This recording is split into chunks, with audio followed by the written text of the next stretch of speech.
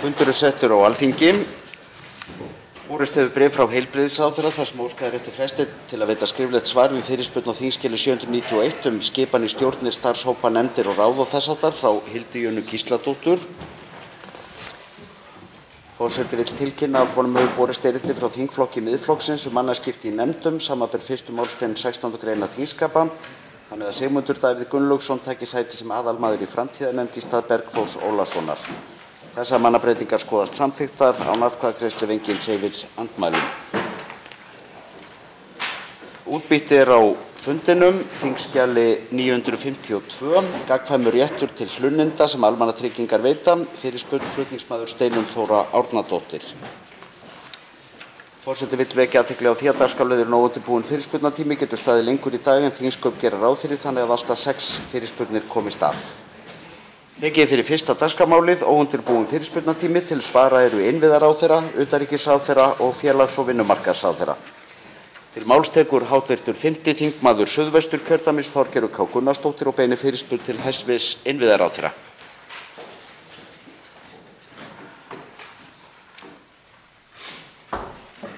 Virðulegi ráðherra, forseti, bankasölumálið tekur sífellt á sig skrýtnari myndir. Menningar- og viðskiptaráðherra Lilja Dögg Alfreðsdóttir upplýsti á þingi í gær að hún hafi ekki verið eini ráðherrann sem hafði áhyggjur af söluferlinu.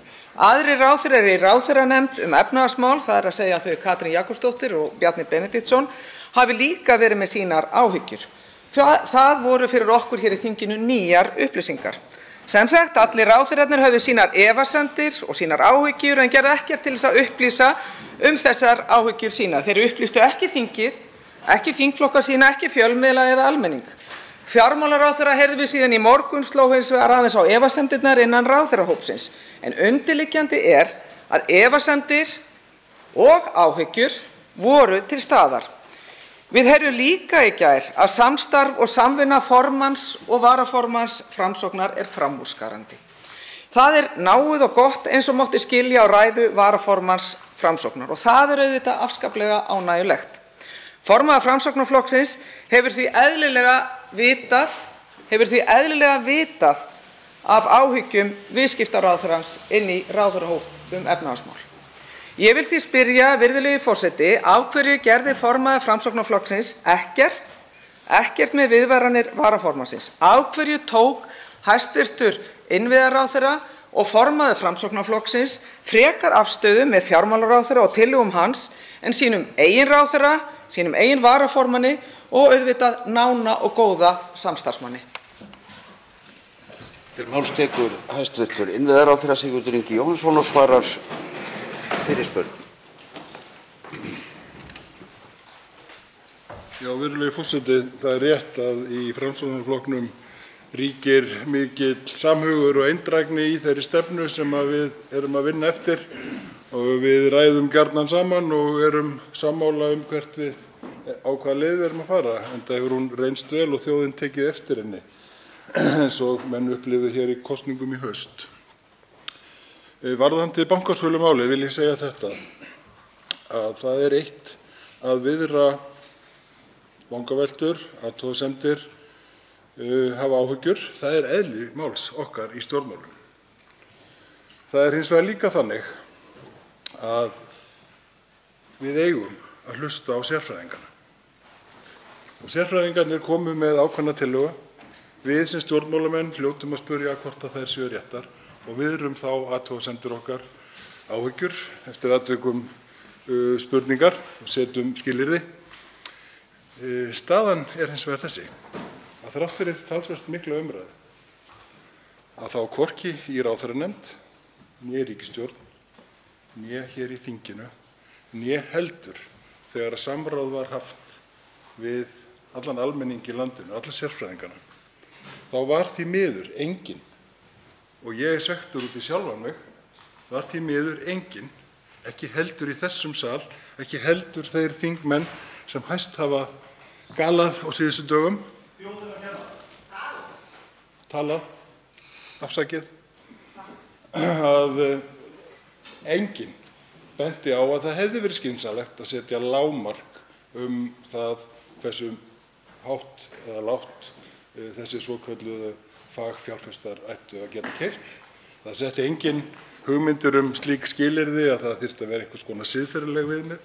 Og lærdómur okkar sá, sem erum í pólitík, einfaldlega þessi að fjármálamarkaðnum virðist því miður ekki vera treystandi. Við verðum að setja skilyrði þannig að það sé ekkert svigrúm til túlkana þegar það kemur að því að selja. Og ég get sagt það líka hér, og kannski verð ég að svinga hér upp á nokkra sekúndur við forseta, að sérfræðingunum sem við treystum finnst mér að hafi brugðist. Forseti minnir á að ræðutími í óundirbúnum fyrirspurnum 2 mínútur hið fyrra sinn og 1 mínúta í síðara sinni. Þá tekur aftur til máls hv. 5. þingmaður Suðvesturkjördæmis, Þorgerður K. Gunnarsdóttir. Virðulegi forseti, nú ég að reyna að rýna í þessi svör hæstv. Ráðherra. Þetta sem sagt Alþingi að kenna. Þetta sem sagt sérfræðingunum að kenna. Þetta þjóðinni að kenna að ríkisstjórnin klúðraði bankasölunni. Þessu risa hagsmunamáli fyrir alla þjóðina. Það var ekki ríkisstjórnin, það var þjóðin. Það voru þið hérna, þingheimur. Þið spurðuð ekki réttu spurninguna og það voru sérfræðingarnir. Og að það hefði átt að setja skilyrði fyrir siðferðisleg viðmið. Það vill svo til að í stjórnsýslureglum sem að ráðherrar í ríkisstjórn eiga að fara eftir einmitt siðferðisleg viðmið. Það heitir hæfisreglur. Það heitir það að fylgja eftir sinni rannsóknarskyldu það hvernig söluferlið á að fara. Og það aumkunarvert að vera hér í þingsal og heyra núna hvern ráðherrann á fætur öðrum koma hingað upp og firra sig ábyrgð af öllu heila klappinu. Þið eru í ríkisstjórn. Þið eru ekki sérfræðingur út í bæ. Hæstv. Innviðaráðherra tekur aftur til máls og svara fyrirspurn. Já, virðulegi forseti, ég missti út mér galað áðan þegar ég myndi talað. En svo kem ég núna og þarf að fara að svara fyrir það sem ég sagði áðan. Ég sagði, ég svektur á því að hafa ekki brugðist við. En ég benti á að það hefði engin annar gert það heldur fyrir en eftir á. Ég núna eftir á tilbúin að skrifa nákvæmlega hvaða skilyrði hefði þurft að vera þarna til þess að þessi hlutir gengju eðlilega fyrir sig. Og ég býst við, hv. þingmaður Logi Einarsson, og ég má klára að tala svo ég fari ekki hérna aftur fram úr, að við séum öll í þessum sal sammála það. Og ég sannfærður að þjóðin sem ósátt við þessa framkvæmd, og það ég líka, ósáttur, væri glöð yfir því ef við hefðum sett þau skilyrði sem að þetta væri. Skynsamleg, flott aðgerð, meira virði fyrir þessa eign ríkisins. Við vorum að selja 22%. Það voru þarna einhver 1, 2, 3% sem fengu þennan hlut. Og ég ósáttur við það, þó hann sé svona lítill. Því mér finnst það hafa mistekist framkvæmdin á þessu verki. Þá tekur til máls hv. 9. þingmaður Suðvesturkjördæmis, Guðmundur Ingi Kristinsson, og beinir fyrirspurn til hæstv. Félags- og vinnumarkaðsráðherra.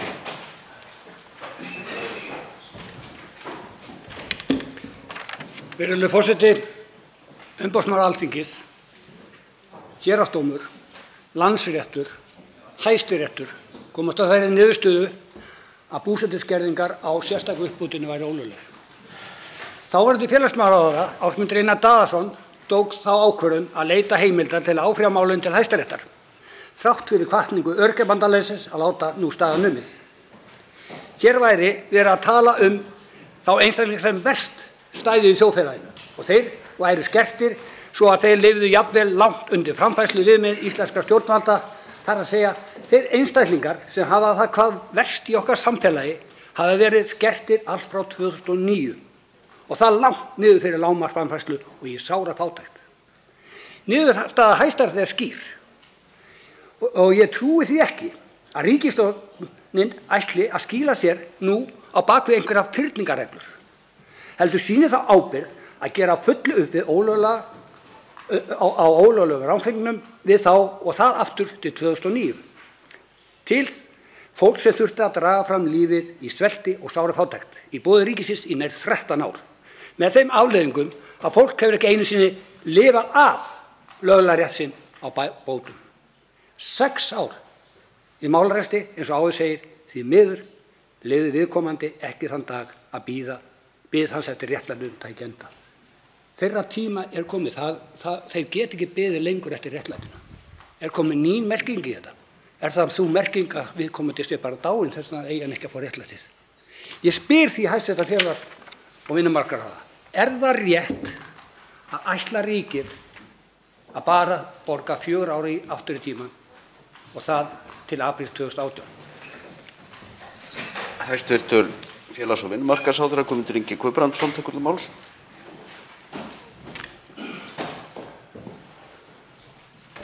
Hæstv. forseti, ég vil byrja á því að þakka hv. þingmanni fyrir að taka þetta mikilvæga mál upp hér í þingsal.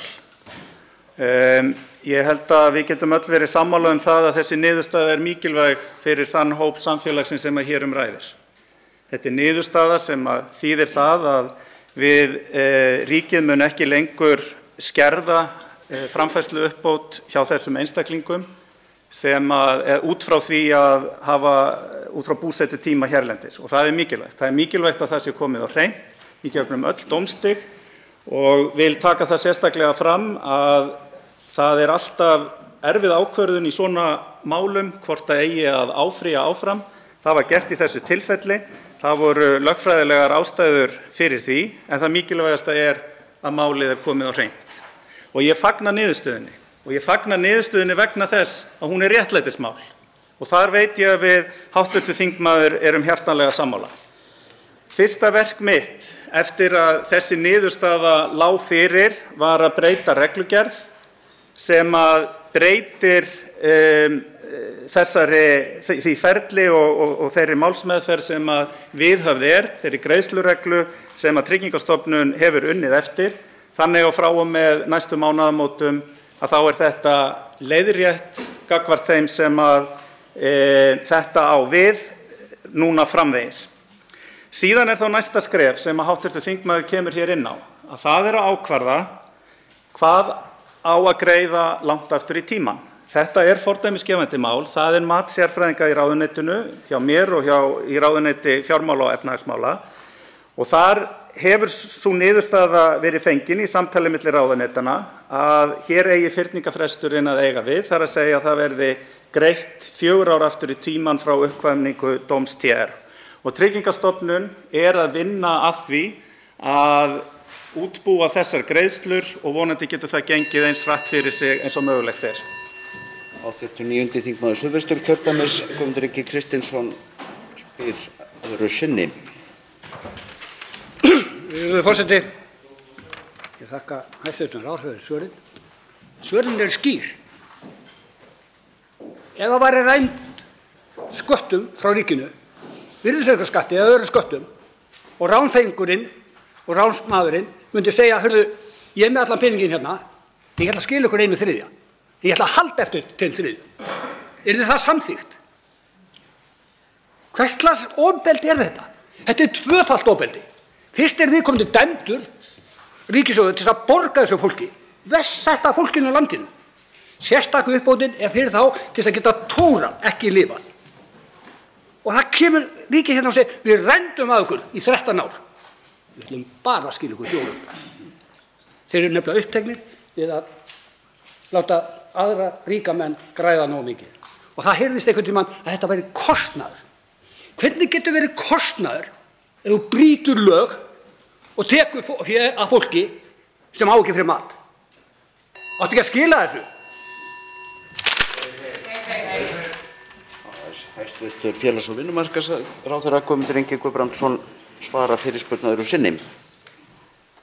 Hæstv. forseti, ég þakka hv. þingmanni andsvarið aftur. Það sem ég vil bara ítreka er það sem ég sagði hér áðan. Það er komin niðurstaða, hún er góð fyrir samfélagið, hún er góð fyrir þennan hóp sem vissulega er sá hópur, eða einn af þeim hópum sem allra lökust hafa kjörin hér í íslensku samfélagi. Og það er hópur sem við eigum að berjast fyrir. Við þurfum að halda áfram að bæta kjör örorkulífeyrisþega. Og það svo sannarlega á stefnuskrá þessarar ríkisstjórnar. Fyrsta skrefið stigið síðustu áramót þegar auka prósentar viðbótarhækkun og leiðrétting á falli krónunnar var gerð, sem jákvætt fyrsta skref. Núna erum við í undirbúningsvinnu að heildarendurskoðun kerfisins með það að markmiði að einfalda það, hækka grunnlífeyri, draga úr tekjutengingum og reyna að búa til kerfi sem getur betur tekið utan þennan mikilvæga þjóðfélagshóp. Þannig að hann geti betur tekið þátt í samfélaginu, hvort sem það á vinnumarkaði eða utan vinnumarkaðs. Og við skulum halda áfram að vinna því saman hér á Alþingi. Forseti biður hv. þingmenn að hafa hljóð í sætum sínum. Þá tekur til máls hv. 11. þingmaður Reykjavíkurkjördæmis norður, Jóhann Páll Jóhannsson, og beinir fyrirspurn til hæstv. Innviðaráðherra.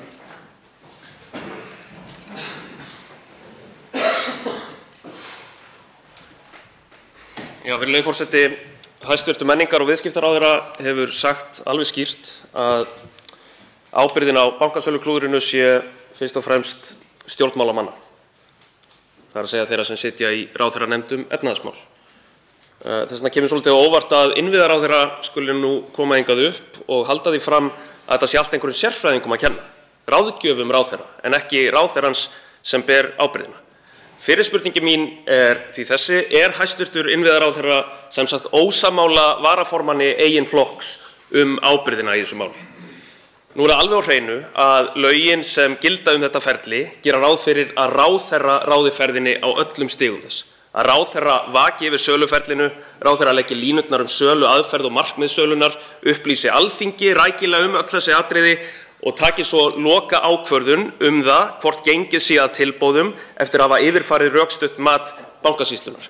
Við vitum eftir fundinn í morgun að ráðherra var ekki einu sinni meðvitaður það hvort hann væri að taka stjórnvaldsákvörðun eða ekki þegar hann tók ákvörðunina.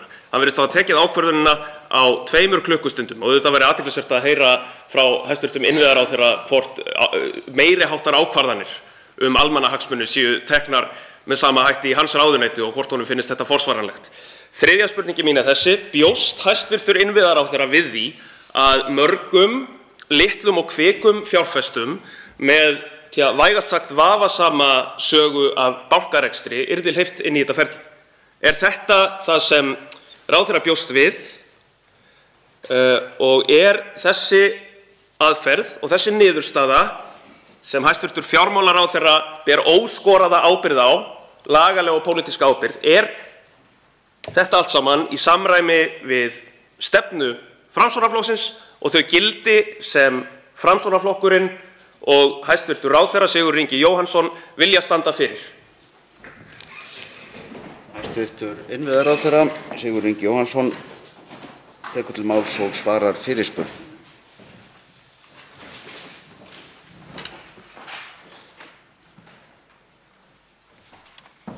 Já, virðulegi forseti, ég ætla að fá að svara síðustu spurningunni fyrst, sem voru reyndar nokkrar.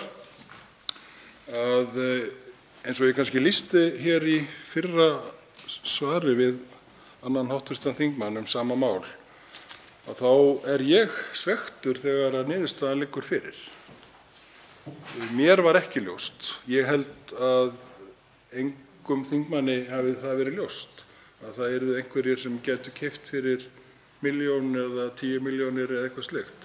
Og ég held að því miður sé ástæðan sú að það kom okkur óvart að okkur datt ekki einu sinni í hug að setja slík lágmörk. Hvorki við ríkisstjórnarborðið, ráðherranefndinni, né hér í meðförum Alþingis, né heldur þegar haft var samráð við alla sérfræðingana út í bæ. En það gerðist nefnilega á fyrri stigum málsins þegar við seldum með almennum hætti. Þá fengum við viðbrögð. Ég fekk viðbrögð frá fólki, sérfræðingum, sem að hjálpuðu okkur til hérna inn í þinginu að búa til enn skýrari leikreglur. Það engin vafi að ráðherrar og stjórnmálamenn bera ábyrgð á ákvörðunum. Það liggur alveg fyrir. Það engin vafi á því. Ég bara að lýsa því að þessi framkvæmd sem að við erum með armslengdarfjarlægð búin að koma til Bankasýslunnar, hún ekki í samræmi við það sem ég bjóst við. Hvorki upplýsingagjöfin sem að við fengum, hún ekki að mínu viti nægjanlega góð. framkvæmdin eða undirbúningur framkvæmdarinnar, hvernig það gert. Við höfum hérna í þinginu verið að kalla eftir enn frekar upplýsingum og ég held að það séu allir sammála það. Hún hefði mátt vera betri og í þriðja lagi að þá kannski kemur að því að söluaðilarnir hafi hugsanlega brugðist. Við vitum að það er verið að rannsaka það og þess vegna þarf að rannsaka það til hlítar. Af því að ellegar þá kennum við í Bankasýslunni það sem hugsanlega söluaðilarnir gerðu hugsanlega án þess að hafa lagastoð til þess. Ég þekki það ekki, rannsóknir eru í gangi. Hv. 11. þingmaður Reykjavíkurkjördæmis norður tekur til máls öðru sinni. Virðulegi forseti, ég heyri að hæstv. Ráðherra er svekktur og einkum svekktur með upplýsingagjöfina og undirbúninginn. Því vil ég spyrja hæstv. Ráðherra hér, og þetta er mín fyrsta spurning hér í annað sinn, hvort hann sé ósammála því að samkvæmt lögum sölumeðferð eignarhluta ríkisins á fjármálafyrirtækjum sé upplýsingagjöfin til Alþingis einkum og sér í lagi á hendi fjármálaráðherra, á ábyrgð fjármálaráðherra. Í ljósi þess að það er fjármálaráðherra sem leggur greinargerð fyrir Alþingi og skyldan til þess að upplýsa alla þætti málsins liggur hjá fjármálaráðherra. Í öðru lagi vil ég spyrja. Nú liggur fyrir að samkvæmt traustsmælingum að 70% þjóðarinnar treysta Bjarna Benediktssyni illa. Þess vegna vil ég spyrja hæstv. Innviðaráðherra, treystir hæstv. Innviðaráðherra hæstv. Fjármálaráðherra Bjarna Benediktssyni vel til þess að halda áfram að hafa forgöngu einkavæðingu og sölu á ríkiseignum? Treystir fjármálaráðherra Bjarna Benediktssyni til þess verkefnis? Hæstv. Innviðaráðherra Sigurður Ingi Jóhannsson svarar fyrirspurn öðru sinni. Já, virðulegi forseti, sá sem hér stendur var í þingmannanefnd sem rannsakaði eftirhrunið, bankahrunið. Og þráðurinn í gegnum þá vinnu snerist það að stjórnmálamenn hefðu ekki hlýtt ráðgjöf sérfræðinga. Og helsta gagnrýnin í þeirri skýrslu var nákvæmlega sú. Í þessu máli þá hlýddum við ráðgjöf sérfræðinga. Ég vildi að við hefðum sett frekari skilyrði.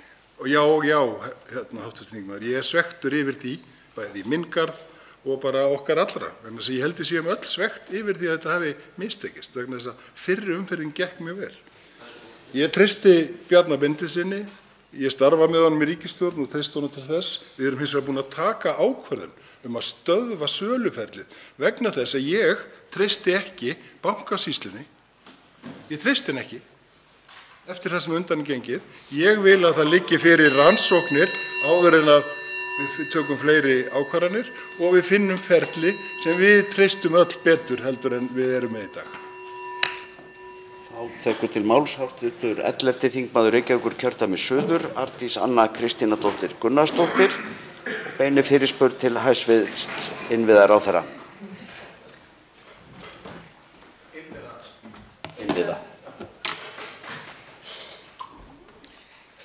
Virðulegi forseti. Fyrir fáeinum vikum síðan gerðist hæstv. Innviðaráðherra uppvís að því að hafa látið óviðeigandi ummæli falla framkvæmdastjóra Bændasamtaka Íslands. Síðan þá hefur ráðherra beðist afsökunar þar sem hann sagðist meðal annars vera að læra á sjálfan sig. En í þessum sjálfskoðunarleiðangri hefur ráðherra láðst að koma fyrir fjölmiðla og þingið, en það er mikilvægt að ráðherra geri grein fyrir stöðu sinni hér í þingsal og gagnvart þjóðinni. Á síðasta þingi voru samþykkt lög jafna meðferð óháð kynþætti og þjóðernisuppruna. Með lögunum er meðal annars lagt bann við, með leyfi forseta, hvers kyns mismunun á öllum sviðum samfélagsins vegna kynþáttar eða þjóðernisuppruna og á þetta einnig við áreitni þegar hún tengist kynþætti eða uppruna. Hugtakið áreitni er síðan skilgreint í lögunum, með leyfi forseta, sem hegðun sem er í óþökk þess sem fyrir henni verður og hefur þann tilgang eða þau áhrif að misbjóða virðingu viðkomandi einkum þegar hegðunin leiðir til ógnandi, fjandsamlegra, niðurlægjandi, auðmýkjandi eða móðgandi aðstæðna. Ég vil því beina þeirri spurningu til hæstv. Innviðaráðherra hvort hann telji ummæli sín í garð framkvæmdastjóra Bændasamtakanna falla undir þessa skilgreiningu laganna. Svo ég vísi í skilgreininguna hér að framan voru ummælin í óþökk framkvæmdastjórans, höfðu ummælin þau áhrif að virðingu framkvæmdastjórans hafi verið misboðið, leiddu þau til niðurlægjandi, auðmýkjandi eða móðgandi aðstæðna. Til máls tekur hæstv. Innviðaráðherra og svarar fyrirspurn.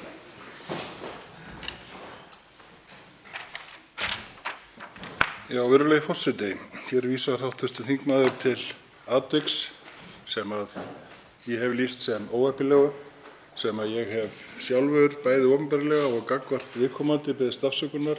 Afsökunarbeiðnin verið móttekin og aðilar verið sammála að tala ekki meir. Ég mun virða það. Það hins vegar þungbært og þungbærara heldur en ég bjóst við eftir að hafa verið svona lengi í stjórnmálum að upplifa það dag eftir dag hér í þinginu í tiltekinn tíma af tilteknum stjórnmálamönnum og af einstökum fjölmiðlum að vera borin þungum sökum eitthvað allt annað. Og ég hef velt því fyrir mér hvort að það sé eitthvað í mínu fari persónulega eða eitthvað sem stjórnmálamaðurinn Sigurður Ingi hefur staðið fyrir sem bendir til að þetta sé svona. Eða það bara vegna þess að það eru sveitarstjórnarkosningar eftir hálfan mánuð, bara sveitarstjórnarkosningar eftir hálfan mánuð og að Framsóknarflokkurinn farinn að taka fylgi af öðrum flokkum. Er það virkilega svo? Er það virkilega svo? Og ég á ekki auðvelt með að grínast með þetta mál. Það hefur tekið þungt á mig, mína fjölskyldu og mína vini og ég hef beðist afsökunar, svo afsökunarbeiðni hefur verið meðtekin. Við vorum sammála að ræða það ekki frekar og ég mun virða þá ósk.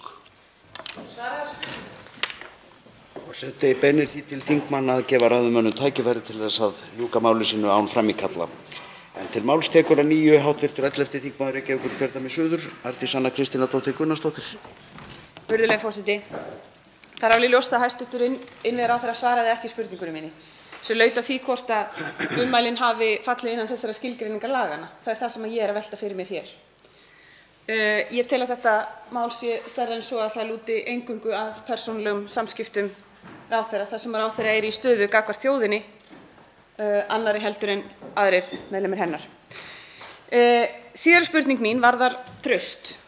Nú það ljóst að traust í garð ríkisstjórnarinnar hefur hríðfallið á síðustu vikum og væri stjórnin fallin ef blásið yrði til kosninga í dag.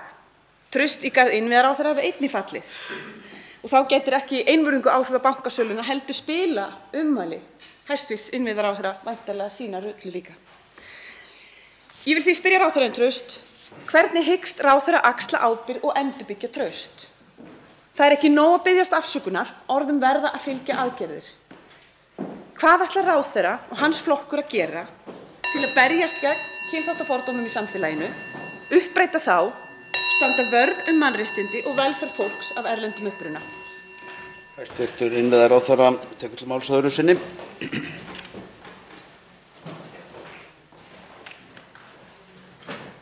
Já, virðulegi forseti, það rétt að það mikilvægasta í stjórnmálum traust. Og þess vegna hef ég unnið alla mína ævi í stjórnmálum að því að byggja upp traust með því að framkvæma hluti í sama takti og ég stend fyrir. Og ég mun halda því áfram, það mun Framsóknarflokkurinn gera áfram, ekki síst á því sviði sem að við eigum svolítið erfitt með þessa dagana og ég ekki að vísa til þessa máls, heldur bara almennt að þá vaxandi polarisering í heiminum og við höfum áhyggjur af því að hún geti gerst hér. Við erum betra samfélag heldur en oft lýst hér úr þessum ræðustól. Mun betra, en við getum alltaf gert betur og ég held að við ættum að forðast það sem við höfum til dæmis séð á Norðurlöndunum sem við horfum oft til þegar kemur að innflytjendum og umræðu þá. og við höfum sem betur fer verið betur stödd þar. Við höfum fagnað og ég fagna öllum þeim sem hingað koma og göfga okkar samfélag. Ég hef sagt það margoft úr þessum stól og ég mun halda því áfram.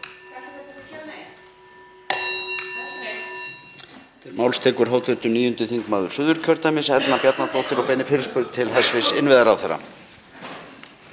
Herra forseti, Róm brennur. Þannig tel ég að lýsa mig ástandinu á Garðyrkjuskólanum á Reykjum í Ölfusi. Innviðir garðyrkjunáms á Íslandi brenna. Forseti, ég tel að ríki neyðarástand í málefnum starfsnáms í garðyrkju. Gleymum því ekki að hér eru löggilt iðngrein að ræða meðal annars. Starfsmönnum skólans hefur borist bréf. Þér tilkynnist hér með ákveðið hefur verið að segja þér upp störfum. Uppsögnin tekur gildi frá og með 1. maí 2022. Samningsbundin uppsagnarfrestur þinn er 3 mánuðir og mun samkvæmt því ljúka þann 31.7.22. Hvernig ætlar ríkisstjórnin, og ég veit að hæstv. Innviðaráðherra er áhugamaður landbúnað og garðyrkja sérstaklega óörpuð í ríkisstjórnarsamstarfinu, að tryggja samfellu í þessu námi?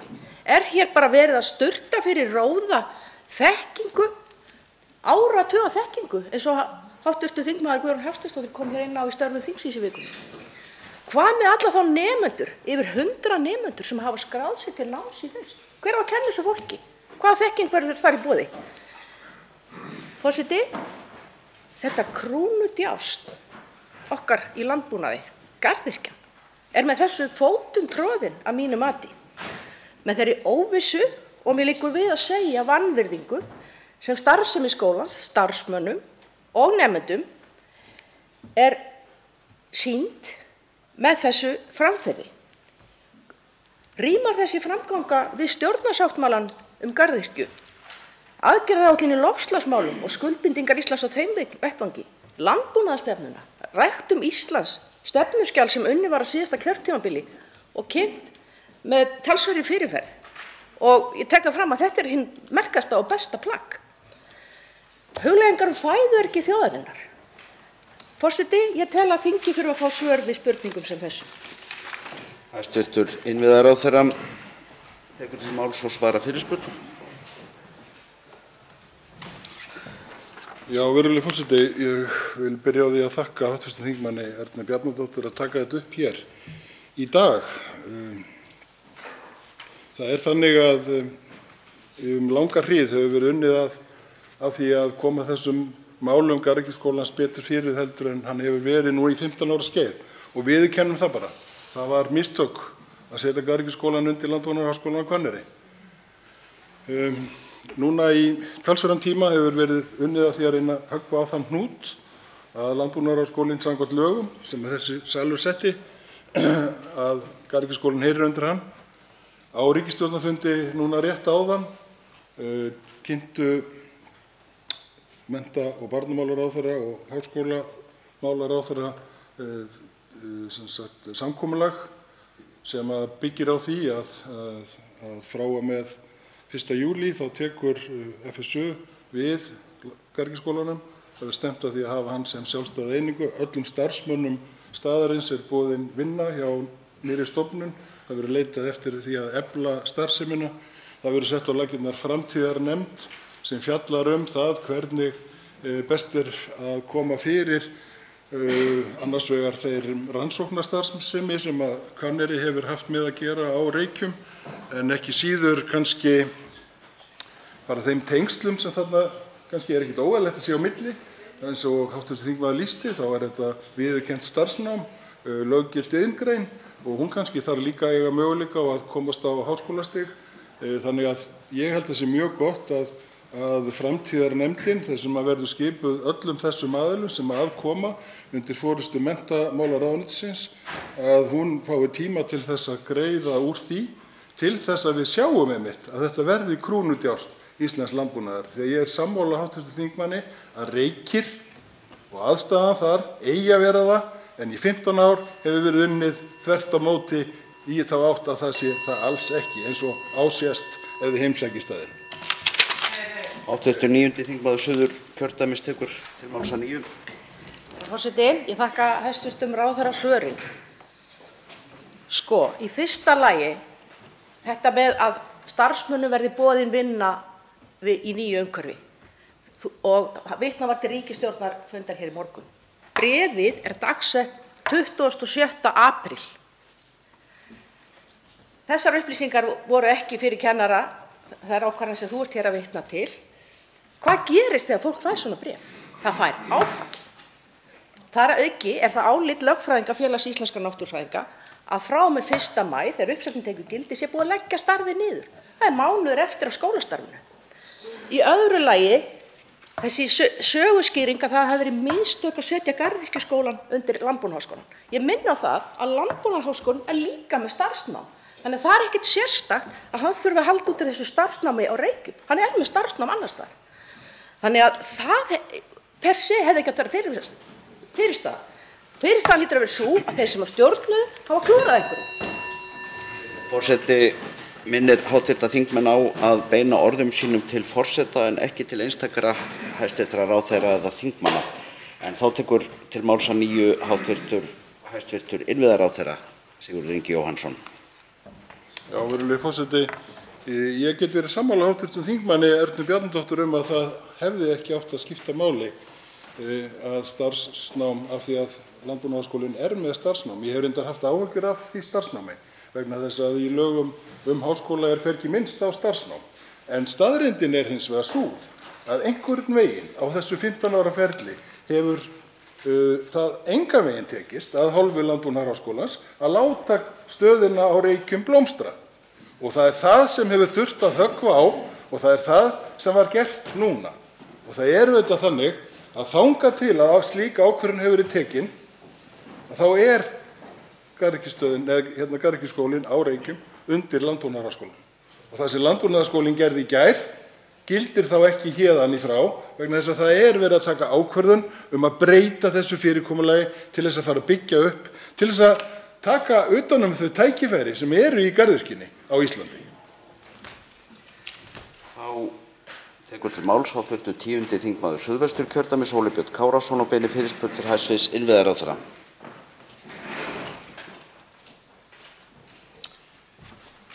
Herra forseti, við getum minnst verið sammála eitt hér í þessu þingsal að það er fullkomið ójafnvægi á húsnæðismarkaði. Og sú hækkun á húsnæðisverði sem orðið hefur á undanförnum misserum hefur valdið heimilum, fyrirtækjum og í rauninni efnahagslífinu öllu ákveðnum erfiðleikum. Í stjórnarsáttmála ríkisstjórnarinnar er rætt það og lögð mikil áhersla á að leysa þann vanda sem glímt er við. Ég hef mínar skoðanir á því hvar sá vandi liggur. Hann er að stórum hluta framboðsvandi. Og þá kemur að skyldum sveitarfélaga við að tryggja nægjanlegt framboð á byggingarlóðum, hvort heldur fyrir íbúðir eða atvinnuhúsnæði, þannig að jafnvægi geti skapast. Og ég auðvitað hlýt að horfa til stærsta sveitarfélagsins og þeirra skyldna sem að stærsta sveitarfélagið hefur í þeim efnum. Ég vil hins vegar spyrja hæstv. innviðaráðherra tveggja spurninga með þessu formála. Í fyrsta lagi, hvernig miðar vinnu innviðaráðuneytisins við að finna lausnir á þeim undirliggjandi vanda sem glímt er við? Og í öðru lagi, hver telur ráðherra að sé ábyrgð stærsta sveitarfélagsins, það er að segja Reykjavíkur?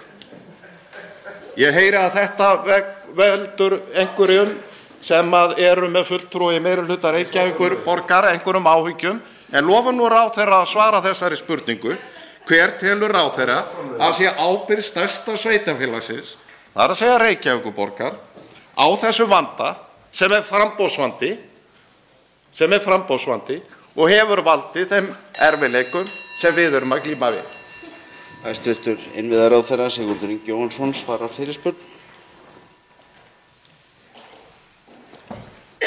Virðulegi forseti, ég þakka hv. þingmanni fyrir fyrirspurnina sem er mikilvæg.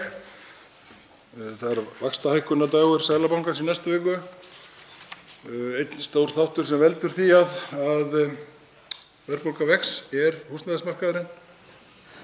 Við höfum allt frá því að þessi ríkisstjórn og reyndar þá þegar á síðasta kjörtímabili unnið ákveðnum breytingum á stjórnkerfinu, stjórnsýslunni til þess að fá meiri yfirsýn, geta betur vitað og spáð fyrir hvað gerist, til þess að geta brugðist við með réttum hætti. Til þess þarf í lagatöskunni okkar að vera fullt af verkfærum sem eru ýmist til þess að hvetja á framboðshliðinni eða eftirspurnarhliðinni eftir því hvað við á. Nú er það framboðshliðin. Algjörlega sammála hv. þingmanni því. Og það er engin spurning að sú þróun sem við þó höfum séð, að þá hefum við byggt nóg á síðustu 4 árum. Það hefur bara gerst að það hefur fjölgað gríðarlega mikið fólki, meir heldur en menn spáðu, og breytingar hafa orðið einfaldlega vegna COVID og alls konar annarra þátta, sem gerir það að verkum að við þurfum að byggja meira og það þurfa að vera til byggingarhæfar lóðir. Menn hafa hér kallað eftir að fá fleiri og meiri peninga í stofnframlög í almennar íbúðir og ég til í að standa með því. En þær lóðir verða að vera til. Þær hafa ekki verið til hjá Reykjavíkurborg. Þær hafa ekki verið til. Vegna þess að þéttingarstefnan hefur kallað á það að húsnæðisverð hefur rokið upp og það er minna lóðir sem eru hæfar til þess að byggja á almennar íbúðir fyrir þá sem eru tekjulægri í landinu. Þannig að Reykjavíkurborg hefur að einhverju leyti yfirgefið jafnaðarstefnuna hvað þetta varðar. Hér var hins vegar verið að kynna síðustu daga að það þyrfti fleiri íbúðir. Ætli það sé ekki í dag 4.000 íbúðir sem þyrfti að byggja á næstu 5 árum á hverju ári. Þar af það Reykjavíkurborg þá að vera með upp undir 3.000 af þeim byggingarhæfu lóðum. Ekki 2.000 eða ekki 1.800 eins og staðreyndin í dag. Þannig að já, auðvitað ber stærsta sveitarfélagið talsverða ábyrgð í þessu máli. Hv. 10. þingmaður Suðvesturkjördæmis tekur til máls og beinir fyrirspurn 9 til hæstv. Innviðaráðherra. Herra forseti, ég þakka hæstv. Ráðherra fyrir ágætlega skýr svör. Ég geri mig grein fyrir því að á 2 mínútum er ekki hægt að svara með fullnægjandi hætti jafn viðamikilli spurningu. Það gleður mig hins vegar að sú vinna sem að boðuð hefur verið í fullum gangi. En ég spyr hæstv. Ráðherra, telur hann að það kunni líka að vera eitthvað í regluverki eða lögum sem að geri sveitarfélögunum erfiðara fyrir að tryggja nægjanlegt framboð, og þá ég við bara sveitarfélögin í heild, nægjanlegt framboð af byggingarlóðum, íbúðalónum, en við megum ekki gleyma atvinnuhúsnæðinu heldur, sem skiptir gríðarlega miklu máli. Þannig að við þurfum að skoða það hér með skipulegum hætti hvort að við þurfum með einhverjum hætti að koma til móts við sveitarfélögunum og auðvelda þeim að skipuleggja lóðir og tryggja það að framboð sé nægjanlegt hér á komandi árum, þannig að við stöndum ekki frammi fyrir stöðugum framboðsvanda á komandi árum. Hæstv. Innviðaráðherra svarar fyrirspurn öðru sinni. Já, virðulegi forseti, það er þannig að á vegum þjóðhagsráðs að þá höfum við forsætisráðherra verið með og það ráð allt verið með hóp af störfum sem að vonandi skilar af sér í næstu viku til þess að taka utan þetta. Eitt af því sem ég átti erindi til Finnlands hér fyrir þessari viku var að hitta finnsku stjórnina hvað varðar svona húsnæðismál, hvernig þau hafa náð að búa til samkomulag við sveitarfélögin og aðra þetta samstarf á þessu sviði, hluti sem að ég hef talað hérna áður á þessum ræðustól, eitthvað sem að við munum reyna að þróa til þess að tryggja að það séu til þessar lóðir á næstunni til þess að við getum vænst þess að þær verði byggðar. Einn þáttur sem þar kemur inn eru það sem kallað hefur verið skjalatöskuverktakar og ég hef aðeins áhyggjur af því ef að það er í vaxandi mæli núna að koma í ljósi umræðuna sem við höfum verið hérna bankasöluna og kannski lausbeislaðan fjármálamarkað, ef að þar verða aðilar sem að geta raun og veru að stjórna því hvernig byggt er. Þess vegna held ég að það þurfi hjá sveitarfélögunum að setja skýrari reglur það þegar þeir farin á þróunarreiti hvenær á að byggja, hvenær þær lóðir verði tilbúnar. Og ég held að sé mikilvægt. Þá er loknum óundirbúnum fyrirspurnum í dag. Hv. þingmaður Þórunn Sveinbjarnardóttir óskar eftir að taka til máls fundarstjórn forseta. Hæstv. forseti, það er ekki boðlegt að formaður Framsóknarflokksins, hæstv. Innviðaráðherra, komi hér upp og segja okkur að honum hafi liðið illa. Það snýst verkefnið ekki. Við þurfum að ræða hér sem Alþingi Íslendinga hversdagslegan rasisma, hvernig við bregðumst við og hvernig þessi vinnustaður ætlar að axla þá pólitíska ábyrgð sína að sjá til þess að hver einasti Íslendingur sé velkominn í þessu landi. Það er verkefnið. Og ég sé að hæstv. ráðherra gengur hér hristandi höfuðið út úr salnum og hefur engan skilning á pólitískri ábyrgð sinni gagnvart hverju einustu manneskju sem býr í þessu landi. Við verðum að axla þessa ábyrgð og ég hvet hæstv. forseta Alþingis til að koma í veg fyrir það að löggjafarþing Íslands, að Alþingi Íslendinga forklúðri því mikilvæga máli að sjá til þess að við lærum af reynslunni, að við setjum rasismann á dagskrá og við horfumst öll í augu við okkar eigin fordóma af auðmýkt og því lítillæti sem okkur ber. Máls tekur hv. þingmaður Sigmar Guðmundsson fundarstjórn forseta. Já, virðulegur forseti, ég sleginn og dapur yfir því að heyra í hæstv. Innviðaráðherra hér. Hann ekki búinn að svara neinum óskum það að koma hingað inn til þingsins til þess að ræða þessi ummæli sem að skóku samfélagið heldur betur, ummæli sem að tugþúsundum Íslendinga svíður undan með beinum hætti því að þeir eru þolendur í þeirri umræðu. Þegar að hæstv. Innviðaráðherra fær tækifæri til þess að enduróma afsökunarbeiðni sína til þessa risastóra hóps hér úr þessum ræðustól Alþingis, þá talar hann sveitarstjórnarkosningarnar. Þá talar hann það að þeir sem að gagnrýndu orðans kölluðu eftir pólitískri ábyrgð, kölluðu eftir virðingu gagnvart fólki sem af öðrum uppruna, þá segir hann að við höfum verið að reyna að klekkja á Einari Þorsteinssyni í Reykjavík. Ég kalla eftir því að hæstv. Innviðaráðherra og formaður Framsóknarflokksins og Framsóknarflokkurinn allur viðurkenni það í verki og orði að svona orðræða eins og formaður Framsóknarflokksins viðhafði fólk á öðrum uppruna verði ekki liðin. Að þeir geri það ekki að kenna stjórnarandstöðunni að vera að gera sér eitthvað pólitískan leik úr því og reyna að koma því þannig fyrir að það hefur verið reynt að klekkja á Einari Þorsteinssyni út af þessu. Innviðaráðherra skuldar tugþúsundum Íslendinga aðra afsökunarbeiðni vegna þess að hér áðan þá dró hann hana tilbaka og hann gerði það með fyrirlitningu. Forseti verður að áminna hv. þingmenn að virða ræðutíma en fara ekki freklega yfir hann eins og hér hefur gerst.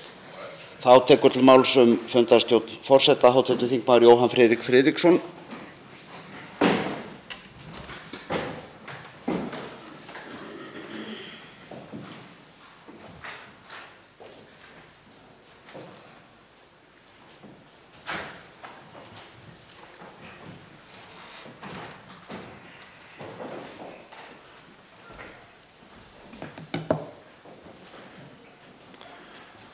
Virðulegi forseti,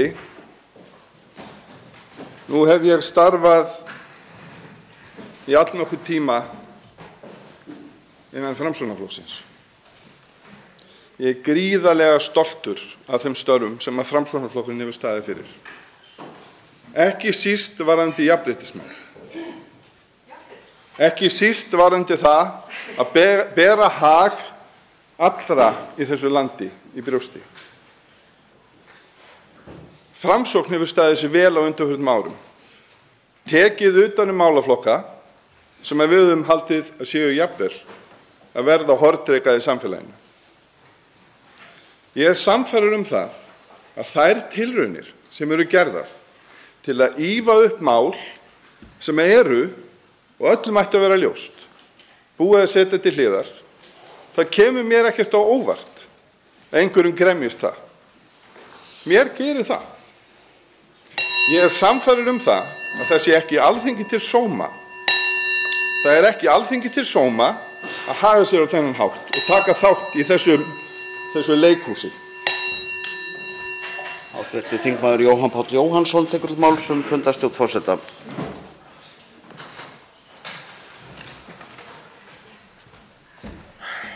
Virðulegi forseti.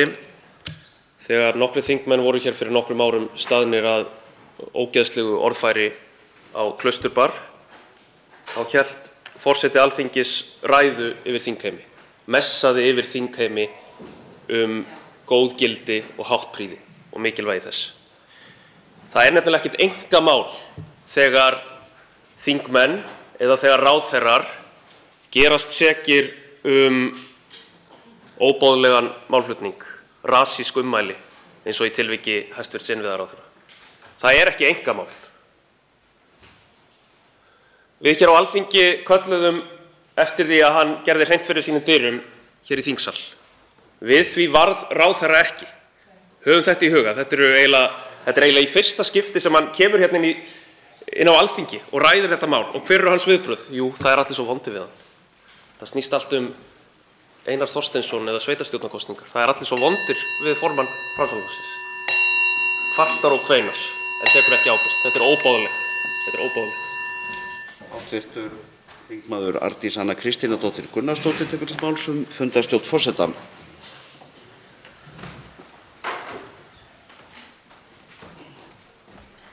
Virðulegi forseti, ég kom hérna upp í pontu áðan og spurði hæstv. Innviðaráðherra spurningar sem ég taldi nokkuð einfaldar. Ég kannski segi ekki að ég hafi borið mikla von til þess að svarið yrði algjörlega í samræmi við svona það sem ég myndi vilja helst, en svarið var engu síður gríðarleg vonbrigði, enda fékk ég svar við hvorugri spurningunni sem ég beindi að innviðaráðherra hæstv. Spurningarnar voru ekki flóknar. Fyrri spurningin var: fellur háttsemin undir ákvæði laga sem hún augljóslega gerir, sem sett voru hér á síðasta þingi, og þá velti ég fyrir mér hvers vegna erum við að setja lög þegar má ekki að fylgja, ef það er bara einkamál á milli fólks hvort að lögum sé fylgt eða ekki. Og hin spurningin var: hvað ætlið þið að gera? Hvað ætlið þið að gera til þess að berjast gegn kerfisbundnum rasisma í þessu landi? Og svarið var ekkert. Svarið var ekkert. Þetta eru gríðarlega mikil vonbrigði. Ég vil fyrst og fremst gagnrýna hæstv. Innviðaráðherra fyrir að hafa ekki svarað spurningunum, en hið alvarlegasta er það að ekkert svar hafi komið þýðir auðvitað svarið er ekki neitt. Þá tekur til máls fundarstjórn forseta hv. þingmaður Hanna Katrín Friðriksson.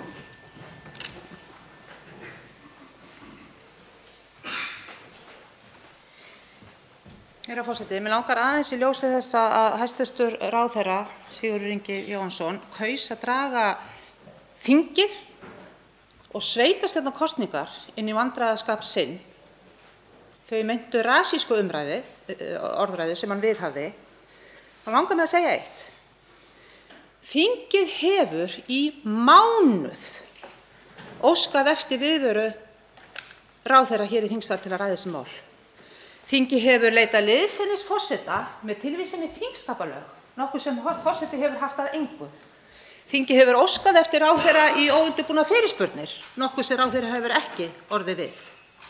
Og ég vísa því til föðurhúsanna að hér sé einhver tengsl milli þessara orðræðu og sveitarstjórnarkosninga. Hversu sjálfhverfir geta menn verið? Ég spyr. Þetta er, líkt og hér hefur komið fram, umræða af svo mikið stærri skala en þeim hversu marga borgarfulltrúa Framsókn tínir af Sjálfstæðisflokknum. Forseti verður láta þess getið að hann áttar sig ekki á athugasemd hv. þingmanns kröfur og grundvelli þingskapa. Hv. þingmaður getur tekið til máls að nýju fundarstjórn forseta, en forseti kannaðist ekki við þetta, allavega í fljótu bragði. En til máls tekur hv. þingmaður Ágúst Bjarni Garðarsson fundarstjórn forseta.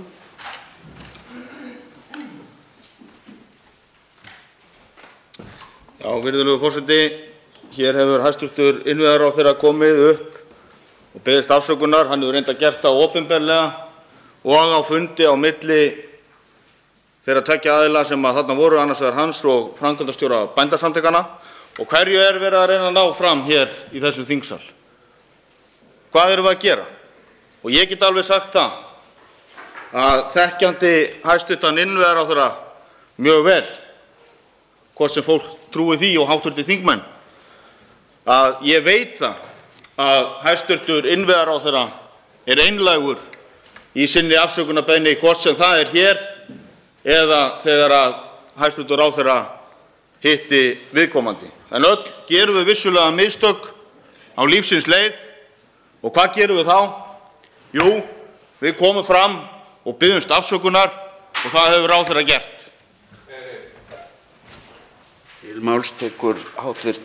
þingmaður Þorbjörg Sigríður Gunnlaugsdóttir, fundarstjórn forseta.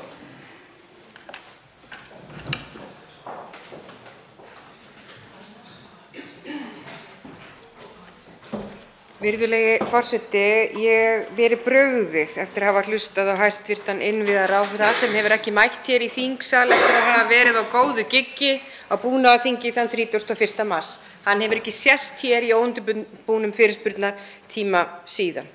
Og auðvitað er holur hljómur í afsökunarbeiðni manns og einlægni manns gagnvart lítilsvirðandi og niðurlægjandi orðum í garð konu þegar hann kemur hingað eftir að hafa jafnað sig á búnaðarþingi í mánuð eða svo og viðrar þau sjónarmið sín að umræðan í samfélaginu öllu, að gagnrýnin í samfélaginu öllu, hún stafi af því að innviðaráðherranum hafi gengið vel í kosningunum í haust.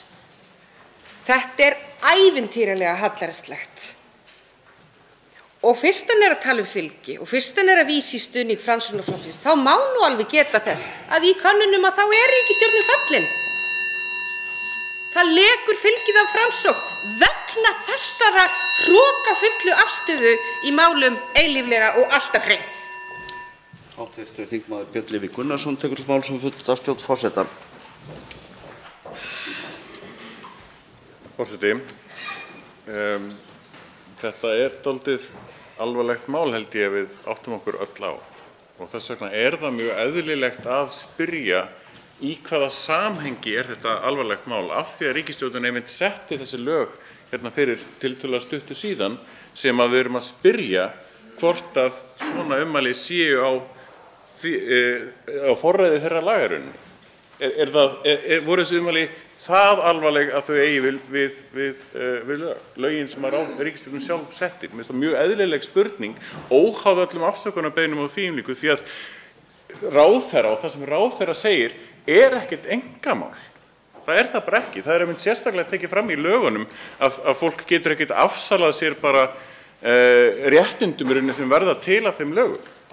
Hvað þá gagnvart ráðherra sem á í rauninni að útskýra fyrir okkur hvernig á að koma fram með tilliti til þeirra laga sem að hann sjálfur setti. Þannig að við viljum vita samhengið í þessu og þess vegna var fyrirspurn hérna. Mjög eðlileg fyrirspurn, er þetta innan marka lagana að skilningi ráðherra? Þá tekur til máls fundarstjórn forseta hv. þingmaður Eva Sjöfn Helgadóttir.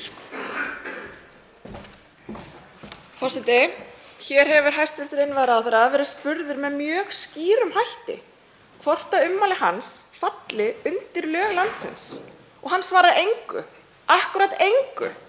Rasísk ummæli má aldrei taka af léttúð og það hefur verið sammælst hér. Varaþingmaður þessa þings hefur til að mynda orðið fyrir mjög mikilli og ótrúlegum ummælum í athugasemdum kerfum landsins. Og það þarf að taka rasíska orðræðu alvarlega. Það er ekki í lagi að ætla að sópa þessu undir teppið. Ráðherra þarf og ber skylda að taka mun meiri ábyrgð en einstaklingar í athugasemdakerfum landsins. Til máls tekur hv. þingmaður Guðbrandur Einarsson, fundarstjórn forseta.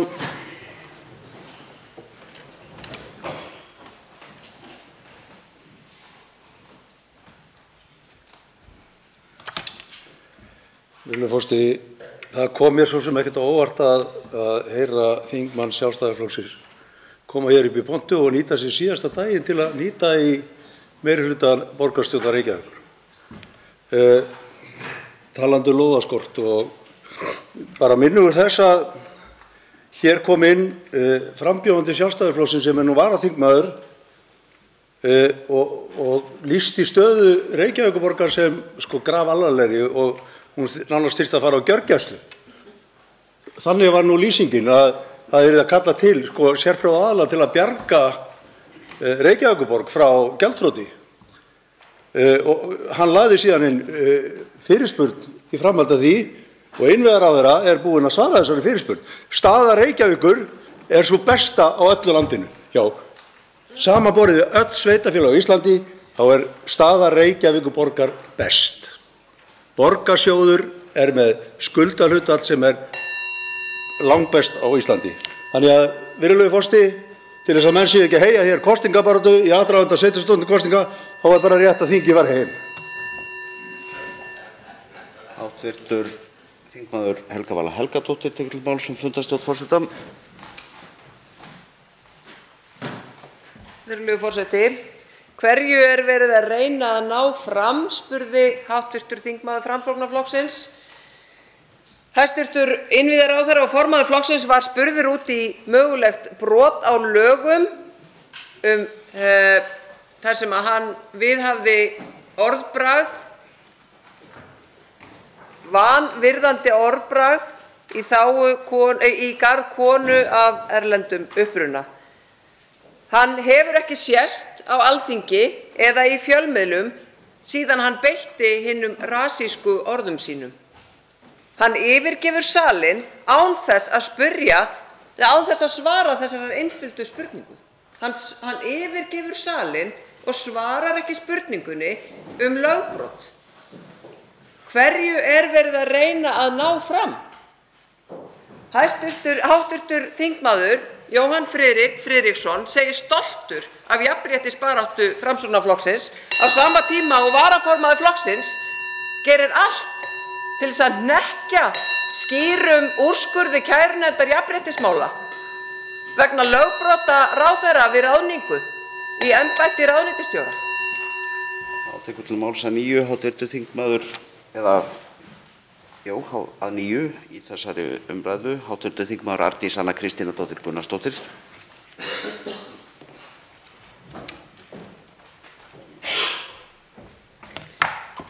Virðulegi forseti, hingað kemur upp hv. þingmaður Ágúst Bjarni Garðarsson og spyr hverju erum við að reyna að ná fram.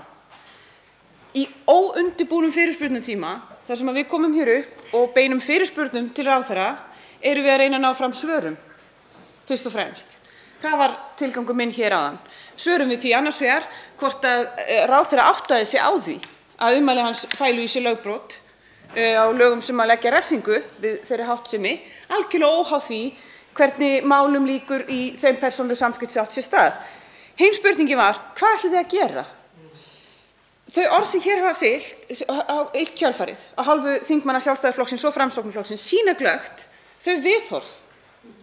Og viðhorfið er að það sé ekkert vandamál, það sé ekkert kerfisbundið vandamál. Hér er engin rasismi sem þarf að laga. Þetta var bara eitthvað óheppilegt persónulegt atvik sem ráðherra er búin að útkljá við þá einstaklinga sem það snerist gera sér enga grein fyrir þeim áhrifum sem þetta atvik hefur á 20.000 einstaklinga í þessu landi. Þessum orðum, þessari afsökunarbeiðni verða að fylgja aðgerðir. Spurningin var einföld. Þannig að ég svara spurningu hv. þingmanns Ágústs Bjarna. Ég vil bara fá svör. Það var það sem ég var að reyna að ná fram hér.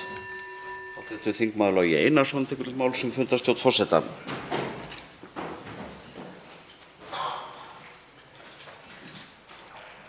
Já, herra forseti, hv. þingmaður Ágúst Bjarni Garðarsson spurði, eins og aðrir hafa sagt, hverju er verið að reyna að ná fram. Því er auðvelt að svara. Ummæli hæstv. ráðherra voru auðvitað nógu alvarleg í sjálfu sér, en þau eru ekki einstök. Þau eru hluti af mynstri sem við höfum séð birtast á undanförnum dögum og vikum með ljótum ummælum varaþingmann sem hér situr oft, með aðgerðum lögreglunnar.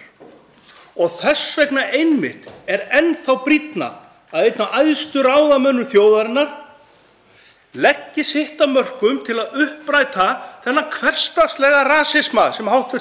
þingmaður Þórunn Sveinbjarnardóttir nefndi. Öll gerum við mistök, vissulega, og við biðjumst afsökunar. Í þessu tilfelli nægir ekkert minna en hæstv. ráðherra biðji allt það fólk sem hér býr og verður illa við þessum ummælum afsökunar. Hv. þingmaður Sigmar Guðmundsson tekur til máls að nýju fundarstjórn forseta. Forseti minnir á að ræðutími í fundarstjórn forseta 1 mínúta. Virðulegur forseti, takk fyrir áminninguna. Hverju erum við að reyna að ná fram? Auðvitað er þetta þannig að það falla þessi ummæli. Ég þekki hæstv. Innviðaráðherra ekki af svona hegðun eins og hann gerist sekur þarna á búnaðarþingi. Þvert á móti. Þess vegna bregður okkur öllum svo mikið vegna þess að hæstv. Ráðherrann og flokkur hans stendur fyrir ákveðin gildi sem allt í einu molnaði svolítið undan þarna. Þess vegna höfum við kallað eftir því að hæstv. Ráðherra komi hingað og gefi þinginu smá skýrslu málið og tali þá úr þessum ræðustól beint til þeirra þúsunda Íslendinga sem voru líka særðir og meiddir út af þessum ummælum. Það voru fleiri heldur en bara þeim sem ummælunum var beint gegn sem særðust og meiddust.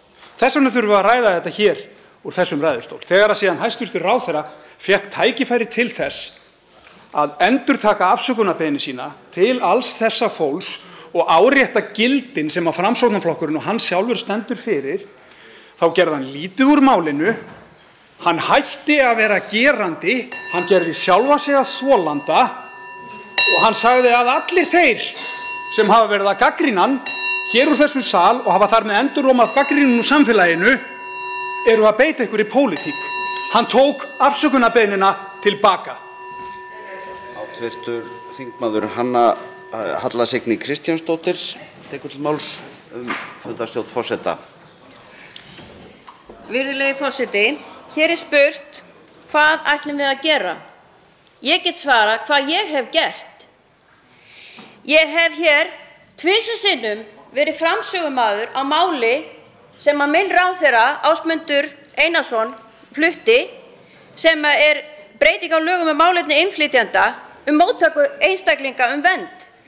Þetta er gríðarlega mikilvægt að við séum hér sem hópur, sem þjóð að taka á móti þessu fólki og beina þeim inn á rétta staði. Já, það er rasismi hér á Íslandi, kannski meira heldur en við þurfum að viðurkenna. En í 29. ræðu eins formanns eins minnihlutaflokks hér á Alþingi gat hann ekki sannfært mig að það þyrfti að henda þessu í 3. skipti út. Hvar er rasisminn? Ég er búin að berjast eins og rjúpa við staurinn að koma þessu máli í gegn og nú er þetta í 3. skipti og það á að reyna að henda þessu út aftur. Hvar er rasisminn? Þá tekur til máls hv. þingmaður Hanna Katrín Friðriksson.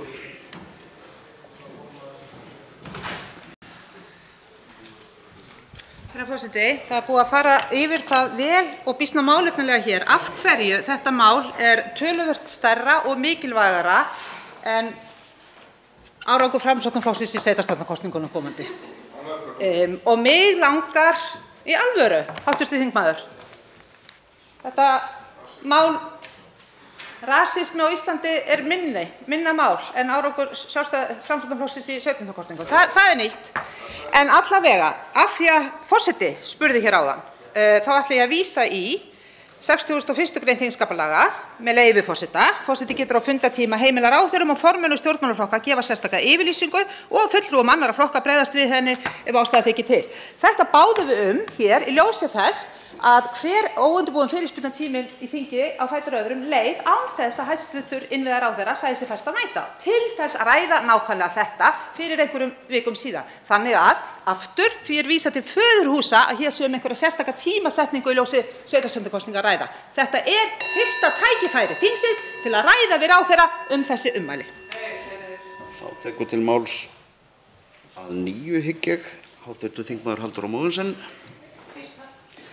Í fyrsta sinn í þessari lotum. Forseti, innviðaráðherra fékk hér kjörið tækifæri áðan í óundirbúnum fyrirspurnum að axla ábyrgð á orðum sínum sem snerta nefnilega ekki bara framkvæmdastjóra Bændasamtakanna, heldur 15% íslensku þjóðarinnar sem er af erlendum uppruna. hann missti af tækifæri til þess að segja þingi og þjóð hvað hann ætlar að gera til þess að berjast gegn kynþáttafordómum í samfélaginu, uppræta það og standa vörð um mannréttindi og velferð fólks af erlendum uppruna. Svörin voru nefnilega engin, forseti. Það það sorglega við þetta. Hann setti fordæmi með því að láta þessi ummæli einhvern veginn falla. Hann hefði getað tekið ábyrgð, hann forðast frekar fjölmiðla og þingið. Og þegar hann fær tækifæri til þess að koma núna fyrir þingið, þá hann ekki tilbúinn til þess að axla ábyrgð. Hv. þingmaður Jóhann Friðrik Friðriksson sagði hér áðan að það ekki Alþingi til sóma að við tökum þátt í þessu leikhúsi. Ég segi að það ekki Framsóknarflokki til sóma að kalla þetta leikhús. Þetta bara að við höfum áhyggjur af því að skilaboðin til þjóðarinnar sé að ríkisstjórnin gúddir greinilega rasíska orðræðu. Þetta áhyggjurnar sem að koma fram þegar ráðherra neitar að axla ábyrgð og neitar að gera hreint fyrir sínum dyrum. Þetta ekki leikhús. Þá tekur til máls hv. þingmaður Óli Björn Kárason fundarstjórn forseta. Herra forseti, ég ætla að vera í liði með þeim sem berst gegn rasisma og hvers konar fordóma. Ég hins vegar hlustaði hér á hæstvirtan innviðaráðherra áðan og ég horfði beint á hann þegar hann flutti sína ræðu og ég skynjaði og ég fann hversu honum þykir þetta miður og það gat ekki farið fram hjá neinum hér í þessum sal hversu þetta hefur reynt á hann og það sem hann sagði hér og ég bið menn að hafa í huga. Hann sagði að hann þyrfti að líta í eigin barm.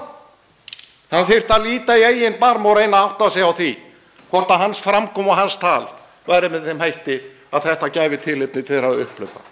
Hann hefur beðist afsökunar og í þessum þætti á í hlut kær vinkona mín og ég hef átt samtöl við hana sem ég ætla ekki að upplýsa hér. En þau hafa gert upp á milli sín og átt hreinskiptin samtöl þar sem afsökunarbeiðni hefur verið móttekin. Og ég mun virða þá afsökunarbeiðni og ég tel að innviðaráðherra hafi verið maður að meiri að eiga þau samtöl við mína kæru vinkonu og framganga hans hér áðan gerði hana meiri manni en áður. Hv. þingmaður Jóhann Friðrik Friðriksson tekur til máls fundarstjórn forseta.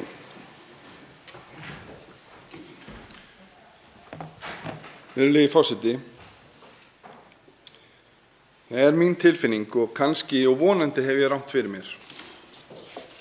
Ummæli sem hér hafa verið látin falla séu til þess ætluð að reyna að mála upp Framsókn sem einhvers konar rasískan flokk.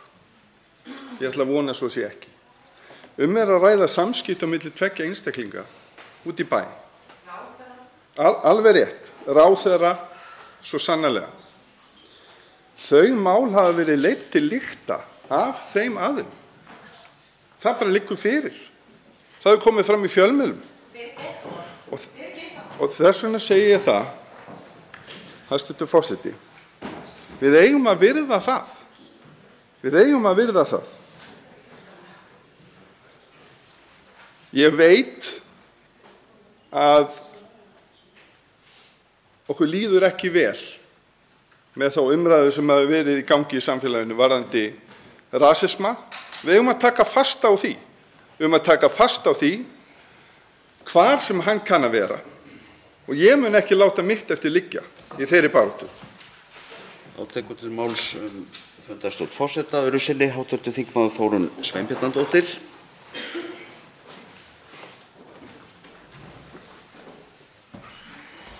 Hæstv. forseti, þingmenn verða að skilja í hvaða hlutverki við erum hér á þessum vinnustað, til hvers við erum kosin og hvaða ábyrgð við berum sem alþingismenn og opinberar persónur í þessu landi. Það verður að gerast hér á hinu háa Alþingi að við ræðum rasismann á Íslandi, að við höfum pólitískt og siðferðilegt þrek til þess og missum hann ekki ofan í flokkspólitískar grafir eða einstök tilvik eða kosningabaráttu. Þetta mál svo miklu stærra heldur en það og það er það sem er verkefni Alþingis og það er þess vegna sem ég kom hér upp til þess að koma því til skila við hæstv. Forseta að það væri verkefni okkar. Hið einstaka mál sem er tilefnið á einmitt að vera tilefni til þess að taka sjálfskoðunina alla leið og að axla hina pólitísku ábyrgð á rasismanum á Íslandi. Þá tekur til máls fundarstjórn forseta hv. þingmaður Ingibjörg Isaksen.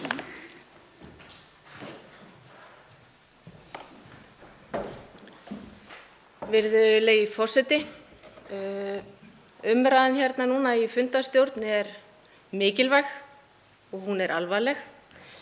Orð líkt og rasismi og að vinna gegn rasisma á Íslandi, ég held að við séum öll hér sammála hér inni að við viljum vinna og ræða þau mál og vinna gegn rasisma, því hann á ekki að líðast.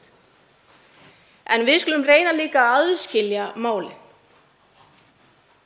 Við erum hér að ræða persónur og leikendur þar sem búið er að ganga frá. Það er búið að biðjast opinberlega afsökunar og munurinn á þingmanni og ráðherra er sá að mál sem þessi verða opinber. Þau hafa áhrif á hann, þau hafa áhrif á alla aðila í kringum hann og líka báða málsaðila. Við skulum ekki gleyma því. Þessu hefur verið lokið þeirra á milli og við þurfum að halda áfram. Við megum ekki gleyma þessu samt sem áður. Við þurfum að ræða þetta og það hefur verið gert innan þingflokks Framsóknar og það verður gert innan Framsóknar og við vinnum þetta áfram til hvernig samfélagi viljum við vinna í og búa í. Ég sjálf el börnin mín þannig upp að verði þeim á eigi þau að biðjast afsökunar og svo höldum áfram og við lærum af reynslunni. Pössum að hluti sem þessir gerist ekki aftur og það er það sem við þurfum að vinna með áfram. Þá tekur til máls að nýju hv. þingmaður Helga Vala Helgadóttir. Virðulegur forseti, rasísk ummæli ráðherra í ríkisstjórn Íslands eru ekki einkamál hans. Og það er svo vont að heyra hér hvern þingmanninn á fætur öðrum og ráðherra í ríkisstjórn Íslands koma upp og skilja ekki þetta grundvallaratriði að hér er verið að ræða kerfislegan rasisma á Íslandi. En hæstv. Ráðherra tekur sjálfur þá ákvörðun hér í ræðustól þegar hann mætir hér í fyrsta sinn í heilan mánuð að kenna pólitískum andstæðingum að fólki misbýður orð hans, misbjóða orð hans rasísku orð. Og líklega beindi hann þá orðum sínum helst til Sjálfstæðisflokksins sem að núna horfir á hvern kjörna fulltrúan á fætur öðrum tætasta flokknum og til Framsóknarflokksins í skoðanakönnunum. Við erum að tala allt annað. Þetta snýst ekkert næstu kosningar, heldur kerfislega mismunun í garð fólks af erlendum uppruna. Þá tekur til máls að nýju hv. þingmaður Þorbjörg Sigríður Gunnlaugsdóttir.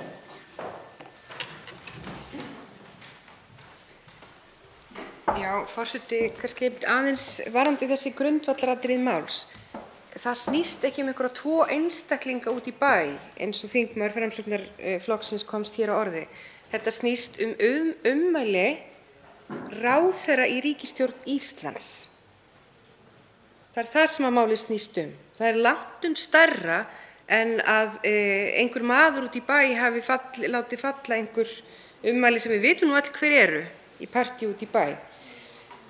Og þingflokksformaður Framsóknarflokksins nefnir hér að það sé búið að biðjast afsökunar en auðvitað skiptir það máli afsökunarbeiðni að hún sé einlæg. Ekki að ráðherra komi hérna eftir mánaðarfrí frá þingi og bæti í með einhverju tali það að afsökunarbeiðnin að málið, að það sé verið að þyrla þessu máli upp vegna þess að honum hafi gengið vel í kosningum og muni ganga vel í kosningum. Og svo vil ég nefna hið augljósa þegar Framsóknarmenn tala að þessu máli sé lokið. Svo er alls ekki. Það liggur fyrir kæra hjá siðanefnd Alþingis það hvort að ráðherrann hafi gerst brotlegur við siðareglur. Málinu er sannarlega ekki lokið. Þá tekur til máls hv. þingmaður Björn Leví Gunnarsson og ræðir fundarstjórn forseta öðru sinni. Forseti, nú er það mjög skýrt í umræðunni að það er Það er orðrómur það hver þessi ummæli voru. Skulum hafa það á hreinu. Hvorki sá sem að fékk ummælin né sagði þau hefur endurtekið þau orð. En lýsingin á þeim orðum fellur undir skilgreiningar laganna á það hvað telst vera ósæmilegt í rauninni með tilliti til þeirra laga. Þess vegna spyrjum við ráðherra álit hans á því. Óháð því hvað hann sagði, heldur einmitt bara hvort að þessi ummæli falla undir skilgreiningu laganna, hvort þau falla undir skilgreiningu siðareglna ráðherra eða hvort þau falla undir siðareglur þingmanna. Þetta er álit ráðherra á því til þess að við getum haldið áfram eða gert það upp. Hvar þessi mörk liggja? Fór ráðherra yfir þau eða ekki er það sem við spyrjum því að lýsingarnir á því hvað hann sagði, samkvæmt þeim sem að upplifði þessi ummæli, voru fram yfir mörk laganna. Þá hyggst forseti kalla til atkvæðagreiðslu.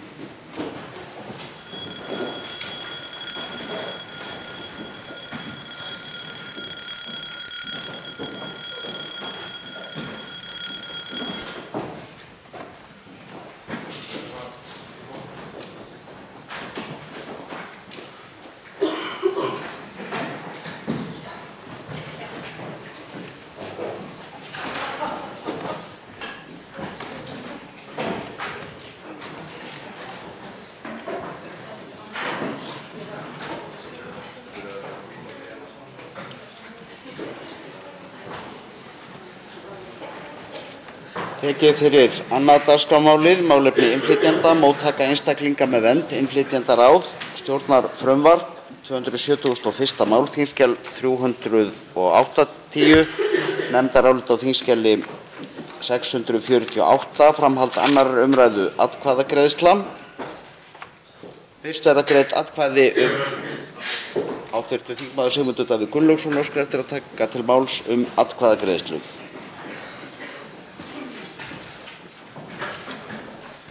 Herra forseti, málefni hælisleitenda eru líklega stærsta viðfangsefni þjóða heims nú stundir og verður það áfram fyrirsjáanlega framtíð. Það er því afskaplega mikilvægt, það er nauðsynlegt að brugðist sé við á þann hátt sem er líklegastur til að skila árangri fyrir sem flesta.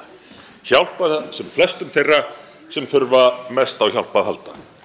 Ekki að búa til neikvæða, jafnvel hættulega hvata. Þess vegna er það mikið áhyggjuefni að ríkisstjórnin skuli nú enn á ný leggja fram frumvarp sem að gengur þvert á það sem að verið er að gera á öðrum Norðurlöndum, ekki hvað síst í Danmörku, því að þar er markmiðið að ná betri stjórn á vandanum til þess að geta gert sem mest gagn fyrir þá sem þurfa mest á hjálpinni að halda. En sem betur fer þetta mál aftur til nefndar og vonandi til umsagnar einnig í fjárlaganefnd. Fyrst er að greiða atkvæði 1. grein og hefst nú atkvæðagreiðslan.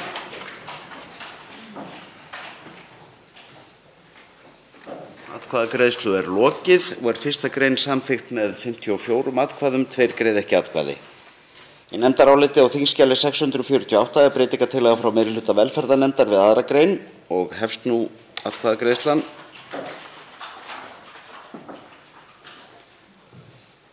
Breytingartillagan er samþykkt með 53 atkvæðum, 3 greiða ekki atkvæði. Þá verða greidd atkvæði 2. grein. Þá verður greidd atkvæði um 2. grein svo breytta og hefst nú atkvæðagreiðslan og hv. þm. Bergþór Ólason tekur til máls og gerir grein fyrir atkvæði sínu. Herra forseti, ég hef hér í umræðum þetta mál gert miklar athugasemdir við kostnaðarmat frumvarpsins og það er ástæða þess að við óskum eftir því að máli gangi til nefndar milli 2. og 3. umræðu og ákveðnir þættir verði leiddir þar út þannig að okkur þingmönnum sé ljóst hver áhrifin af frumvarpinu verða.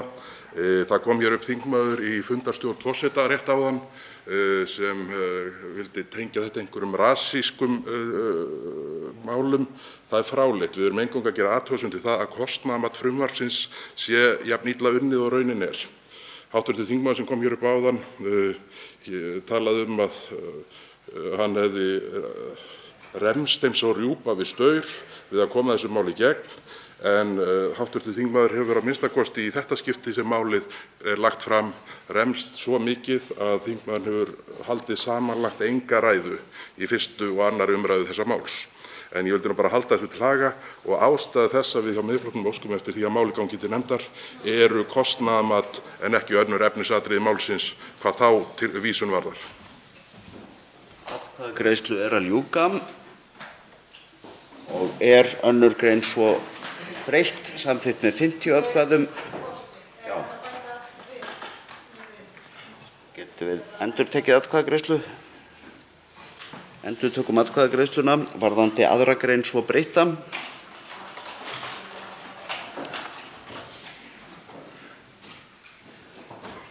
Og atkvæðagreiðslu er lokið og er 2. grein svo breytt samþykkt með 52 atkvæðum, 3 greiða ekki atkvæði. Þá verða greidd atkvæði um 3. og 4. grein og hefst nú atkvæðagreiðslan.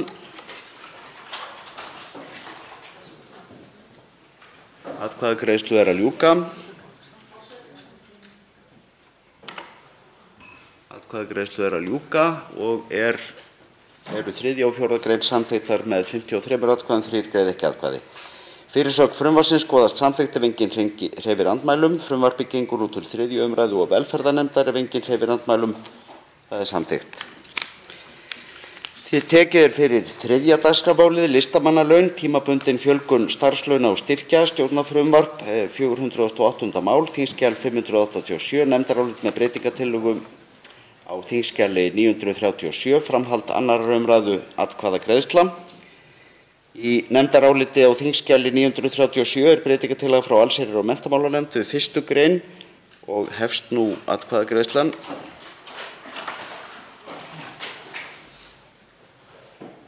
Breytingartillagan er samþykkt með 56 atkvæðum. Þá verða greidd atkvæði um 1. grein svo breytta og hefst nú atkvæðagreiðslan. Atkvæðagreiðslu er að ljúka og er 1. grein svo breytt samþykkt með 55 atkvæðum. Þá verða greidd atkvæði um 2. grein og hefst nú atkvæðagreiðslan.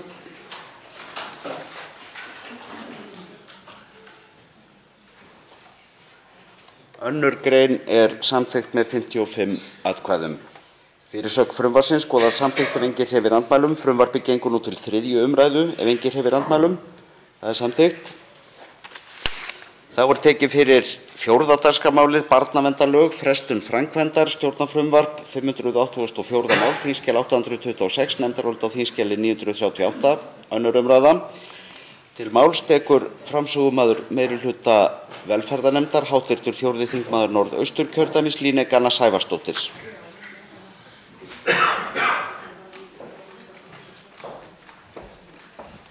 Virðulegi forseti, ég flyt hér nefndarálit með breytingartillögum um frumvarp til laga um breytingu á barnaverndarlögum, nr. 80/2002, frestun framkvæmdar.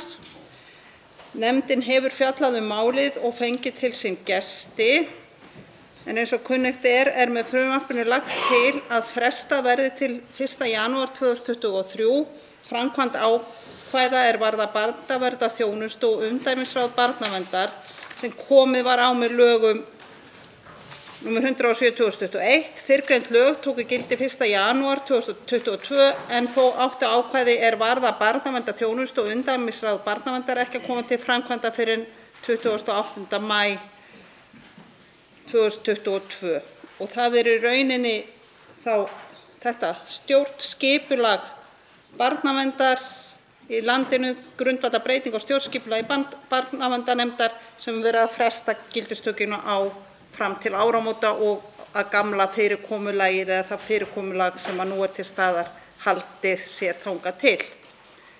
Meirihlutinn tekur undir mikilvægi þess að fresta gildistökunni til 1. janúar en leggur auk þess til nokkrar breytingartillögur sem eru tæknilegs eðlis og meðal annars það að frumvarpið öðlist þegar gildi og engin þeirra tillaga hafa efnisleg áhrif að öðru leyti en þetta með að gildistakan sé nú þegar. Að framangreindu virtu leggur meirihlutinn til að frumvarpið verði samþykkt með þeim breytingum sem gerð grein fyrir í þingskjali 938.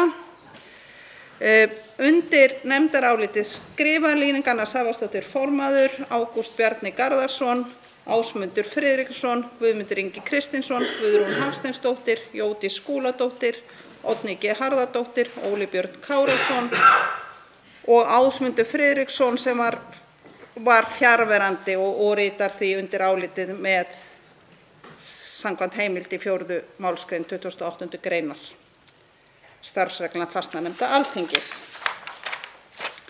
Ég vil þakka ágætri velferðarnefnd fyrir gott samstarf við að ljúka þessu máli á þeim skamma tíma sem við höfðum til þess og legg til að frumvarpið verði samþykkt. Þá tekur til máls hv. 3. þingmaður Reykjavíkurkjördæmis norður, Halldóra Mogensen. Forseti, ég skrifaði ekki undir þetta nefndarálit og ætla aðeins að gera grein fyrir þeirri ákvörðun minni en ég hef mikinn skilning á sjónarmiðum sveitarfélaganna að það þurfi frekari undirbúningstíma til að uppfylla ákvæði barnaverndarlaganna. En það stendur til að koma á fót barnaverndarþjónustu sem á að taka við af barnaverndarnefndum sveitarfélaganna en þá að leggja þær niður. Það ljóst að ef barnaverndarnefndir sveitarfélaganna verði lagðar niður án þess að við þeim taki barnaverndarþjónustan að þá bara lenda hagsmuni barna á milli skips og bryggju óákveðinn tíma með tilheyrandi afleiðingum og það er náttúrulega ólíðandi. Þess vegna styð ég frestun framkvæmdar á lögunum vegna þess að hagsmuni barna þarf alltaf að hafa í forgang. Það er mjög mikilvægt.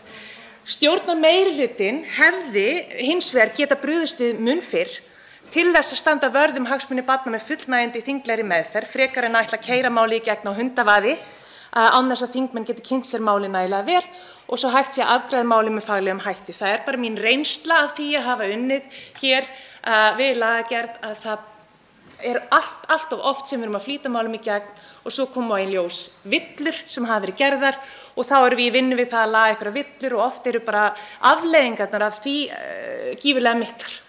Og í ljósi þess að það er nægilegt svigrúm til þess að vinna máli betur og með faglegri hætti eftir þinghlé vegna sveitarstjórnarkosninga og fyrir gildistíma laganna þann 28. maí að þá hefði ég talið betra að fara þá leið að klára þetta mál eftir að við höfum fengið umsagnir í rólegheitum bara strax eftir kosningar. Það hefði ekki haft neikvæð áhrif á getu okkar til þess að afgreiða þetta mál tímanlega. Ég vildi bara koma því á framfæri en annars styð ég og mun greiða atkvæði með þessari frestun. Þá tekur til máls hv. 9. þingmaður Suðvesturkjördæmis Guðmundur Ingi Kristinsson. Virðulegur forseti, ég styð þetta mál en ég skrifaði undir og studdi bókunina áhyggjur af því að þetta mál gæti klúðrast á þeim hraða sem verið að keyra í gegn vegna þess að það var komið að það væri hægt að setja í umsagnarferli og það hefði það hálfa mánuð og við myndum bara taka þetta á fyrsta fundi eftir hlé. En það var ein röksemd sem kom alveg gerði að verkum ég ákvað að styðja þetta og það var röksemdin það að á þessu tímabili gæti ríkisstjórnin fallið. Þannig að ég hugsaði með mig, þetta er góð röksemd þess vegna ætla ég að styðja þetta vegna þess að þetta gæti skeð og það alveg segir okkur að maður verður auðvitað að passa upp á það að þetta er búið að tryggja börnin áður en ríkisstjórnin fellur. Fleiri hafa ekki hvatt sér hljóðs og verður nú gengið til atkvæða. Í nefndaráliti á þskj. 938, töluliður 1, er breytingartillaga frá meirihluta velferðarnefndar við 1. gr. og hefst nú atkvæðagreiðslan.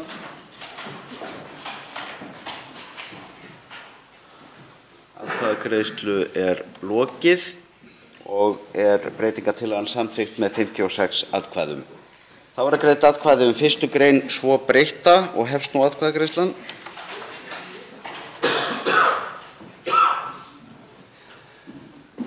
Fyrsta grein svo breytt er samþykkt með 55 atkvæðum.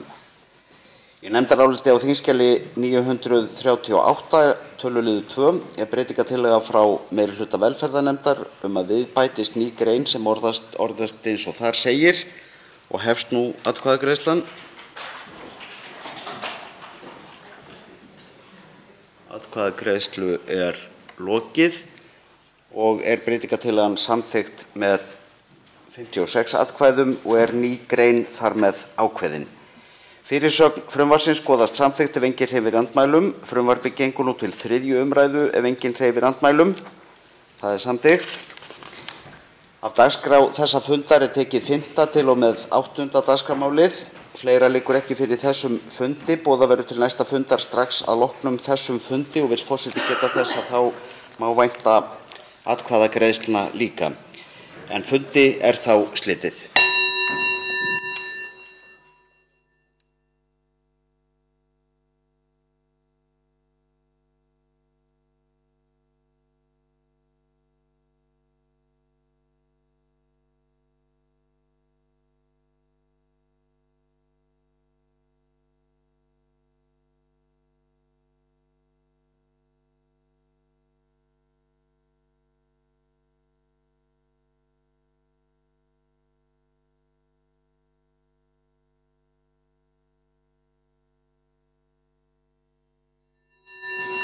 Fundur er settur á Alþingi.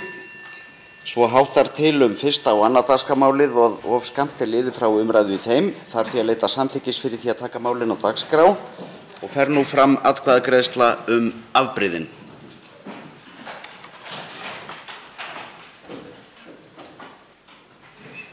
Afbrigðin eru samþykkt með 56 atkvæðum. Þá er tekið fyrir 1. dagskrármálið, listamannalaun, tímabundin fjölgun starfslauna og styrkja, stjórnarfrumvarp 408. mál, þskj. 587, með áorðnum breytingum á þskj. 937, 3. umræða. Óskar hv. þingmaður eftir að taka til máls? Nei. Enginn hefur kvatt sér hljóðs og verður nú gengið til atkvæða. Greidd eru atkvæði frumvarpið í heild og hv. þingmaður Þorgerður K. Gunnarsdóttir óskar eftir að taka til máls atkvæðagreiðslu. Nú þá getum við hafið atkvæðagreiðsluna og hefst nú atkvæðagreiðslan frumvarpið í heild en til máls tekur hv. þingmaður Þorgerður K. Gunnarsdóttir sem gerir grein fyrir atkvæði sínu.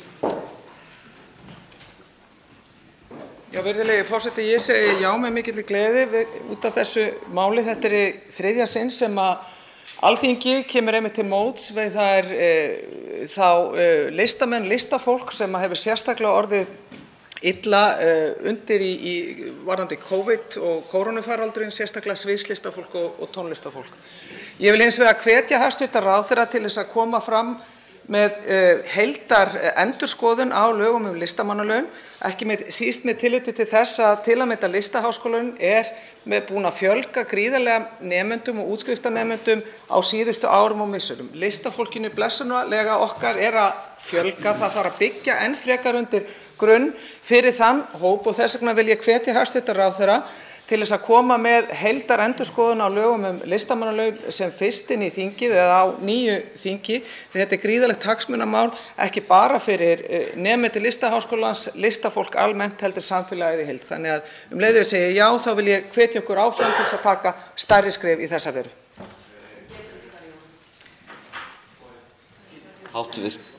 Það er of seint að taka til máls til að gera grein fyrir atkvæði sínum þegar að atkvæðagreiðslan er hafin. En atkvæðagreiðslu er nú að ljúka og er samþykkt með 56 atkvæðum að frumvarpið í heild og verður það því sent hæstv. Ríkisstjórn sem lög frá Alþingi. Þá er tekið fyrir annað dagskrármálið, barnaverndarlög, frestun framkvæmdar, stjórnarfrumvarp 584. mál, þingskjal 826, með áorðnum breytingum og þingskjali 938, 3. umræða. Enginn hefur kvatt sér hljóðs og verður nú gengið til atkvæða. Greidd eru atkvæði frumvarpið í heild og hefst nú atkvæðagreiðslan.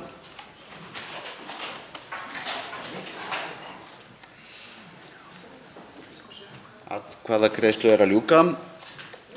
Atkvæðagreiðslu er lokið.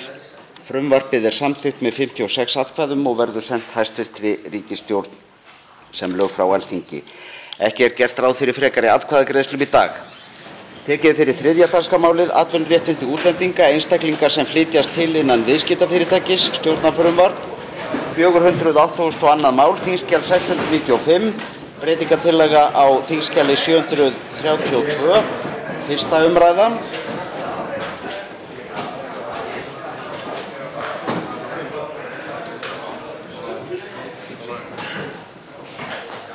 Forseti biður hv. þingmenn að halda samtölum áfram fyrir utan þingsalinn.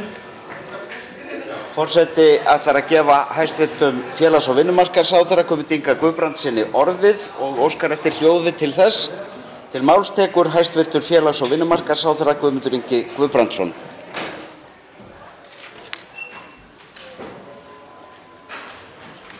Hæstv. forseti. Ég mæli hér fyrir frumvarpi til laga breytingu á lögum atvinnuréttindi útlendinga nr. 97/2002. Hinn 8. júlí 2021 undirritaði utanríkis- og þróunarsamvinnuráðherra fyrir Íslands hönd nýjan fríverslunarsamning við Bretland en formlegar samningaviðræður stóðu yfir frá september 2020 til júní 2021. Í tillögu frá utanríkis- og þróunarsamvinnuráðherra til þingsályktunar fullgildingu fríverslunarsamnings Íslands, konungsríkisins Noregs og furstadæmisins Liechtenstein og sameinaða konungsríkisins Stóra Bretlands og Norður-Írlands sem samþykkt hefur verið í atkvæðagreiðslu hér á Alþingi eru listaðar upp nauðsynlegar lagabreytingar vegna fríverslunarsamnings og annarra samninga við Bretland vegna útgöngu þess úr ESB og EES. Þar kemur meðal annars fram að nauðsynlegt sé að gera breytingar á lögum atvinnuréttindi útlendinga sem kveði á að nánustu aðstandendum þjónustuveitenda sem starfi tímabundið á Íslandi verði gert kleift að sækja dvalar- og atvinnuleyfi á grundvelli fjölskyldusameiningar. Með frumvarpi þessu eru lagðar til þær breytingar á lögum atvinnuréttindi útlendinga sem að nauðsynlegar þykja vegna fyrrnefnds fríverslunarsamnings við Bretland og vísað til í framangreindri þingsályktunartillögu. Virðulegi forseti. Í ljósi framangreinds eru í frumvarpinu lagðar til breytingar hvað varðar veitingu tímabundinna atvinnuleyfa til einstaklinga sem flytjast til innan viðskiptafyrirtækis með starfsstöð hér á landi. Þannig lagt til að í nýrri 4. málsgrein 8. greinar laga atvinnuréttindi útlendinga verði kveðið á heimild Vinnumálastofnunar til að veita tímabundið atvinnuleyfi hér á landi að tilteknum skilyrðum uppfylltum þegar atvinnurekandi sendir starfsmann sinn tímabundið til starfa við starfsstöð sína hér á landi enda sé að ræða starfsmann atvinnurekanda með ótímabundna ráðningu sem stjórnandi eða sérfræðingur við starfsstöð hans erlendis. Sambærilega heimild að finna í 9. grein gildandi laga atvinnuréttindi útlendinga en tímabundið atvinnuleyfi á grundvelli þess ákvæðis veitir lakari réttindi hér á landi en tímabundið atvinnuleyfi á grundvelli 8. greinar laganna. Eru breytingarnar því lagðar til þannig að tryggt verði að framangreindir starfsmenn njóti sömu réttinda og þeir sem fá veitt tímabundin atvinnuleyfi á grundvelli 8. greinar gildandi laga atvinnuréttindi útlendinga. Með sömu réttindum meðal annars átt við að heimilt verði að veita nánustu aðstandendum hlutaðeigandi starfsmanna dvalar- og atvinnuleyfi hér á landi á grundvelli fjölskyldusameiningar en slíkt ekki heimilt hvað varðar aðstandendur þeirra sem fá veitt tímabundin atvinnuleyfi á grundvelli 9. greinar laganna. Þá jafnframt heimilt að veita tímabundin atvinnuleyfi á grundvelli 8. greinar laganna til lengri tíma en heimilt á grundvelli 9. greinar laganna. Virðulegi forseti. Líkt og komið hefur fram í máli mínu tilefni þessa frumvarps fríverslunarsamningur sem Ísland hefur gert við Bretland í tengslum við útgöngu þess úr Evrópusambandinu og úr Evrópska efnahagssvæðinu. Þó að ræða almennar breytingar á lögum atvinnuréttindi útlendinga en í ljósi þess samnings þykir nauðsynlegt að leggja til umræddar breytingar á lögunum. Nú að lokum legg ég til að frumvarpinu verði vísað til hv. velferðarnefndar að lokinni þessari umræðu. Þá veitir andsvar hv. 11. þingmaður Reykjavíkurkjördæmis suður, Arndís Anna Kristínardóttir Gunnarsdóttir.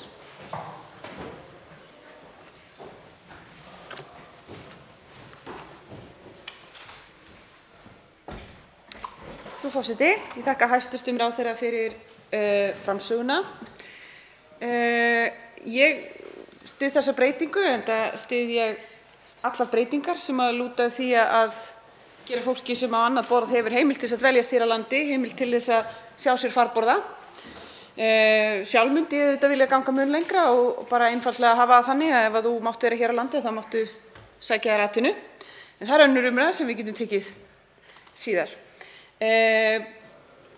Glöggir hafa eflaust veitt því athygli að ég hef lagt fram breytingartillögu við þetta frumvarp hæstv. Ráðherra og breytingartillaga mín er þess efnis að við frumvarpið verði bætt ákvæði það að fólk sem fær hér dvalarleyfi á grundvelli mannúðarsjónarmiða eða vegna sérstakra tengsla við landið verði undanþegið kröfu atvinnuleyfi. Ástæðan er sú að jafnvel þó að það að fólk geti sótt atvinnuleyfi teljist uppfylla kröfur að fólk hafi aðgengi að vinnumarkaði, þá felur það í sér gríðarlega mikla og þunga hindrun í reynd, í framkvæmd fyrir fólk til þess að bæði finna vinnu og fá heimild til þess að stunda hana. Mig langar til að spyrja hæstv. Ráðherra hvort hann sé reiðubúinn að styðja breytingartillöguna mína og já, kannski byrjum á því. Það svarar andsvari hæstv. Félags- og vinnumarkaðsráðherra Guðmundur Ingi Guðbrandsson.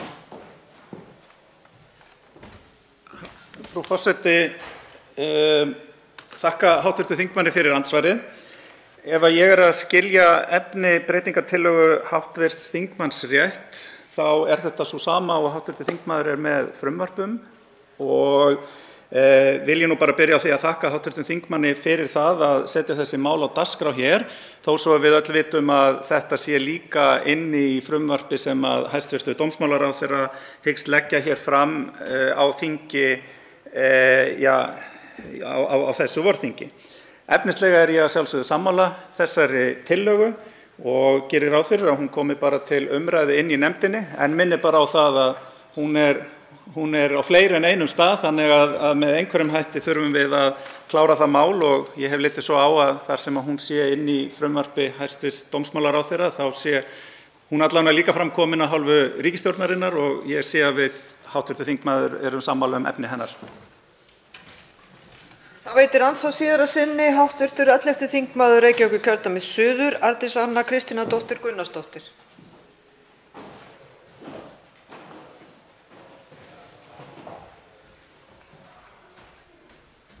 Frú forseti, ég þakka hæstv. Ráðherra fyrir svarið og gleður mig að við séum sammála þetta atriði þó ég hafi svo sem vitað það fyrir. Enda er þessi breyting, hún er brýn ekki síst núna þegar ríkisstjórnin hefur ákveðið að veita flóttafólki frá Úkraínu ekki þá stöðu sem þeim ber, það er stöðu flóttamanna með fullum dvalar- og atvinnuréttindum hér á landi, heldur er þeim veitt þetta tímabundna dvalarleyfi sem hljómar ákaflega vel, dvalarleyfi á grundvelli mannúðarsjónarmiða, en þetta er nú bara dvalarleyfi til 1 árs og takmarkaðir möguleikar á endurnýjun þess og því fylgir ekki atvinnuleyfi. Þannig að það er mjög brýnt að koma þessari breytingu í gegn að þau geti hafið vinnu, af því að þarna er náttúrulega með einhvern fjölda fólks að ræða sem að í langflestum tilvikum vill gjarnan geta farið að byggja sér upp sjálfstætt líf, hið allra fyrsta.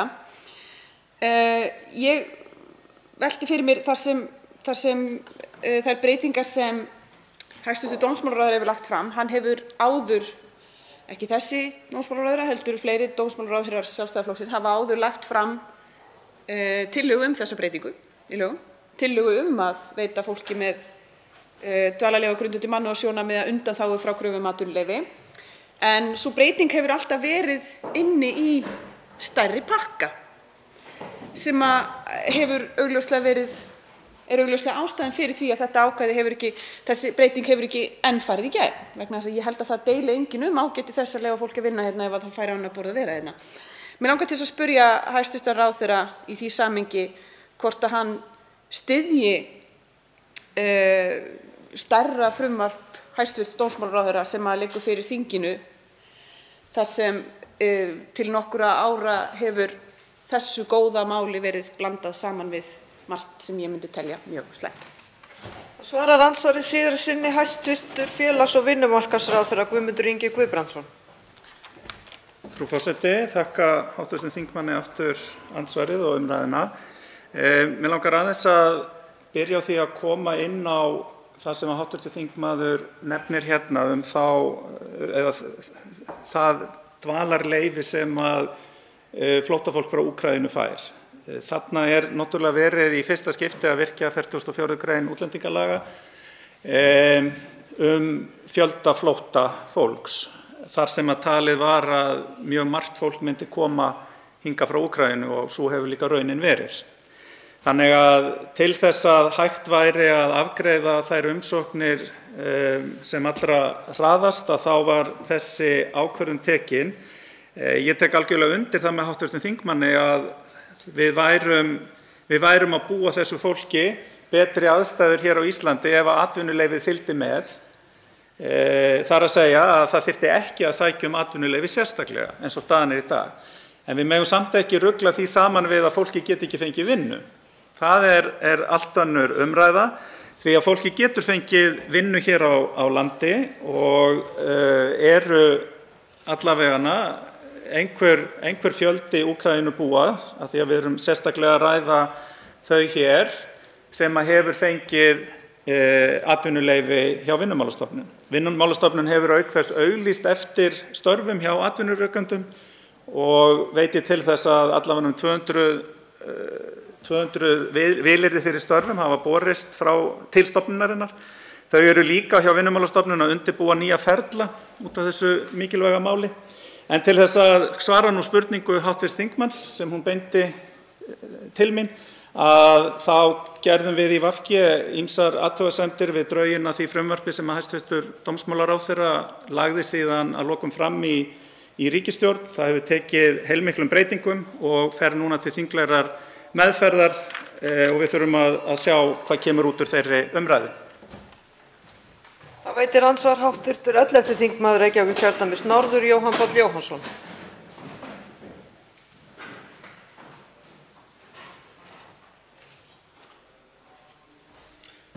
Já, virðulegi forseti, ég vil þakka hæstv.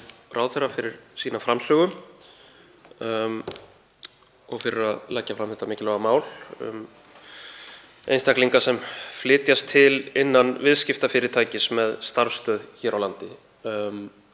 Þetta frumvarp sem ívilnandi fyrir ákveðinn hóp fólks sem vill búa og starfa á Íslandi. En leið liggur hér fyrir þinginu frumvarp frá öðrum ráðherra sem mér heyrist hæstv. Ráðherra vera smám saman að verða svona ánægðari með eftir einhverjar breytingar sem það hefur tekið. En það frumvarp felur ennþá í sér að umsækjendur alþjóðlega vernd verða sviptir réttinum til grunnþjónustu þegar þeir hafa fengið lokasynjun á umsókn sinni. Það felur í sér að tíminn sem umsækjendur hafa til að leggja fram og afla gagna, hann verður styttri hér á Íslandi heldur en á Norðurlöndunum. Og frumvarpið felur í sér að umsækjendur alþjóðlega vernd verða undanskildir ákveðnum svona lágmarksréttindum sem borgurum á Íslandi eru tryggð í stjórnsýslulögum. Og eins felur frumvarpið í sér að þau sem hafa hlotið alþjóðlega vernd í öðru ríki eins og í Grikklandi eða Ítalíu, þau verða útilokuð frá því að geta fengið alþjóðlega vernd hér á landi með svona mjög vélrænum hætti. Þannig að það sem við sjáum hérna eru í rauninni tvö frumvörp á dagskrá. Annað alveg gríðarlega ívilnandi fyrir ákveðinn hóp fólk sem vinnur hjá viðskiptafyrirtækjum og hitt frumvarpið gríðarlega íþyngjandi fyrir annan hóp fólks sem þetta kannski það fólk sem stendur einna verst bara í heiminum. Og mér langar kannski bara að fá að spyrja þess hæstv. Ráðherra hvað þetta segir okkur svona útlendingastefnu ríkisstjórnarinnar, hvort hann sé ánægður með þetta og hvort hann sjá einhverja stéttapólitík svona í þessari mismunandi nálgun á annars vegar umsækjendur alþjóðlega vernd, oftast frá mjög fátækum ríkjum, og hins vegar fólk sem vinnur hjá viðskiptafyrirtækjum. Svarar andsvari hæstv. Félags- og vinnumarkaðsráðherra Guðmundur Ingi Guðbrandsson. Hæstv. forseti, ég þakka hv. þingmanni kærlega fyrir andsvarið. Ég er svolítið ánægður með þessa spurningu og þessa nálgun hv. þingmanns á því hvort að við séum, og ég ætla að fá að taka þetta aðeins lengra því hv. þingmaður talar um stéttapólitík. Ég held nú að þetta í sjálfu sér ekki stórt eða umfangsmikið frumvarp. Það er til þess að bregðast við Brexit og er eitthvað sem að vissulega lítur að fólki sem að væntanlega hefur það betra en þau sem að leita hér ásjár á Íslandi vegna hörmunga í eigin landi. Það erum við alveg með á hreinu á sjálfsögðu. En mig langar að taka þessa umræðu örlítið lengra á þessum stutta tíma sem ég hef, vegna þess að ég hef áhyggjur af því að hér á Íslandi séu í rauninni að verða til, ég veit ekki hvort maður á að nota svo stórt orð að segja tvær þjóðir, en svolítið tveir hópar þegar kemur að aðgangi fólks, annars vegar af erlendu bergi brotið og hins vegar sem hefur alið sinn tíma allan hér og af, ef við getum sagt, íslensku bergi brotin, að láglaunastörf séu meira það sem að bíður þeirra sem af erlendu bergi brotin heldur en hinna. Og það er eitthvað sem að við í rauninni höfum hingað til ekki haft neina stefnu. Hvert viljum við stefna í þessum málum? Og þess vegna er í stjórnarsáttmála, og það er eitt af þeim verkefnum sem að ég mun vinna að á kjörtímabilinu, að við setjum okkur einmitt stefnu í málefnum innflytjenda þar sem að við þurfum að takast á við þessar grundvallar spurningar. Og þess vegna fagna ég því að hv. þingmaður ræði þetta hérna og ég vonast til þess að við getum átt dýpri umræðu akkúrat þetta atriði einhvern tímann á þessu kjörtímabili. Það veitir andsvar síðari sinni hv. 11. þingmaður Reykjavíkurkjördæmis norður, Jóhann Páll Jóhannsson.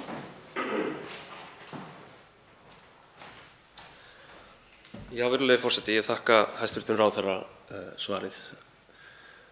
Já, ég get tekið heils hugar undir það að við þurfum að taka dýpri umræðu þetta allt saman og ég deili áhyggjum hæstv. ráðherra af því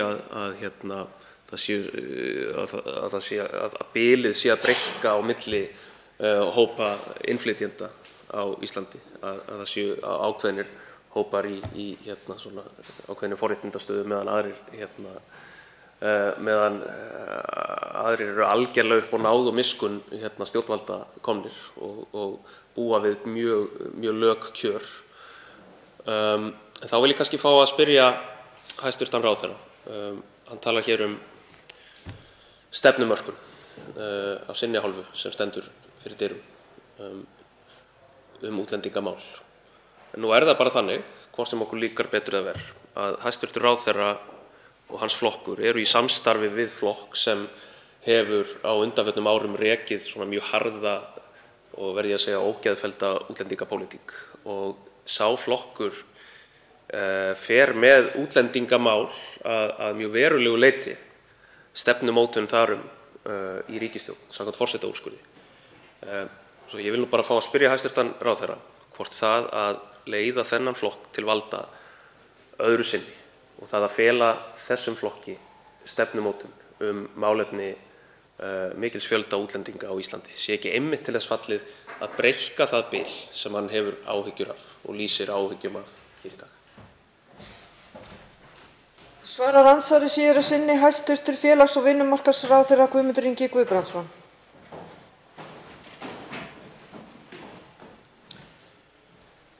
Hæstv. forseti, ég þakka hv. þingmanni umræðuna þetta mál hér.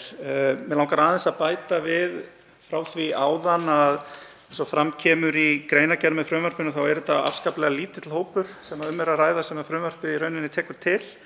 Þetta eru örfáir sem að hafa hingað til nýtt sér þessa gerð atvinnuleyfa sem að vissulega í 9. grein laganna núna en yrðu í 8. grein laganna ef þessar breytingar ná fram að ganga. Hér talar hv. þingmaður og spyr hvort að það að leiða ákveðin flokk til valda sem að hafi ákveðnar skoðanir sé til þess fallið að breikka þetta bil. Ég horfi til stjórnarsáttmálans og þeirra verkefna sem að í honum, þeirra atriða sem að þar koma fram og þeirra þátta sem að auðvitað bæði eru á verksviði félags- og vinnumarkaðsráðherra og dómsmálaráðherra. Þar þarf auðvitað að vera ákveðið samstarf á milli og ég mun beita mig fyrir því að við reynum að nálgast þessi mál af eins mikilli mannúð og mögulegt því að það stefna míns flokks og það sú skoðun sem að ég lifi og starfa eftir. Mig langar aðeins í þessu samhengi að koma inn á nokkur atriði sem að þessi ríkisstjórn hefur gert síðan að hún tók við núna í lok nóvember og varðar flóttafólk. Við höfum beitt okkur fyrir því og ég hef haft forystu það sem félags- og vinnumarkaðsráðherra að taka hér á móti viðkvæmum hópum.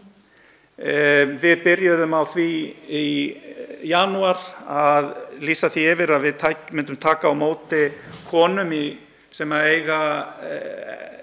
erfiðri stöðu í Afganistan og síðan höfum við einnig lýst því yfir og tekið þá ákvörðun að við munum aðstoða viðkvæma hópa sérstaklega sem eru á meðal flóttafólks frá Úkraínu og eru í nágrannaríkjum þess ríkis. Andsvörum lokið og til máls tekur hv. 13. þingmaður Suðvesturkjördæmis Gísli Rafn Ólafsson.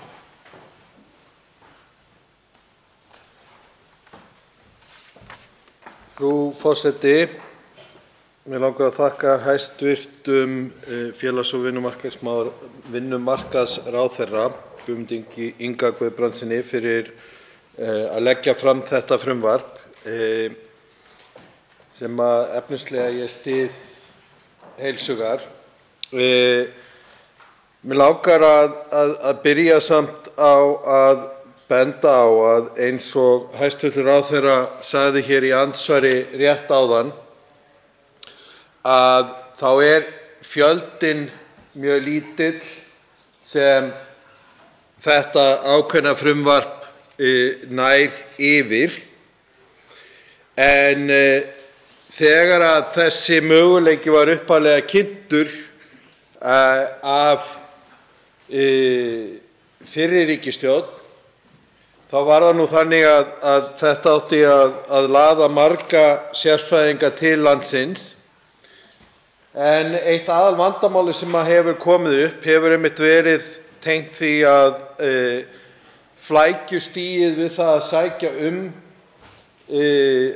atvinnu- og dvalarleyfi undir þessum lögum hefur verið of mikið og það hefur tekið allt of langan tíma að afgreiða umsóknir þessi atvinnuleyfi og eru mýmörg dæmi það að það taki alltaf 6 mánuði að samþykkja atvinnuleyfi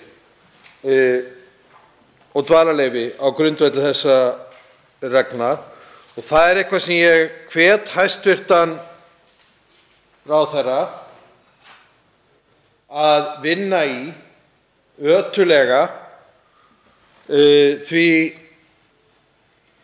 bara það hvað hefur frést út meðal fólks sem að sækja svona hefur leitt til þess að fjölmargir sérfræðingar og aðrir hafa hætt við að koma til landsins.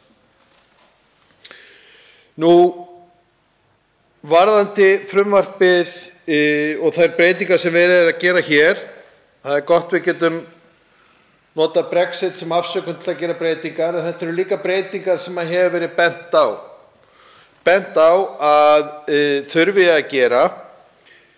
Það til dæmis að flytja starfsfólk á milli starfsstöðva hlutur sem mjög algengur, sérstaklega meðal stórfyrirtækja og það til dæmis mjög ánægjulegt að sjá að stórfyrirtæki á borð við Microsoft, Google og Facebook og fleiri hafa sett upp starfsstöðvar hér. Upphaflega til þess að veita íslenskum starfsmönnum sem vildu búa á Íslandi möguleika á því að starfa áfram hjá fyrirtækinu, en líka til þess að geta boðið erlendum starfsmönnum sem vilja búa hér, kannski að því að þeir urðu svo heppnir eins og einn orðaði það að kynnast íslenskri konu og vildu þar af leiðandi flytja til Íslands sem halda áfram vinnunni. En það er eitt að flytja til starfsstöðvar. Hitt sem að ég hef gagnrýnt hér harðlega mjög lengi, og ég hef reyndar gagnrýnt erlendis í þeim löndum sem ég hef búið í, að það er það sem ég kalla 1950 hugsunina, það að maki sérfræðings skuli ekki fá atvinnuleyfi þó svo að sérfræðingurinn hafi fengið það. Ég kalla þetta 1950 hugsunina vegna þess að það virðist vera að það sé ætlast einfaldlega til þess að makinn sé heima að þrífa húsið og elda matinn og hafa allt tilbúið í stað þess að geta verið líka á vinnumarkaði. Þannig ég fagna því að það sé verið að taka á þeirri skelfilegu reglu sem að hér er inni.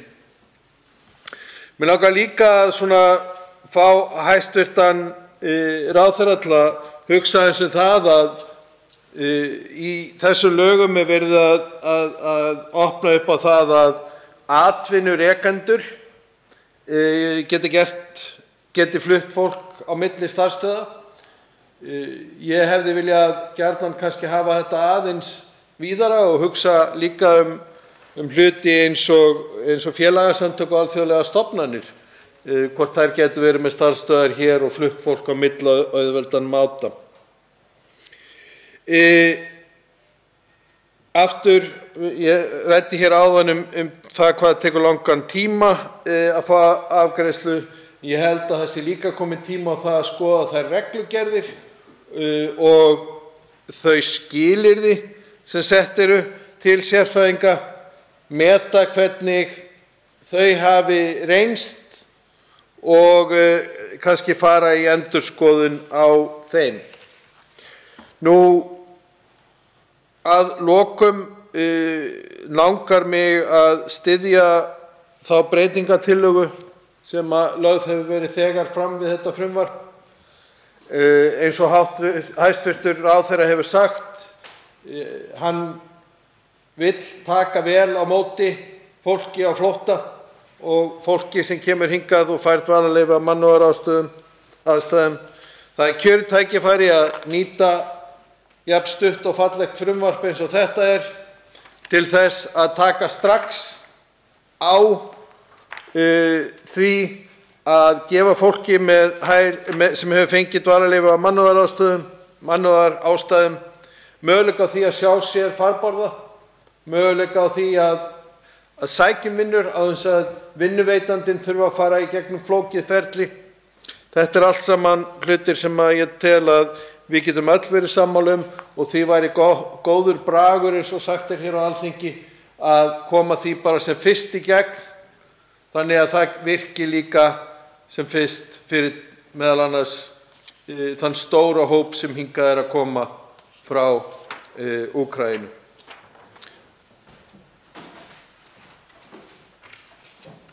Hæstv. félags- og vinnumarkaðsráðherra Guðmundur Ingi Guðbrandsson veitir andsvar.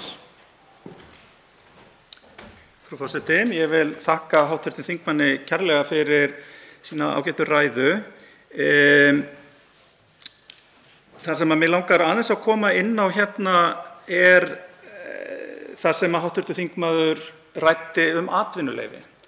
Vegna þess að þetta er akkúrat eitt af þeim atriðum sem ég bað okkar ágætu Vinnumálastofnun að taka saman gögn fyrir mig og það kemur í ljós að meðal afgreiðslutími atvinnuleyfa, hann er jú eitthvað mismunandi eftir flokkum eins og gengur og gerist, en í heildina þá er meðal afgreiðslutíminn í öllum flokkum árin 2020 og 2021 í kringum 3 vikur.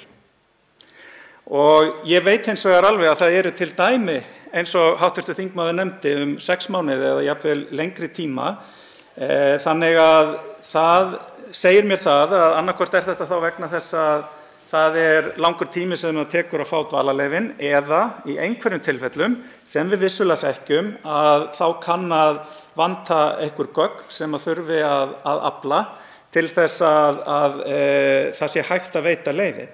Í reynd það þannig að ef að öll gögn fylgja umsókn inn til Vinnumálastofnunar þá treystir hún sér oft til þess að veita þessi leyfi samdægurs, innan 2 til 3 daga og í mesta lagi innan viku. En það bundið því skilyrði eða því að það séu þá flest gögn eða öll gögn sem að fylgja með. Markmið stofnunarinnar að meðalafgreiðslutíminn sé undir 21 degi og það eitthvað sem að hún leggur ríka áherslu á.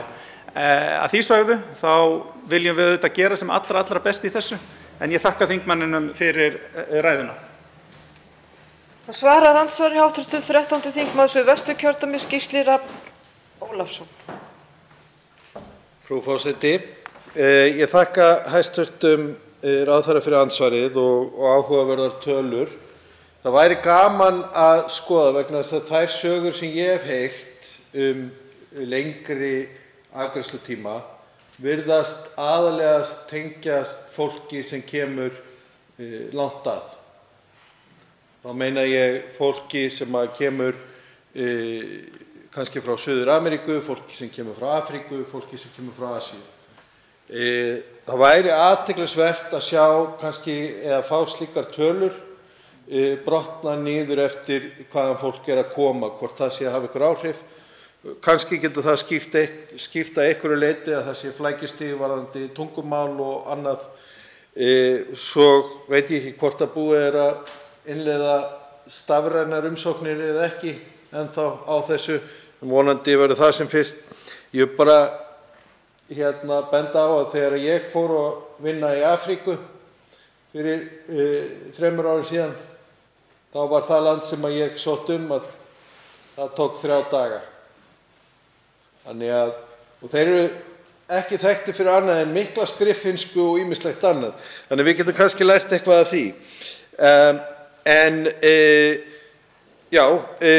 Það gott að við séum að mæla þetta, það gott að við séum að fylgjast með þessu vegna þess að við viljum fá fólk hingað til lands í þessu störf. Við viljum hafa starfsstöðvar alþjóðlega fyrirtækja og stofnana hérna vegna þess að það einfaldlega mun leiða til þess að okkar eigið samfélag og í talningum eins og í nýsköpunarsamfélaginu býr til möguleika á þekkingu, upplýsingum og tengslum sem koma hingað inn sem bara bæta okkar eigið vinnumarkaðssamfélag.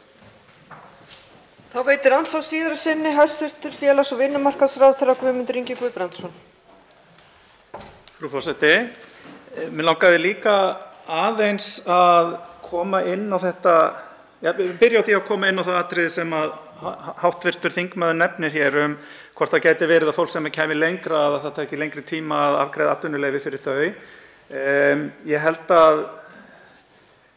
held að það sé bara mjög ferðarinnar virði að reyna að brjóta þessar tölur niður. Það væri bara mjög áhugavert og ég tek þann punkt með mér hérðan í dag. En mér langar að koma aðeins inn á því að hv. þingmaður var að velta fyrir sig hvort að félagasamtök til dæmis gætu nýtt sér þetta og minn skilningur sá að svo sé.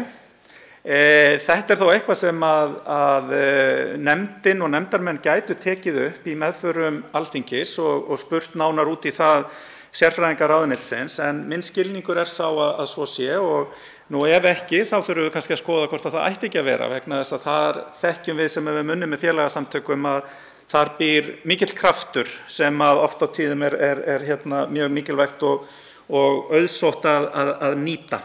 Ég vildi bara koma þessu á framfæri hér. Svarar andsvari síðari sinni hv. 13. þingmaður Suðvesturkjördæmis Gísli Rafn Ólafsson.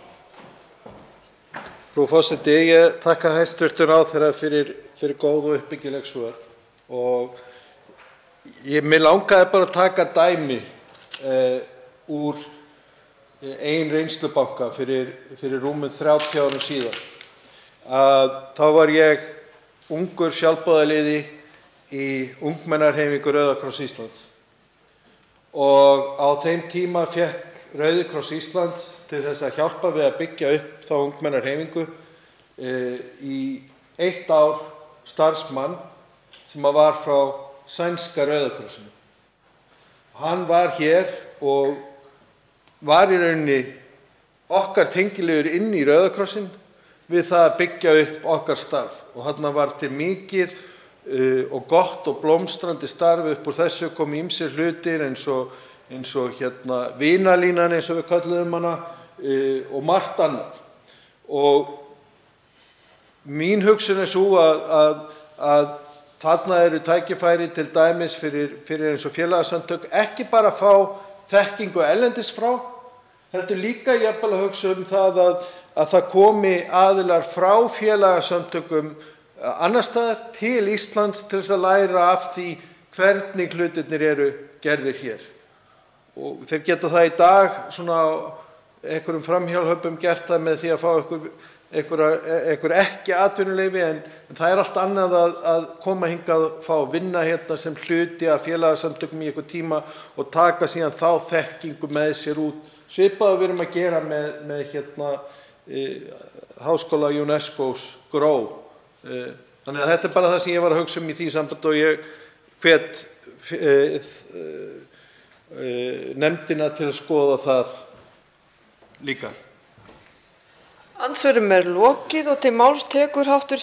11. þingmaður Reykjavíkurkjördæmis suður, Arndís Anna Kristínadóttir Gunnarsdóttir.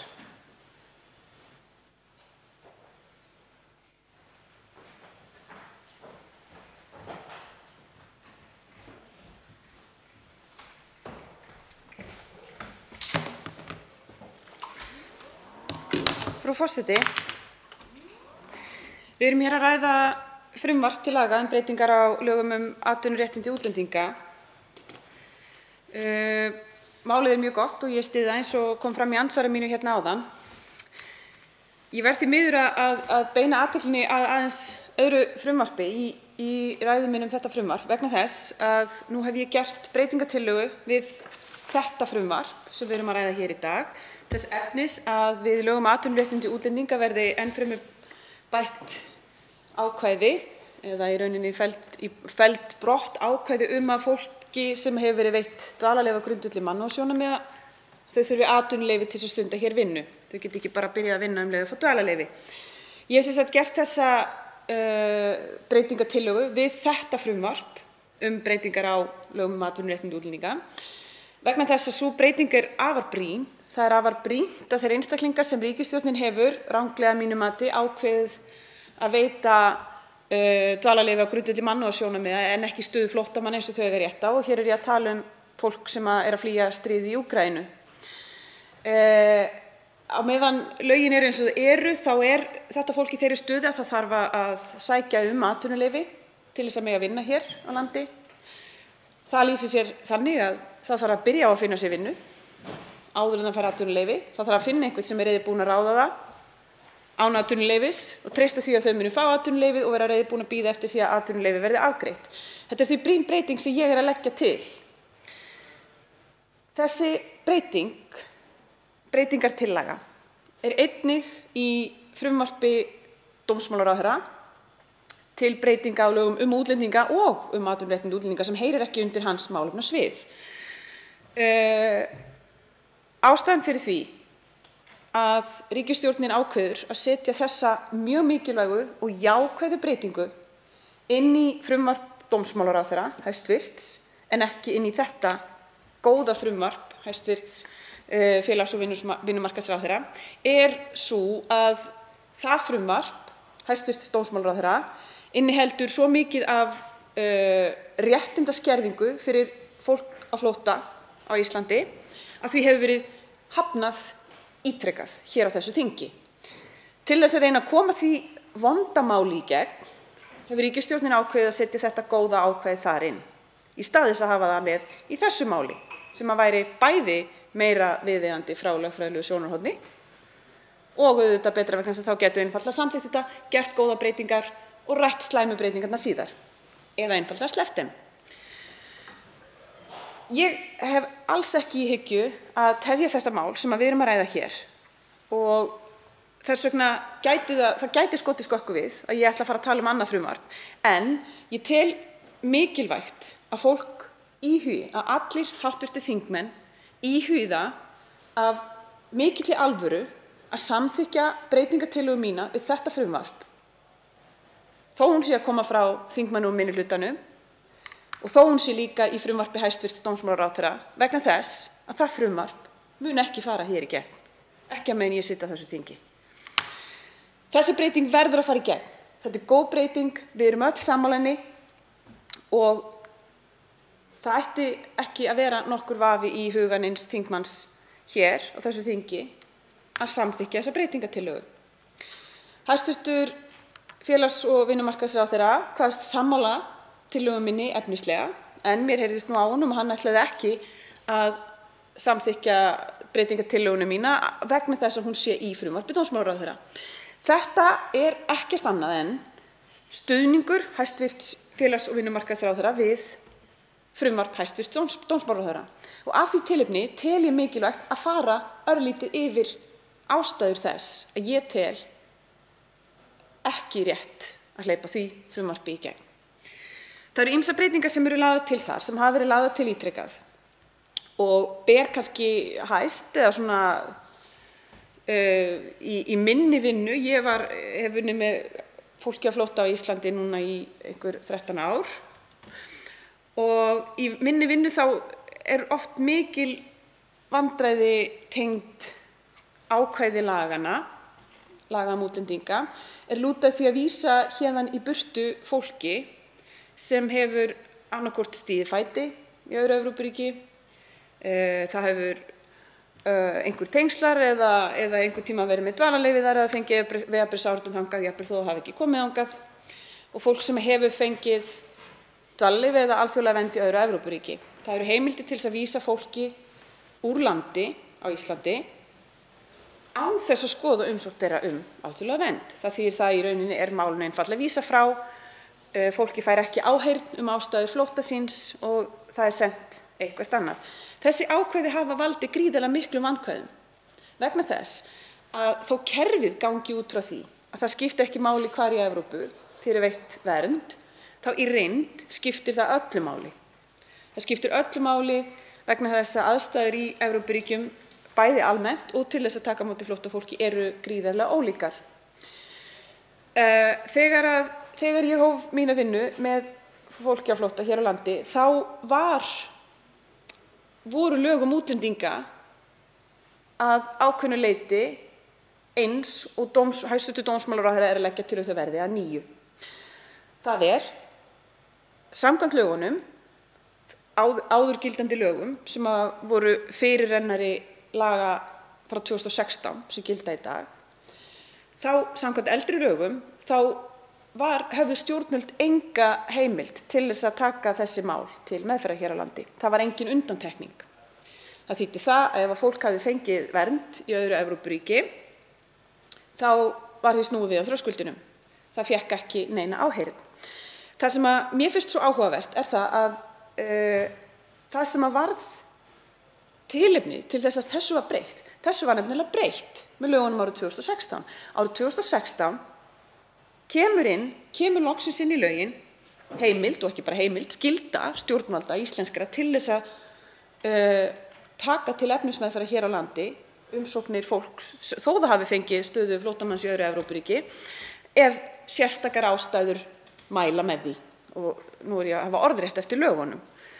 Það ekki þrengra en það orðalagi eins og það í dag. Og þetta eru lögin sem við erum með núna. Þrátt fyrir þetta ákvæði þá reyndar flestum snúið við, en enda þykja ástæður sjaldnast mjög sérstakar. En ég vil fara yfir tilefnið sem varð til þess að þessu var breytt, að þessi heimild var sett þarna inn, heimildin til þess að taka þessi mál til skoðunar. Tilefnið var fólk. Tilefnið voru einstaklingar sem leituðu hingað til lands og þau voru svo lánsöm að fá hér stuðning, kynnast hér fólki sem studdi það, og mál þeirra vakti athygli fjölmiðla. Það vakti athygli fjölmiðla reyndar svo mikið að þau komu upp á svið í Borgarleikhúsinu og sögðu sína sögu fyrir alla íslensku þjóðina. Þarna var að ræða ung hjón frá Sýrlandi með 2 lítil börn, 2 litlar stúlkur á leikskólaaldri.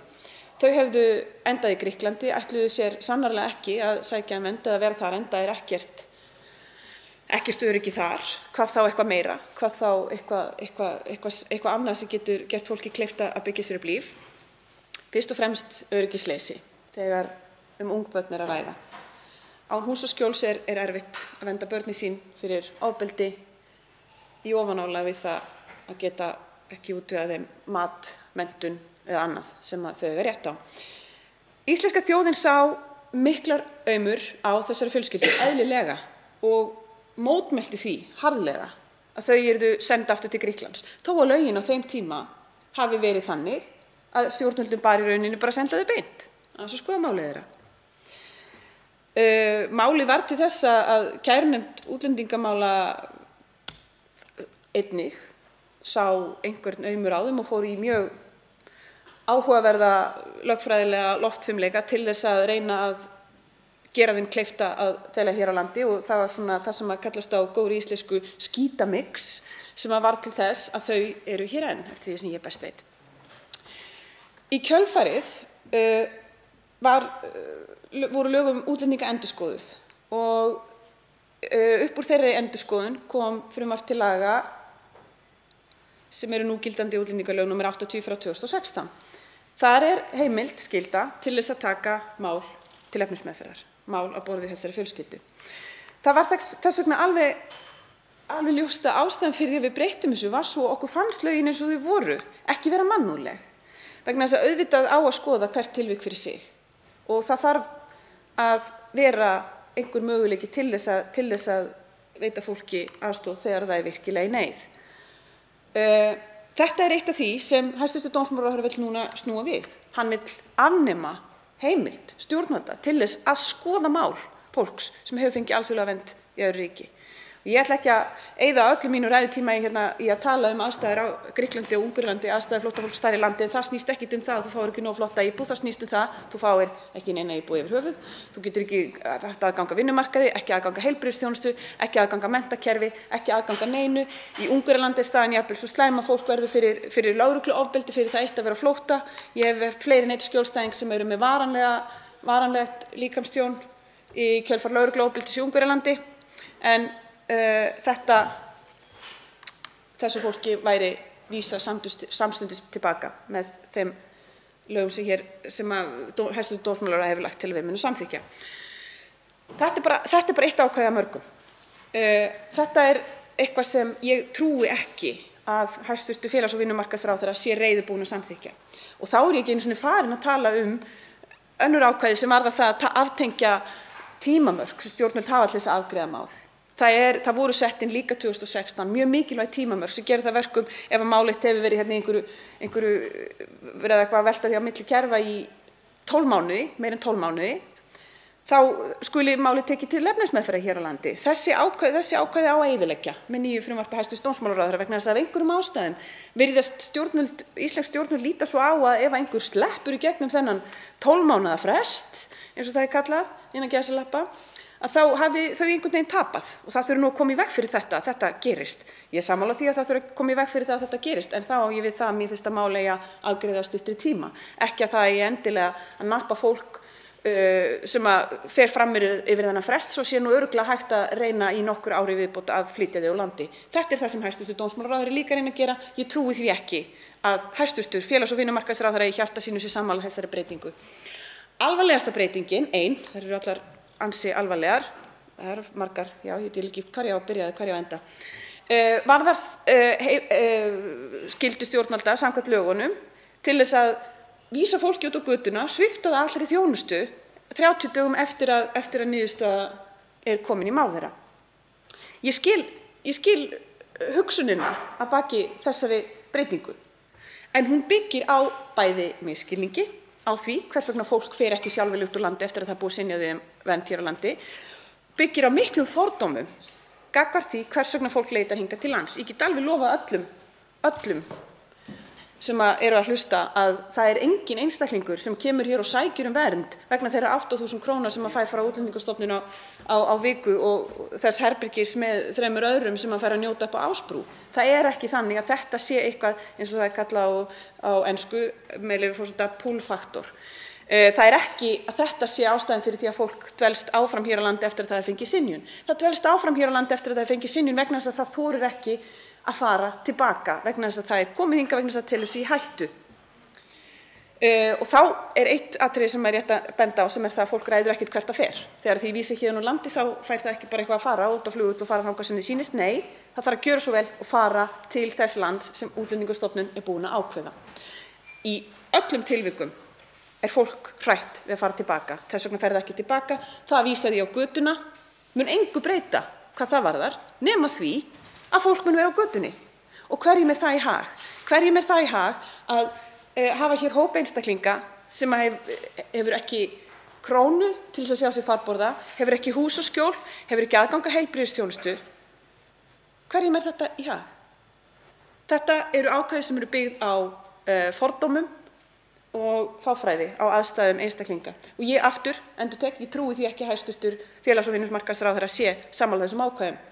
Þá á að, í ofanálag, á að kippa úr sambandi þegar er að ræða útlendinga ákvæðum stjórnsýslulaga sem að í okkar samfélagi eru álitin lágmarks, það eru lágmarksréttindi samkvæmt stjórnsýslulögum, til dæmis til þess að fá málið endurupptekið ef aðstæður hafa breyst frá því ákvörðun var tekin. Þetta á að skerða líka. Fólk á flótta á ekki einu sinni að fá að njóta þeirra lágmarksréttinda sem að við teljum algjört lágmark í okkar samfélagi.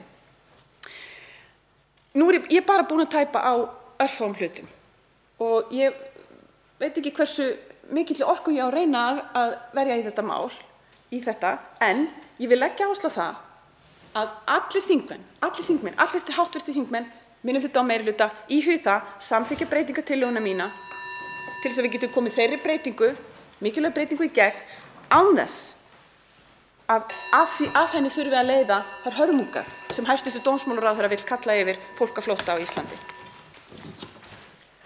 Nú verður gert hlé á þessari umræðu og hlé á þingfundi til klukkan 13:30.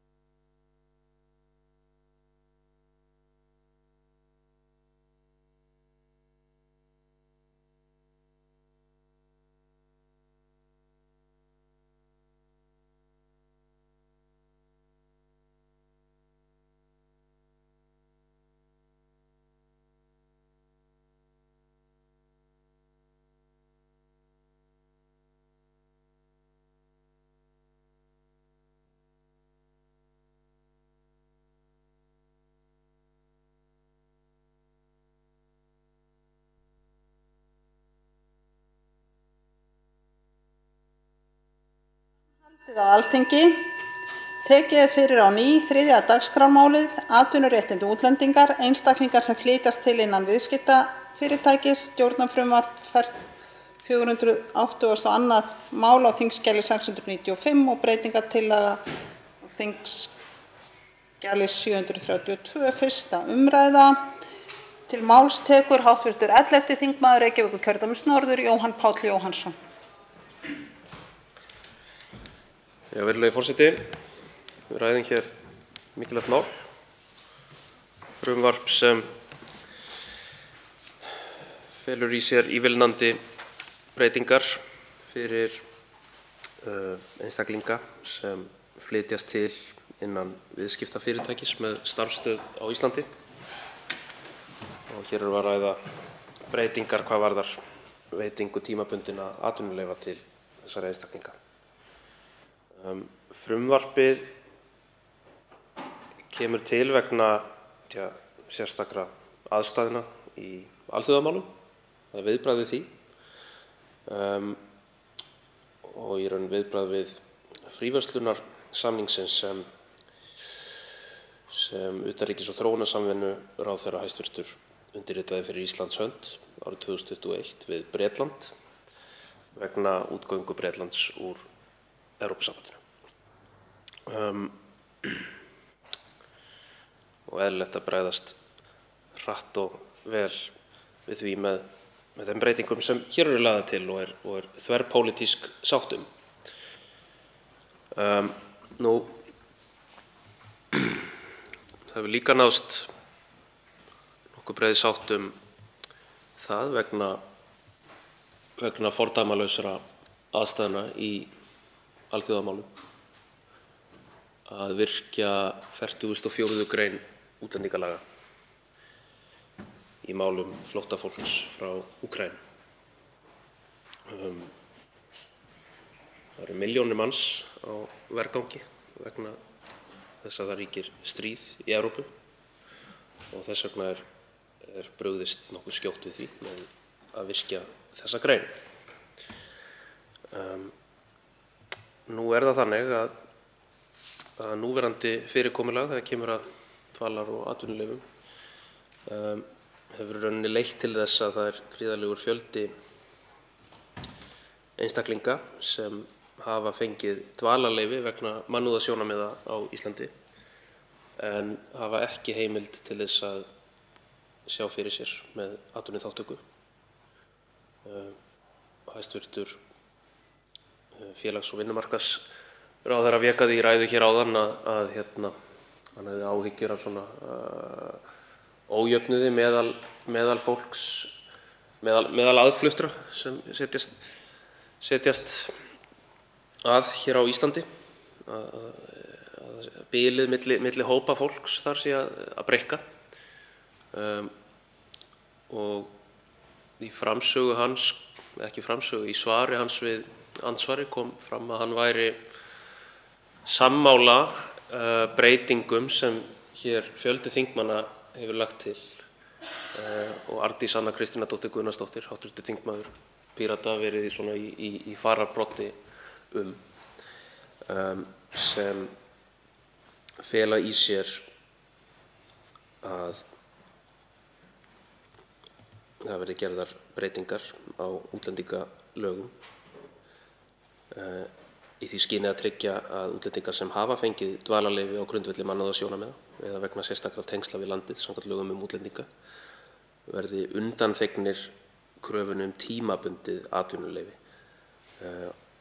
Og þá snýst þetta það að þeir einstaklingar sem fá dvalarleyfi á grundvelli mannúðarsjónarmiða, til dæmis vegna þess að þeir uppfylla ekki skilyrði þess að fá alþjóðlega vernd, þeir þurfi ekki að sækja atvinnuleyfi sérstaklega, heldur verði þeim heimilt að vinna leið og þeir hafa fengið dvalarleyfi.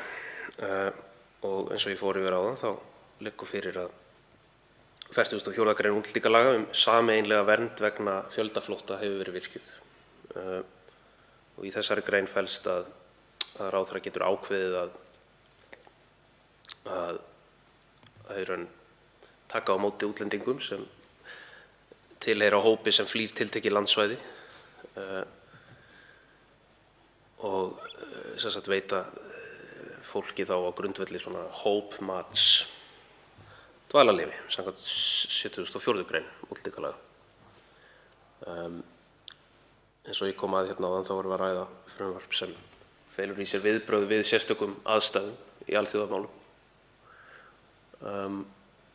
Og ég held að leið og þau viðbrögð eru mjög brýn, þá hitt ekki síður brýnt að sjá til þess að sá fjöldi fólk sem við tökum á móti frá Úkraínu lendi ekki í þeirri stöðu að geta ekki framfleytt sér með atvinnuþátttöku. Þannig að við hljótum þingheimur að geta sameinast um að koma í veg fyrir það. Og eins og ég fór yfir hér áðan þá virðist nokkuð breið pólitísk sátt það, að minnsta kosti er kveðið á það í frumvarpi hæstv. Ráðherra Jóns Gunnarssonar útlendingamál að gera breytingu í þessa veru og hæstv. Félags- og vinnumarkaðsráðherra lýsti yfir stuðningi við slíka breytingu. Hann vildi hins vegar ekki segja af eða á það hvort hann myndi styðja slíka breytingatillögu við þetta tiltekna frumvarp sem hann leggur sjálfur fram og heyrir undir hans eigið málefnasvið. Það virðist vera að þessi mikilvæga breyting sem ég hef lýst hér, að tryggja, liðka fyrir atvinnuþátttöku fólks sem kemur hingað til Íslands og fær dvalarleyfi á grundvelli mannúðarsjónarmiða. Það virðist vera sem slíkum breytingum sé haldið í nokkurs konar gíslingu, að stjórnarliðar vilji ekki að slíkar breytingar verði nema leið fylgi þær ógeðfelldu breytingar sem felast í frumvarpi hæstv. Dómsmálaráðherra Jóns Gunnarssonar. Þá er ég að tala breytingar á útlendingalögum sem fela það meðal annars í sér að umsækjendur alþjóðlega vernd verði sviptir réttinum til grunnþjónustu þegar þeir hafa fengið lokasynjun á umsókninni. Þarna er í rauninni verið að svelta fólk til samstarfs, mætti segja. Í frumvarpinu felst líka að tími sem umsækjendur hafa til þess að leggja fram og afla gagna, hann verður styttri heldur en á hinum Norðurlöndunum. Og þetta felur líka í sér að umsækjendur alþjóðlega vernd verða undanskildir frá bara ákveðnum svona lágmarksréttindum sem borgurum eru tryggð í stjórnsýslulögum.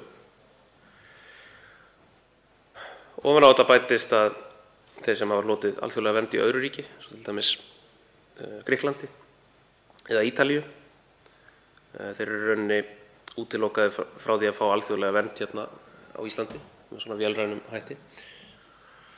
Og í rauninni er svona verið að innleiða ákveðna svona allsherjar Dyflinnarreglugerð, svona mjög opna heimild til þess að synja öllum sem hafa komið til eða haft tengsl við önnur ríki þar sem þeir þurfa ekki að óttast ofsóknir.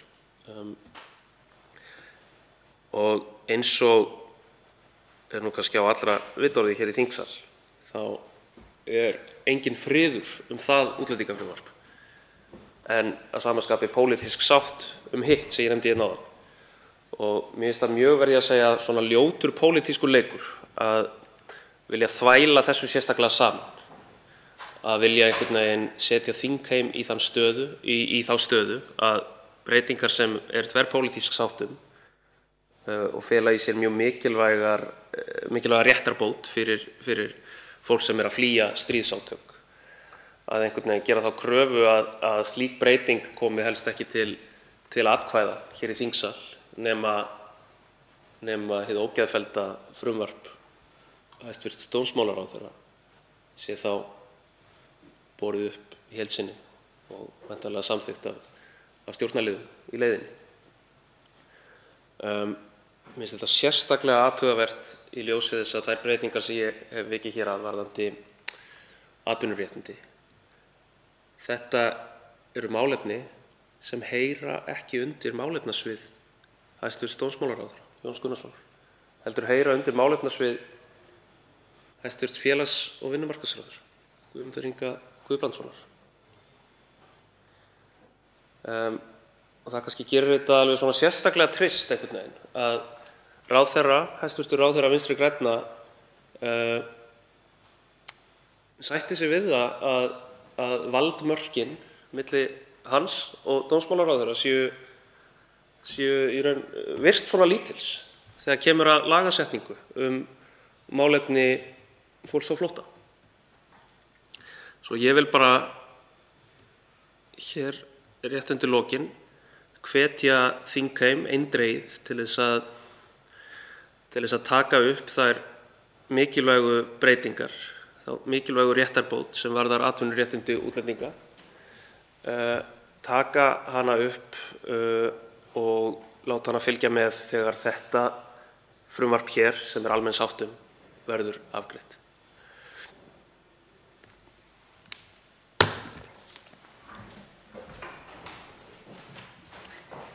Fleiri hafa ekki kvatt sér hljóðs og umræðu lokið. Frumvarpið gengur nú til 2. umræðu og velferðarnefndar ef enginn hreyfir andmælum. Það er samþykkt. Tekið fyrir 4. dagskrármálið, frjáls atvinnu- og búseturéttur launafólks innan Evrópska efnahagssvæðisins eða EURES netið, stjórnarfrumvarp 517. mál á þingskjali 740 og það er 1. umræða og til máls tekur hæstv. félags- og vinnumarkaðsráðherra Guðmundur Ingi Guðbrandsson. Virðulegi forseti. Ég mæli hér fyrir frumvarpi til laga breytingu á lögum frjálsan atvinnu- og búseturétt launafólks innan Evrópska efnahagssvæðisins, nr. 105/2014. Til einföldunar eru lögin í daglegu tali jafnan nefnd lögin frjálsa för og mun ég nýta mér það í máli mínu hér í þessari framsögu. Er að ræða breytingar á lögunum sem tengjast evrópsku vinnumiðluninni sem hluti af EURES netinu svokallaða, en meðal þess sem tekið hefur verið upp í samninginn Evrópska efnahagssvæðið eru sameiginlegar reglur innan svæðisins vinnumiðlunarnet innan Evrópu. Hafa þannig verið felldar undir samninginn Evrópska efnahagssvæðið sameiginlegar reglur innan svæðisins aðgang launafólks að þjónustu vinnumiðlunar vegna hreyfanleika og frekari samþættingu vinnumarkaða innan svæðisins. Reglurnar lúta jafnframt að sameiginlegu gagnagrunni með upplýsingum laus störf og atvinnuleitendur innan svæðisins. Hefur þessum reglum evrópsku vinnumiðlunina verið veitt lagagildi hér á landi með lögunum frjálsa för og hefur sú Evrópureglugerð sem ræðir, sem frá árinu 2011, jafnframt verið birt sem fylgiskjal með lögunum. Virðulegi forseti. Með Evrópureglugerð frá árinu 2016 sem felld hefur verið undir samninginn Evrópska efnahagssvæðið ætlunin að styðja frekar við evrópsku vinnumiðlunina og að tryggja samræmda afgreiðslu, stuðningsþjónustu og upplýsingaskipti í tengslum við hreyfanleika vinnuafls innan Evrópska efnahagssvæðisins.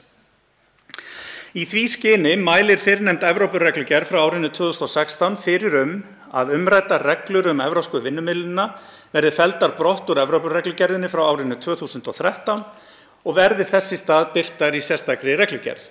Þar sem ákvæðum Evrópureglugerðarinnar frá árinu 2011 hefur verið veitt lagagildi hér á landi með lögunum frjálsa för, því nauðsynlegt að gera breytingar á þeim lögum og mælt fyrir umræddum breytingum í frumvarpinu. Nánar tilgreint þá mælir framangreint Evrópureglugerð frá árinu 2016 fyrir að ákvæði 11. til 20. greinar og 38. greinar verði felld brott úr eldri Evrópureglugerðinni frá 2011 sem birt sem fylgiskjal með lögunum frjálsa för eins og áður sagði og verði þess í stað tekin upp í nýrri reglugerð þar sem efni Evrópureglugerðarinnar frá 2016 verði innleidd í heild sinni. Líkt og fram kemur í skýringum með frumvarpinu gert ráð fyrir að efni Evrópureglugerðarinnar frá 2016 verði innleidd hér á landi með reglugerð sem sett verði á grundvelli 20. greinar laga vinnumarkaðsaðgerðir nr. 55 frá 2006 eftir að frumvarp þetta orðið að lögum. Í ljósi framangreinds í frumvarpinu lagt til að í 1. grein laganna frjálsa för verði kveðið á að ákvæði Evrópureglugerðarinnar frá 2011 skuli hafa lagagildi hér á landi með þeim breytingum sem leiða af Evrópureglugerðinni frá árinu 2016. Þá í frumvarpinu lagt til að fylgiskjal með lögunum frjálsa för þar sem ákvæði Evrópureglugerðarinnar frá árinu 2011 eru nú birt, verði felld brott úr lögunum. Þar með ekki verið að fella Evrópureglugerðina frá árinu 2011 úr gildi hér á landi, heldur eingöngu verið að breyta framsetningunni í lögunum í samræmi við hefðbundna lagasetningu í tengslum við innleiðingu reglugerða sem leiðir af aðild Íslands að samningnum um Evrópska efnahagssvæðið. Þannig gert ráð fyrir að í lögunum verði vísað til þess hvar reglugerðin að finna í EES-viðbæti við stjórnartíðindi Evrópusambandsins, auk þess sem slóð reglugerðarinnar verður aðgengileg á vef lagasafnsins og þykir því ekki lengur nauðsynlegt að birta reglugerðina sem sérstakt fylgiskjal með lögunum. Þeim breytingum á lögunum frjálsa för sem frumvarpið gerir ráð fyrir því hvorki ætlað að hafa breytingar í för með sér hvað varðar gildi Evrópureglugerðarinnar frá 2011 né á gildi reglnanna evrópsku vinnumiðlunina hér á landi. Virðulegi forseti, hér að ræða frumvarp sem felur í sér lagatæknilegar breytingar, en ég tek skýrt fram að verði frumvarpið óbreytt að lögum ekki gert ráð fyrir efnislegum breytingum hvað varðar starfsemi evrópsku vinnumiðlunarinnar hér á landi frá því sem nú heldur eingöngu gert ráð fyrir breyttri framsetningu reglnanna í samræmi við reglur Evrópusambandsins sem felldar hafa verið undir samninginn Evrópska efnahagssvæðið. Þar sem langt liðið síðan sú reglugerð Evrópusambandsins sem ég nefndi fyrr í máli mínu frá árinu 2016 kom fram og fyrirhugað að innleiða hér á landi með reglugerð á grundvelli laga vinnumarkaðsaðgerðir eftir að frumvarp þetta hefur orðið að lögum, hefur Eftirlitsstofnun EFTA lagt á það ríka áherslu að Ísland innleiði efni reglugerðarinnar sem fyrst hér á landi. Í því ljósi vil ég hvetja til þess að frumvarpið fái skjóta og góða afgreiðslu hér á Alþingi þannig að við getum strax í vor innleitt umrædda reglugerð frá Evrópusambandinu eins og okkur ber að gera. Að lokum legg ég til að frumvarpinu verði vísað til hv. velferðarnefndar að lokinni þessari umræðu. Fleiri hafa ekki kvatt sér hljóðs og umræðu lokið. Frumvarpið gengur nú til 2. umræðu og velferðarnefndar ef enginn hreyfir andmælum. Það samþykkt. Tekið fyrir 5. dagskrármálið, breyting á ýmsum lögum í þágu barna, samþætting þjónustu í þágu barna, snemmtækur stuðningur, stjórnarfrumvarp sem 530. mál á þingskjali 758, 1. umræða. Til máls tekur hæstv. félags- og vinnumarkaðsráðherra Guðmundur Ingi Guðbrandsson.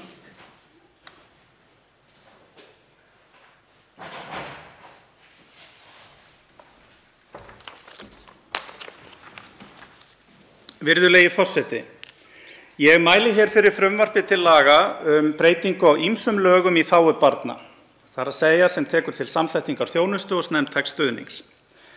Frá árinu 2018 hefur umfangsmikil vinna átt sér stað innan stjórnsýslunnar og á vettvangi þingmannanefndar málefni barna með virku samráði við hagsmunaaðila við að greina stöðu barna og hvernig auka megi farsæld barna og barnafjölskyldna. Unnið var í samræmi við stefnuyfirlýsingu samstarfs ríkisstjórnarflokkanna 3 sem hófst árið 2017 þar sem kom fram að kappkostað verði að þjónusta við börn, unglinga og fjölskyldur þeirra sé ætíð sem best og að íslenskt samfélag sé barnvænt. Meðal helstu niðurstaðna úr þessari vinnu að bæta þurfi snemmtækan stuðning við börn og auka samvinnu þeirra sem veita börnum og fjölskyldum þjónustu. Umfangsmiklar lagabreytingar voru samþykktar á 151. löggjafarþingi sem stefna að þessum markmiðum. Helst ber að nefna samþykkt laga samþættingu þjónustu í þágu farsældar barna sem fela meðal annars í sér grundvallarbreytingar á umgjörð samvinnu þeirra sem veita börnum og barnafjölskyldum þjónustu. Samhliða voru gerðar breytingar á stofnunum ríkisins sem fara með verkefni sem tengjast þjónustu í þágu barna með samþykkt laga barna- og fjölskyldustofu og Gæða- og eftirlitsstofnun velferðarmála. Lög samþættingu þjónustu í þágu farsældar barna kalla á breytingar á verklagi hjá öllum sem veita börnum þjónustu. Verklaginu ætlað að grípa fyrr inn í aðstæður barna og tryggja skýra ábyrgð milli kerfa á að bregðast við vísbendingum að barn búi ekki við þær aðstæður sem það ætti að gera ásamt því að þeir sem veita börnum þjónustu vinni saman að því að styðja barnið og fjölskyldu þess. Virðulegi forseti, undir málefnasvið félags- og vinnumarkaðsráðuneytisins fellur mikilvæg velferðarþjónusta og stuðningur við barnafjölskyldur. Til að styðja við markmið samþættingarinnar og tryggja að engar hindranir standi innleiðingu verklagsins í vegi var farið yfir löggjöf sem heyrir undir ráðuneyti mitt. Niðurstaða yfirferðarinnar var að leggja fram frumvarp það sem ég mæli hér fyrir. Í frumvarpinu eru lagðar til breytingar á ýmsum lögum á málefnasviði félags- og vinnumarkaðsráðuneytisins sem ætlað að samræma þá löggjöf við lög samþættingu þjónustu í þágu farsældar barna og styrkja umgjörð þjónustu og snemmtækan stuðning í þágu barna. Meginmarkmið frumvarpsins að skapa umgjörð í lögum sem stuðlar að því að börn og foreldrar sem á þurfa að halda hafi aðgang að samþættri þjónustu við hæfi án hindrana. Ákvæði frumvarpsins hafa það að markmiði að afnema lagalegar hindranir sem geta komið í veg fyrir samstarf veitingu þjónustu í þágu farsældar barna. Frumvarpinu er ætlað að skapa skilyrði til að bregðast fyrr við tilteknum aðstæðum eða erfiðleikum í lífi barns með viðeigandi stuðningi þegar þörf þykir. Þá er ætlunin að bæta og skýra ákvæði laga sem fjalla þjónustu við börn og réttindi barna. Við útfærslu ákvæðanna hefur verið lögð áhersla á að stjórnsýsla og eftirfylgni mála sé skilvirk og eins einföld í framkvæmd og mögulegt út frá sjónarhorni barna. Lagt til að gerðar verði breytingar á 4 lagabálkum á málefnasviði félags- og vinnumarkaðsráðuneytisins, nánar tiltekið lögum félagsþjónustu sveitarfélaga nr. 40 frá 1991, lögum þjónustu við fatlað fólk með langvarandi stuðningsstarfi nr. 38 frá 2018, lögum þjónustu og þekkingarmiðstöð fyrir blinda, sjónskerta og einstaklinga með samþætta sjón- og heyrnarskerðingu nr. 160 frá 2008 og lögum réttindagæslu fyrir fatlað fólk nr. 88 frá 2011. Þá eru lagðar til minniháttar breytingar á nýsamþykktum lögum Gæða- og eftirlitsstofnun velferðarmála nr. 88 frá 2021. Virðulegi forseti. Í fyrsta lagi eru lagðar til breytingar sem tengjast lögum samþættingu þjónustu í þágu farsældar barna nr. 86 frá 2021. Er að ræða nauðsynlegar afleiddar breytingar vegna laganna, þar með talið vegna hugtakanotkunar og nýrra verkferla, samanber einkum 5. grein, 12. grein og 15. grein frumvarpsins. Meðal sértækari breytinga eru skýringar á hlutverki réttindagæslumanna fatlaðs fólks við samþættingu þjónustu, samanber 17. grein. Í öðru lagi eru lagðar til breytingar til að endurspegla áherslu á snemmtækan stuðning og almennar aðgerðir á fyrsta stigi þjónustu. Lagt til í 1. grein að markmið laga félagsþjónustu sveitarfélaga endurspegli áherslu á snemmtækan stuðning og snemmtæka íhlutun. Einnig lagt til að skert verði á ábyrgð þjónustuveitanda til að veita snemmtækan stuðning og snemmtæka íhlutun á grundvelli laga þjónustu við fatlað fólk með langvarandi stuðningsþarfir. Í þriðja lagi eru lagðar til breytingar sem miða að því að uppfæra lagaumhverfi með tilliti til nýrra stofnana, Barna- og fjölskyldustofu og Gæða- og eftirlitsstofnunar velferðarmála.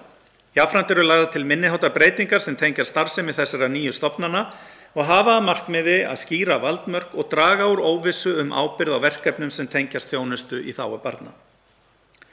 Í 4. lagi eru lagðar til breytingar sem ætlað að auka vægi réttinda barna samkvæmt samningi Sameinuðu þjóðanna réttindi barnsins, samanber lög nr. 19 frá 2013. Í því skyni lagt til að bætt verði við ákvæðum sem endurspegla valdar meginreglu samnings Sameinuðu þjóðanna réttindi barnsins, einkum 3. grein samningsins og það sem barni fyrir bestu og 12. grein samningsins þátttöku barna. Í 5. lagi eru lagðar til minniháttar lagfæringar á gildandi lögum vegna ábendinga sem hafa borist félags- og vinnumarkaðsráðuneyti. Virðulegi forseti. Frumvarpið liður í heildarendurskoðun og þjónustu í þágu farsældar barna. Frumvarpið varðar hagsmuni barna og fjölskyldna í víðu samhengi. Áhrif frumvarpsins ná fyrst og fremst til barna sem þurfa á sívirkum og snemmtækum úrræðum að halda og barna sem þurfa mikinn eða fjölþættan stuðning til lengri tíma og fjölskyldna þessara barna. Þar á meðal eru fötluð börn, börn fatlaðra foreldra og fjölskyldur sem njóta félagsþjónustu sveitarfélaga. Mikilvægi skilvirkrar velferðarþjónustu, heilbrigðisþjónustu, skólastarfs, íþrótta- og æskulýðsstarfs og annarrar þjónustu í þágu barna varð mörgum landsmönnum skýrara í heimsfaraldrinum. Og ekki síst varð gildi samvinnunnar og sameiginlegrar þrautseigju öllum ljóst. Gott samstarf lykilaðila og öflug miðlun upplýsinga eru lykilatriði þegar tekist á við krefjandi aðstæður. Í stjórnarsáttmála ríkisstjórnarinnar frá nóvember 2021 kemur fram að flokkarnir leggi áherslu á að aðbúnaður og réttindi barna á Íslandi séu ávallt í fyrirrúmi. Samþykkt frumvarpsins hefur jákvæð áhrif á réttindi barna og stuðlar að því að íslensk stjórnvöld uppfylli í auknum mæli skyldu sína samkvæmt samningi Sameinuðu þjóðanna réttindi barnsins, samanber lög nr. 19 frá 2013. Þar á meðal eru grundvallar ákvæði samningsins sem fela í sér að allar ákvarðanir eða ráðstafanir yfirvalda byggist á því sem barninu fyrir bestu og rétt barna til að láta skoðanir sínar í ljós í málum þau varða. Að lokum legg ég til að frumvarpinu verði vísað til hv. velferðarnefndar að lokinni þessari umræðu.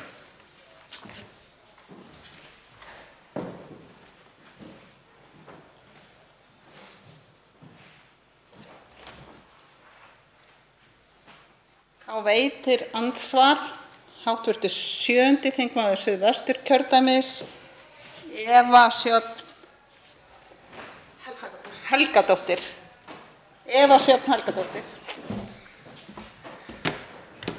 Forseti, já, ég sem varaþingmaður og ný á þingi, mér langar bara svona aðeins að spyrja smá praktíska spurninga í kringum þetta. Mér finnst þetta bara mjög gott frumvarp og allt það, en ég velti því fyrir mér. Hér mikið talað börn og í þágu barna og ég stóð bara í þeirri trú að barnamálin væru flest hjá barnamálaráðherra. Þess vegna velti ég fyrir mér hvers vegna þessar greinar snemmtæka þjónustu og barna- og fjölskyldustofu og annað á borði hv. félags- og vinnumarkaðsráðherra. Þá svarar andsvari hæstv. félags- og vinnumarkaðsráðherra Guðmundur Ingi Guðbrandsson. Hæstv. forseti, ég þakka hv. þingmanni kærlega fyrir samtalið hér í dag. Þannig að við samþættingar laganna í þágu farsældar barna á síðasta löggjafarþingi að það voru, má kannski segja, svona ákveðin rammalöggjöf sem að síðan þarf að samhæfa við ýmsa aðra löggjöf, meðal annars á sviði félags- og vinnumarkaðsráðuneytis, á sviði menntamálaráðuneytis og ég tel líka að ég fari rétt með á sviði dómsmálaráðuneytis. Þetta í rauninni þess vegna eðlilegt framhald af því að klára þá lagalegu innleiðingu sem að þarf að eiga sér stað, enda eru málefni barna, þau liggja víðar í kerfinu heldur en einvörðungu hjá mennta- og barnamálaráðherra. Til dæmis má benda á þessa 4 lagabálka sem ég nefndi hér sérstaklega í framsöguræðu minni áðan. Þá veitir andsvar öðru sinni hv. þingmaður, hv. 7. þingmaður Suðvesturkjördæmis, Eva Sjöfn Helgadóttir. Forseti, ég vil þakka hæstv. félags- og vinnumarkaðsráðherra fyrir svar sitt. Já, ég velti því bara fyrir mér vegna þess að það hefur verið svona smá ruglingur hvar hlutirnir eiga að vera og hvaða málefni eru hvar og þess vegna ég sem barnaverndarstarfsmaður, þegar ég ekki varaþingmaður hér á þingi, þá velti ég fyrir mér með því að þetta blandist svona skýrt inn í mismunandi flokka sem það vissu gerir, en það getur þá líka haft þá afleiðingar að minni ábyrgð sé tekin af einu ráðuneyti. Að það sé ekki skýrt fyrir ráðuneytin hver fer með svona mesta ábyrgð hverju sinni. Og þess vegna langar mig bara að spyrja hæstv. félags- og vinnumarkaðsráðherra hvort að hann haldi að þetta gæti haft þau áhrif að það verði þá minni ábyrgð á hverju ráðuneyti fyrir sig þar sem þetta það dreift. Þá svarar andsvari öðru sinni hæstv. félags- og vinnumarkaðsráðherra Guðmundur Ingi Guðbrandsson. Hæstv. forseti, mig langar kannski fyrst að byrja á því að koma inn á það sem hv. þingmaður nefndi hér með breytingar sem urðu á Stjórnarráðinu þegar þessi ríkisstjórn tók við og færðir voru málaflokkar á milli ráðuneyta, þar með talið málefni barna úr félagsmálaráðuneytinu yfir í mennta- og barnamálaráðuneytið. Fyrir þá breytingu var að sjálfsögðu málefni barna líka sinnt í mennta- og barnamálaráðuneytinu. Eftir breytinguna ákveðnum þáttum sinnt í félags- og vinnumarkaðsráðuneytinu sem að snerta börn. Meðal annars það allvíðtæk löggjöf sem að ég nefndi hérna áðan, þar að segja meðal annars lög félagsþjónustu sveitarfélaga, þjónustu við fatlað fólk með langvarandi stuðningsþarfir, lög um þjónustu- og þekkingarmiðstöð fyrir blinda, sjónskerta og einstaklinga með samþætta sjón- og heyrnarskerðingu, lög um réttindagæslu fyrir fatlað fólk. Þannig að ég hef í sjálfu sér ekki áhyggjur af því sem hv. þingmaður spyr mig enda passað upp á það er samhæfing innan stýrihóps Stjórnarráðsins. Það höfum við í mörgum málum sem ganga svona þvert á ráðuneyti og þar eru inni félagsmálaráðuneytið, menntamálaráðuneytið, dómsmálaráðuneytið, heilbrigðisráðuneytið og forsætisráðuneytið sem í þeim stýrihópi og honum þá ætlað einmitt að passa upp á að það gerist ekki sem hv. þingmaður hefur áhyggjur af. Auðvitað get ég tekið undir það að maður hefur stundum áhyggjur af málaflokkum þegar þeir fara þvert yfir, en það eðli sumra málaflokka að gera það og það ekki endilega verra, það þarf bara að passa vel upp á samhæfinguna. Og við getum nefnt fjölmörg önnur dæmi það, en allavega séð til þess í þessu að það samhæfing sem á að fara fram og fer fram hjá sérstökum stýrihópi innan Stjórnarráðsins. Fleiri hafa ekki kvætt sér hljóðs og umræðu lokið. Frumvarpið gengur nú til 2. umræðu og velferðarnefndar ef enginn hreyfir andmælum. Það samþykkt. Tekið fyrir 6. dagskrármálið, sorgarleyfi, stjórnarfrumvarp sem 593. mál á þingskjali 835, 1. umræða. Til máls tekur hæstv. félags- og vinnumarkaðsráðherra Guðmundur Ingi Guðbrandsson.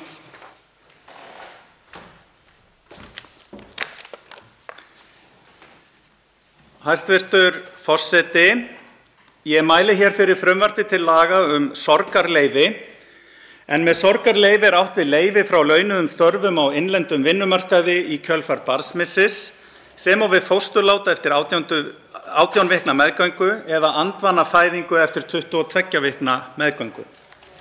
Samkvæmt tölum Hagstofu Íslands látast árlega 20 börn undir 18 ára aldri hérlendis og má því gera ráð fyrir að 45 einstaklingar að meðaltali að teknu tilliti til fósturforeldra, stjúpforeldra og annarra sem gegnt hafa foreldraskyldum gagnvart viðkomandi börnum verði fyrir barnsmissi á ári hverju án þess að vera með trygga framfærslu vegna fjarveru frá vinnumarkaði af þeim sökum. Lögfestingu sorgarleyfis hér á landi meðal annars ætlað að tryggja foreldrum á innlendum vinnumarkaði svigrúm til sorgarúrvinnslu í kjölfar barnsmissis og eftir atvikum svigrúm til að styðja eftirlifandi systkin við að takast á við breyttar aðstæður. Meginmarkmið frumvarpsins að tryggja foreldrum á innlendum vinnumarkaði leyfi frá störfum og greiðslur til að koma til móts við tekjutap í tengslum við fjarveru frá vinnumarkaði í kjölfar barnsmissis. Við höfum langt árabil í lögum fæðingar- og foreldraorlof tryggt foreldrum sjálfstæðan rétt til fæðingarorlofs í allt að 3 mánuði hvoru sig í kjölfar andvanafæðingar eftir 22 vikna meðgöngu og í 2 mánuði hvoru sig í kjölfar fósturláts eftir 18 vikna meðgöngu. Þess má geta að í lögum greiðslur til foreldra langveikra eða alvarlegra fatlaðra barna nr. 22/2006 kveðið á að andist langveikt eða alvarlega fatlað barn séu áframhaldandi tekjutengdar greiðslur sem foreldri hefði ella átt rétt á heimilar í allt að 1 mánuð frá andláti barns enda séu tiltekin skilyrði uppfyllt. Ég tel ríka áherslu til að jafna aðstöðu foreldra á innlendum vinnumarkaði hvað varðar leyfi frá störfum, hvort sem að ræða fósturlát, andvanafæðingu eða barnsmissi, enda ljóst að andlát barns undir 18 ára aldri ekki síður áfall fyrir foreldra en þegar foreldrar verða fyrir því að barn þeirra fæðist andvana eða þegar fósturlát að ræða. Verði frumvarp þetta að lögum gert ráð fyrir að ákvæði greiðslur vegna andvanafæðinga og fósturláts falli brott úr lögum fæðingar- og foreldraorlof og ákvæði greiðslur til foreldra langveikra eða alvarlegra fatlaðra barna og þannig verði kveðið á rétt foreldra við framangreindar aðstæður í heildstæðri löggjöf. Virðulegi forseti. Meginefni frumvarpsins að tryggja foreldrum á innlendum vinnumarkaði sem verða fyrir barnsmissi sorgarleyfi í allt að 6 mánuði sem og greiðslur til að koma til móts við tekjutap á umræddu tímabili í tengslum við fjarveru frá vinnumarkaði. Meginefni frumvarpsins jafnframt að tryggja foreldrum utan vinnumarkaðar eða í minna en 25% starfshlutfalli, þar á meðal námsmönnum, sorgarstyrk verði þeir fyrir barnsmissi. Þá er gert ráð fyrir að réttur foreldra til leyfis frá störfum í 3 mánuði í kjölfar andvanafæðingar eftir 22 vikna meðgöngu og í 2 mánuði vegna fósturláns eftir 18 vikna meðgöngu, samkvæmt lögum fæðingar og foreldraorlof, verði áfram tryggður í fyrirhuguðum lögum sorgarleyfi sem og greiðslur til að koma til móts við tekjutap á umræddu tímabili. Enn fremur er gert ráð fyrir að greiðslur í sorgarleyfi vegna barnsmissis, andvanafæðingar eftir 22 vikna meðgöngu eða fósturláts eftir 18 vikna meðgöngu miðist við 80% af meðaltali heildarlauna eða reiknaðs endurgjalds á tilteknu viðmiðunartímabili og að hámarksgreiðslur verði 600.000 krónur á mánuði, en það er sama hámarksfjárhæð og er innan fæðingarorlofskerfisins. Þannig muni sorgarleyfið fela í sér mánaðarlega greiðslur yfir ákveðið tímabil til foreldra sem verða fyrir barnsmissi, andvanafæðingu eða fósturláti. Einnig er gert ráð fyrir að foreldrum verði heimilt að nýta rétt sinn til sorgarleyfis að hluta eftir atvikum samhliða minnkuðu starfshlutfalli og þá jafnvel yfir lengra tímabil. Ég tel þennan sveigjanleika afar mikilvægan, enda má ætla að það geti verið jákvætt fyrir einstaklinga sem verða fyrir fyrrnefndum missi að halda tengingu við vinnustað eins og þeir treysta sér til hverju sinni á meðan þeir vinna úr missinu. Ég vil sérstaklega vekja athygli á því að í samræmi við markmið frumvarpsins er skýringin á hugtakinu foreldri rýmri í frumvarpinu en þær skýringar sem almennt eiga við hugtakið, svo sem í gildandi löggjöf hér á landi, og geta því fleiri en 2 einstaklingar átt rétt á sorgarleyfi vegna andláts barns en er að ræða sjálfstæðan rétt hvers og eins. Er þannig gert ráð fyrir að undir hugtakið foreldri falli ásamt kyn- og kjörforeldrum og eða forsjáraðilum barns samkvæmt ákvæðum barnalaga, aðrir sem gegnt hafa foreldraskyldum gagnvart barni í lengri tíma en síðustu 12 mánuði fyrir barnsmissi. Stjúp- eða fósturforeldri getur því í kjölfar barnsmissis átt rétt á greiðslum í sorgarleyfi hafi það verið í skráðri sambúð eða gift foreldri og eða forsjáraðila viðkomandi barns eða verið með barnið í fóstri í lengri tíma en 12 mánuði fyrir barnsmissin. Þannig er sorg fjölskyldunar í heild viðurkennd óháð fjölskyldugerð, en með því er efni frumvarpsins ætlað að koma til móts við fjölbreytt fjölskyldumynstur í íslensku samfélagi. Í því sambandi má einnig nefna í frumvarpinu réttur foreldris til greiðslna í sorgarleyfi og til sorgarstyrks tryggður óháð kynferði, enda hugtakið foreldri ekki kyngreint í frumvarpinu. Gert er ráð fyrir að Vinnumálastofnun annist framkvæmdina, enda lagt til að verði að ræða áunnin réttindi á vinnumarkaði, auk þess sem gert er ráð fyrir að framkvæmdin verði eðlislík framkvæmd laga fæðingar- og foreldraorlof sem fellur undir málefnasvið stofnunarinnar. Ætla má að frumvarpið sé til þess fallið að tryggja sem jafnasta stöðu kynjanna á vinnumarkaði, enda er lagt til að foreldrar eigi jafnan rétt til sorgarleyfis í kjölfar barnsmissis. Þannig er gert ráð fyrir að foreldrar hafi sömu möguleika til að annast sína nánustu og þiggja sjálfir aðstoð og umönnun í kjölfar þess að þeir verða fyrir barnsmissi, andvanafæðingu eða fósturmissi. Frú forseti, það er vel þekkt að áföll í lífinu geta haft áhrif á heilsu fólks til lengri eða skemmri tíma. Með það í huga tel ég að við getum öll verið sammála mikilvægi þess að huga sérstaklega vel að stuðningi við börn og barnafjölskyldur í kjölfar þess að barn innan fjölskyldu andast. Með því að tryggja foreldrum á innlendum vinnumarkaði svigrúm til sorgarúrvinnslu í kjölfar barnsmissis, samhliða greiðslum í sorgarleyfi, leyfi ég mér að fullyrða að í það minnsta í sumum tilfellum megi koma í veg fyrir mögulegan og eða varanlegan heilsubrest sem geti meðal annars dregið úr virkni á vinnumarkaði til lengri tíma litið. Ég hef þannig mikla trú á því að með því að tryggja foreldrum á innlendum vinnumarkaði svigrúm til sorgarúrvinnslu í kjölfar barnsmissis megi auka líkur á að viðkomandi eigi farsæla endurkoma á vinnumarkað og taki virkan þátt í samfélaginu að nýju eftir slíkan missi, svo ekki sé talað þann ávinning sem hlýst af því að veita foreldrum svigrúm til að styðja við eftirlifandi systkin. Í ljósi efnis þessa frumvarps geri ég ekki ráð fyrir mikilli andstæðu við frumvarpið hér í þinginu og hvet okkur sem hér störfum til að taka höndum saman og tryggja afgreiðslu þessa mikilvæga frumvarps nú á vorþingi ef þess er nokkur kostur. Með því myndi Ísland skipa sér í hóp forysturíkja hvað þetta varðar, en í nágrannaríkjum okkar er almennt ekki að finna sambærilegan rétt foreldra og frumvarpið gerir ráð fyrir. Þó var lögfest 2 vikna sorgarleyfi í Bretlandi árið 2020 og 6 mánaða sorgarleyfi í Danmörku árið 2021. Að lokum legg ég til að frumvarpinu verði vísað til hv. velferðarnefndar að lokinni þessari umræðu. Þá veitir andsvar hv. 8. þingmaður Reykjavíkurkjördæmis norður, Þorbjörg Sigríður Gunnlaugsdóttir. Frú forseti, ég vil þakka hæstv. félagsmálaráðherra einlæglega fyrir að leggja fram þetta góða mál. Og ég tek undir lokaorð ráðherrans það að ég á ekki von á öðru en að þetta mál njóti víðtæks stuðnings hér á Alþingi eins og að ég held líka í samfélaginu öllu. Því auðvitað það alveg rétt sem að ráðherrann segir að það skiptir óskaplega miklu að stutt sé við börn og barnafjölskyldur í þeim aðstæðum sem frumvarpið fjallar Það er að segja þegar að foreldrar missa barn ýmist í fæðingu, á síðari stigum meðgöngu eða síðar meir. Ég vildi hins vegar beina því til hæstv. ráðherra að í ljósi þessarar hugmyndafræði, fallegu hugmyndafræði vil ég leyfa mér að segja, sem þarna býr að baki, beina því til hans hvort ekki sé ráð og hvort ekki sé lag að horfa jafnframt til þeirra barna sem missa foreldra og þess fólks sem missir maka á þeim kafla lífsins að enn eru ung börn á heimilunum. Ég held að við þekkjum öll þessar sögur og hvort að ráðherra sjái fyrir sér að útvíkka frumvarpið þannig að það geti líka tekið til þeirra fjölskyldna. Þá svarar andsvari hæstv. félags- og vinnumarkaðsráðherra Guðmundur Ingi Guðbrandsson.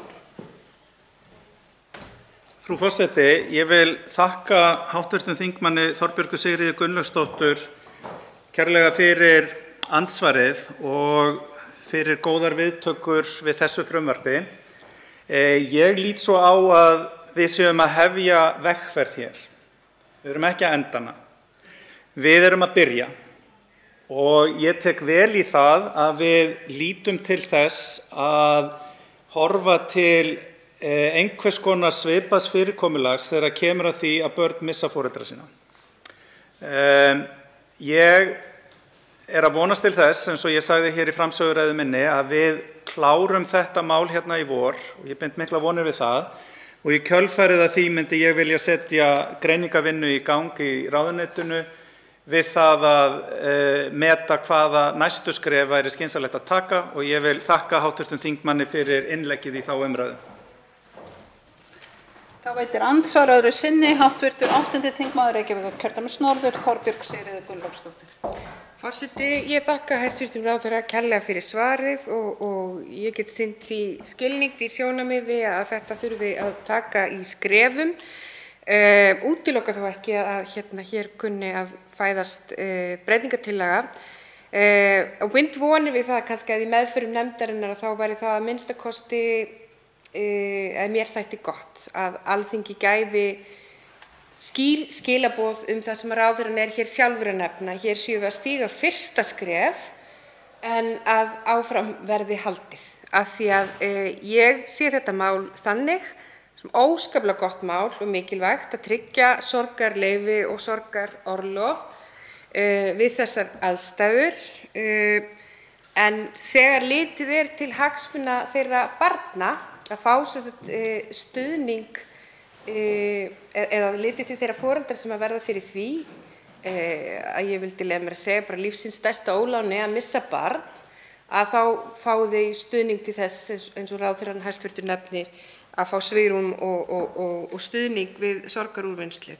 En það ekki síður mikilvægt fyrir þær fjölskyldur þar sem ung börn á heimilinu sem börn undir 18 ára aldri, foreldri fellur frá og skyndilega stendur foreldrið eitt að geta þá notið sama stuðnings og sama svigrúms.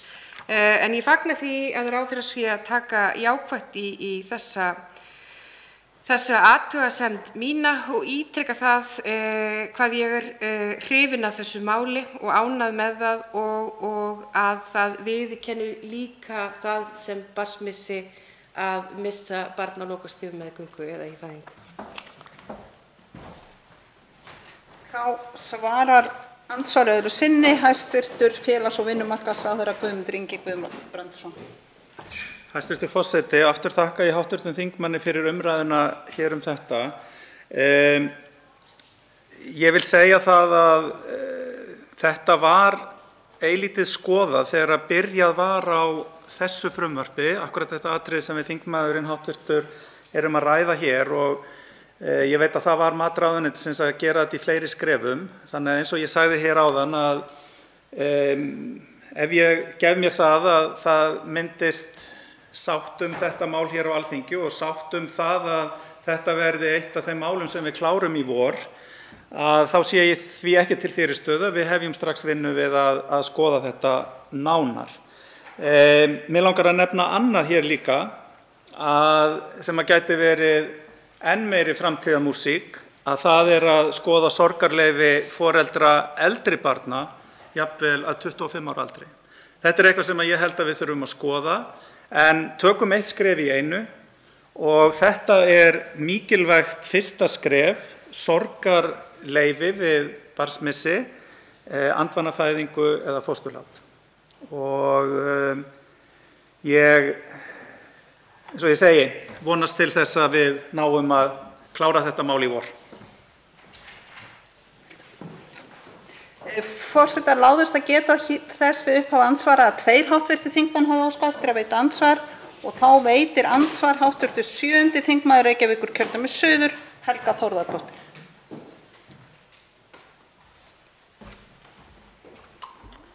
Frú forseti, ég nú kannski ekki kalla þetta andsvar.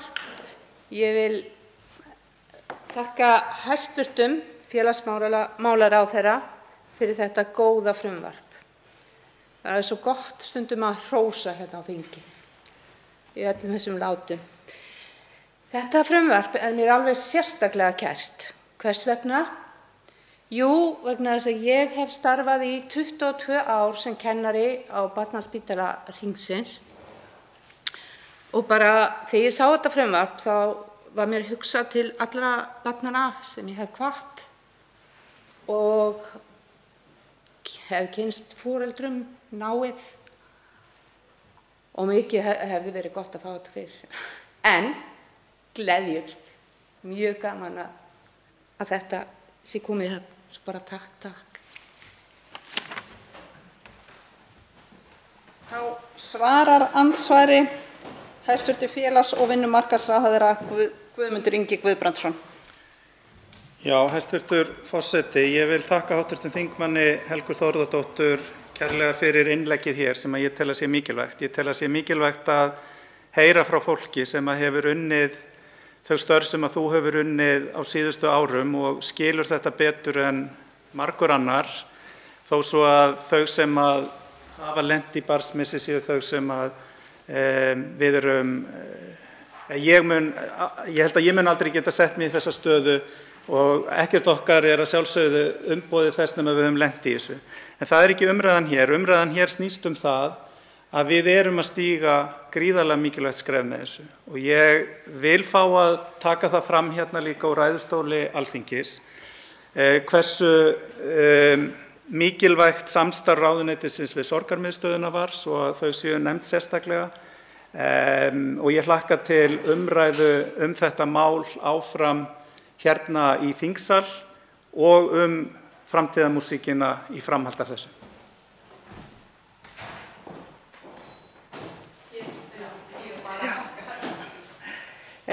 Forseti vill minna hæstv. ráðherra og þingmenn á að tala til forseta, ekki til einstakra þingmanna.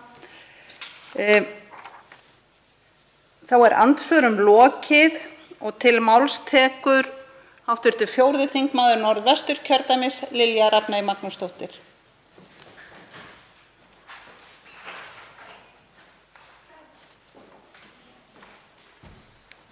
Já, virðulegur forseti, Ég kem hér upp til þess að þakka fyrir þetta góða mál eins og aðrir hv. þingmenn hér hafa gert. Ég tel þetta vera mál sem við öll hér getum sameinast virkilega og orðið tímabært og það orðið svona breytt viðhorf gagnvart svona málum í samfélaginu og gott að við Íslendingar getum verið þar svona í forystu að breyta löggjöf okkar í þessa átt að mæta því fólki sem verður fyrir missi barna sinna, andvanafæðingu eða fósturláti og ég tel þetta vera mikla réttarbót handa foreldrum sem hafa misst barn og það sé rétt að opinberir aðilar veiti allan stuðning sem hægt að gera þó aldrei sé hægt að bæta þann missi sem þarna verður.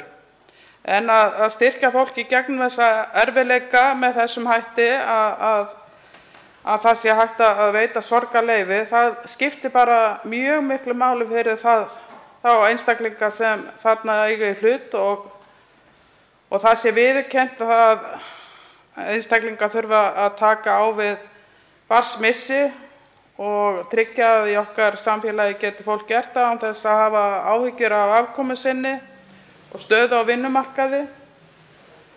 Og það auðvitað bara stór mál að fara að sinna aftur vinnu eftir slíkt áfall eða taka sér launalaust frí og með áhyggjur af afkomu sinni meðfram áhyggjum af því sem og sorginni miklu sem fylgir slíku missi.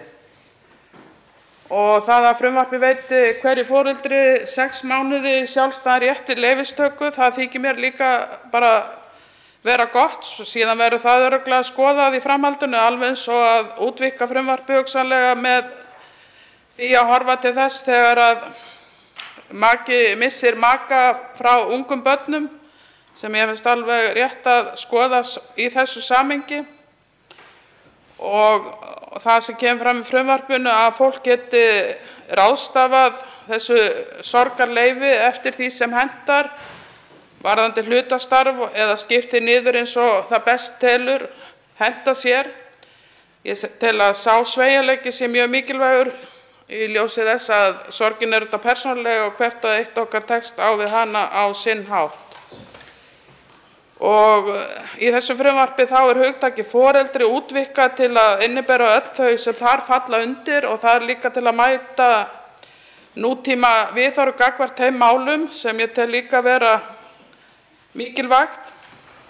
En ég vil bara virðulegi forseti lýsa sérstakri ánægju með þessa löggjöf og hún sé í takt við breytta tíma, opnara samfélag og samfélag sem við viljum byggja undir og styrkja með öllum ráðum sem snýr að því að taka utan þá einstaklinga sem glíma við barnsmissi og sorg. Og með aukinni umræðu þessi mál þá tel ég að það sé að auka skilningur og umburðarlyndi gagnvart fólki að það ekki hægt að eins og var kannski áður fyrr að þú áttir að takast á við sorgina með því að harka hlutina af þér, en það ekki í dag. Fólk á að fá að hafa tíma til þess að vinna með sína tilfinningar í kjölfarið svo að það geti reynt að byggja sig upp á nýju og takast á við þann veruleika sem blasir við. Svo ég tel að þarna séum við með mál sem ég treysti og trúi að verði samþykkt hér á Alþingi í vor.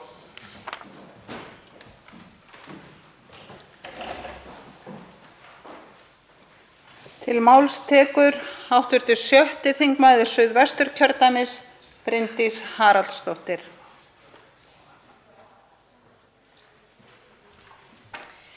Virðulegur forseti, ég ætla að taka undir eins og aðrir þingmenn undir mikilvægi þessa máls sem var einmitt skrifað hérna inn í stjórnarsáttmálann og ég veit að þetta mál hefur svo sem komið til umræðu hér áður og verið þingmannamál. Ég held að sé ofboðslega mikilvægt að við séum núna með þetta hér í þessum farvegi og vil þakka hæstv. Ráðherra sérstaklega fyrir það. Það örugglega mesta hörmung sem nokkur getur upplifað að missa barn og það að þurfa að standa í því að halda áfram lífinu, halda áfram að reka sína fjölskyldu, sinna sínu daglega starfi með slíkt á bakinu auðvitað eitthvað sem á aldrei að leggja á nokkurn mann, en því miður þá það samt svo að fólk lendir í þessu og þarf að ganga í gegnum það. Og ef að hið opinbera og ríkið, samfélagið okkar allt, getur gert fólki gert það eitthvað léttara, eitthvað léttvægara, þá auðvitað ofboðslega mikilvægt að við gerum það. Ég átta mig á því að þetta auðvitað svona svolítið víðtækt. Við erum annars vegar að tala um andvana fæðingu eða fósturlát og hins vegar auðvitað þegar börnin hafa náð aldri og þannig að þetta auðvitað, já, eins og ég segi, í alls konar aðstæður sem upp geta komið. Og ég held að við séum alltaf átt okkur betur og betur á því hvað andleg líðan skiptir miklu máli. Og það að við ætlum hér að gefa fólki tækifæri á að fara í sorgarleyfi líka, ef það má vera svo harðneskjulegur að segja, það líka ákveðin sparnaður fyrir samfélagið. Því að ef að fólk þarf að takast á við slíka sorg og halda áfram að öllu því sem hið daglega líf býður upp á, þá það nú bara mjög oft þannig að fólk brennur út og fólk endar mjög oft í því bara hreinlega að verða öryrkjar, því að það bara búið að setja of miklar byrðar, fólk bara of þjakað.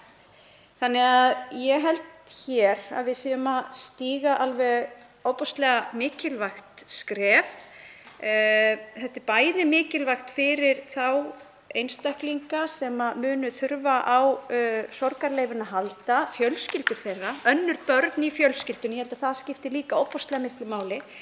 Og það kannski eitthvað sem mér finnst ýmis grasrótarsamtök hafa staðið sig svo vel í að takast á við það hvernig hægt að styðja fjölskyldurnar og systkini þegar börn falla frá.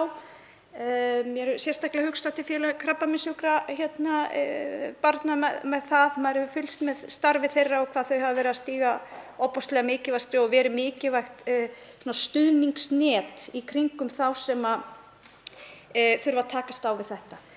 Og það kannski svo margt sem við gætum gert betur í samfélaginu þegar kemur að því að fólk sé að takast á við slík áföll.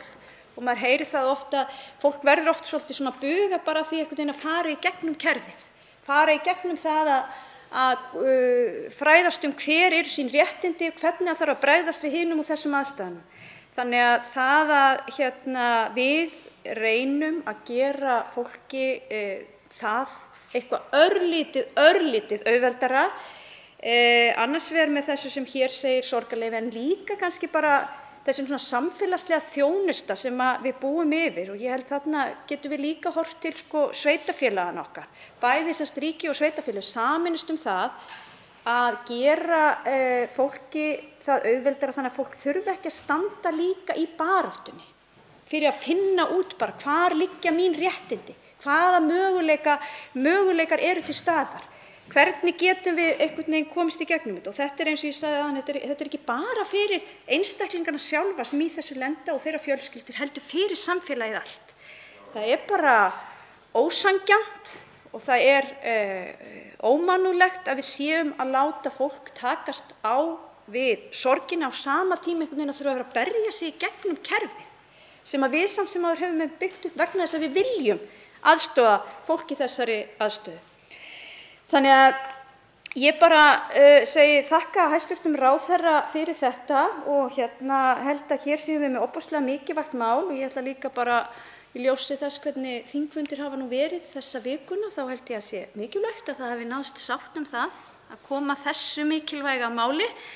Það jú búið að ræða mikilvæg mál en það líka búið að eyða fullt af tíma hér í þinginu í að vera með alls konar yfirlýsingar og eitthvað sem kannski ekkert ofboðslega mikilvægt fyrir fólkið þarna úti, en hér erum við svo sannarlega með mál sem skiptir samfélagið máli og ofboðslega mikilvægt. Þannig að ég held að sé bara gleðilegt að við náum þó að klára þetta núna hér og vænti þess þá að það fari í umsagnarferli sem ætti það að þýða það að nefndin hefði rúman tíma þegar við komum hér saman aftur að sveitarstjórnarkosningum loknum til þess að fara yfir þær umsagnir sem munu berast þetta mál og ég segi bara að ég hlakka mjög til að við getum afgreitt þetta frumvarp hér í vor áður en að þingi lýkur því að hér erum við svo sannarlega með mikilvægt mál á dagskrá. Til máls tekur hv. 5. þingmaður Reykjavíkurkjördæmis suður, Hildur Sverrisdóttir.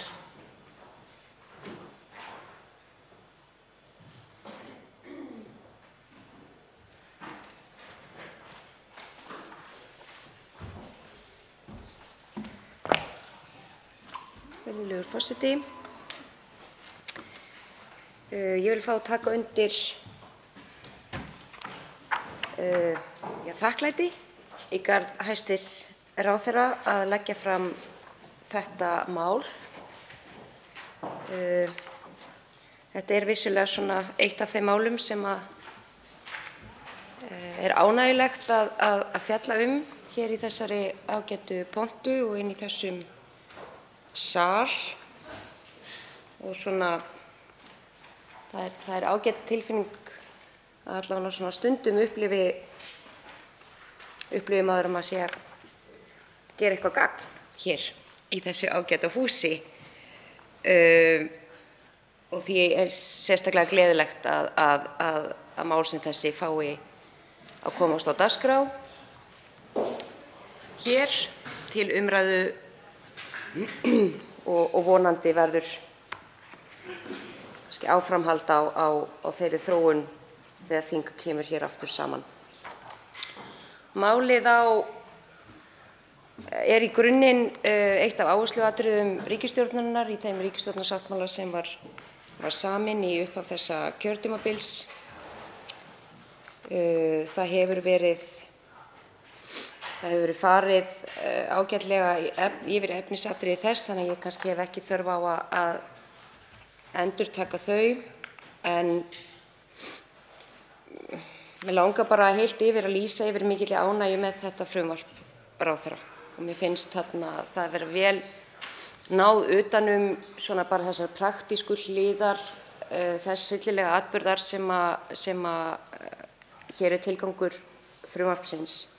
Og auðvitað er það svo að það er ekkert sem kemur í veg fyrir að bætir fyrir á einhvern hátt þann harmleik sem fólk gengur í gegnum við þessar aðstæður.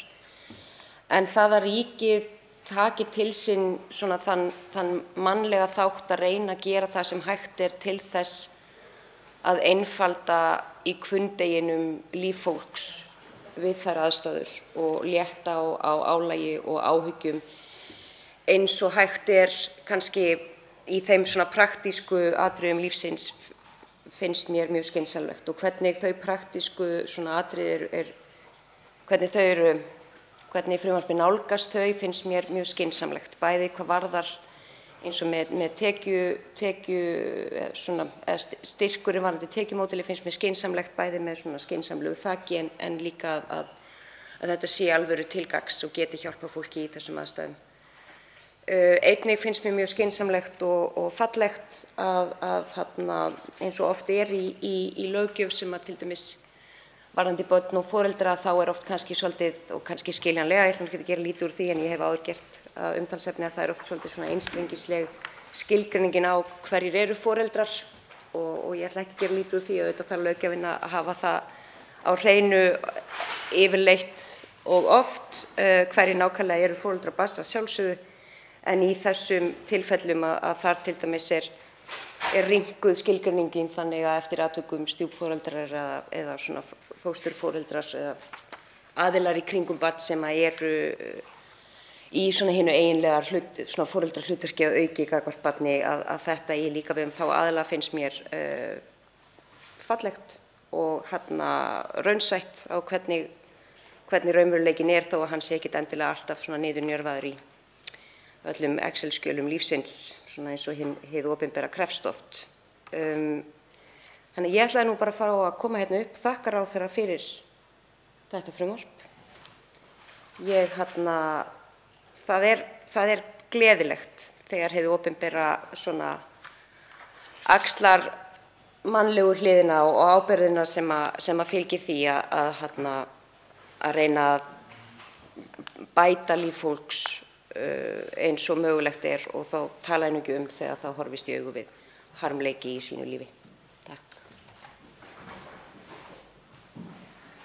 Til máls tekur hv. 1. þingmaður Suðurkjördæmis, Guðrún Hafsteinsdóttir.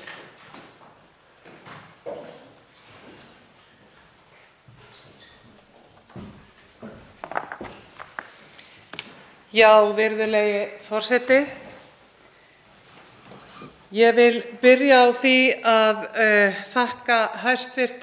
ráðherra Guðmundi Inga Guðbrandssyni innilega fyrir það frumvarp sem hann hefur hér lagt fram fyrir hönd ríkisstjórnarinnar. Þetta svo löngu tímabært og ég tel að við öll eigum ástvini eða vini sem hafa staðið í þeim sporum að þurfa að kveðja líf sem við vorum búin að sjá að myndi eiga hér glæsta framtíð hér með okkur öllum. Þetta frumvarp tryggir foreldrum sorgarleyfi sem missa barn eins og hér hefur komið fram. Það alþekkt að foreldrar sem standa frammi fyrir einni mestu sorg sem hægt að lenda í, að allt líf fer úr skorðum og það getur tekið langan tíma, ár, að finna aftur taktinn í tilverunni, og vitaskuld það svo að ekkert kemur í veg fyrir þann missi sem við erum hér að fást við. En það gott til þess að vita að samfélagið í heild tilbúið til að grípa utan það fólk eins vel og hægt er. Hér hefur komið fram í máli ráðherra að önnur ríki hafa stigið það skref að setja inn í sína löggjöf sorgarleyfi, og það þótti tíðindum sæta þegar það var gert í Bretlandi árið 2020 og svo í Danmörku 2021.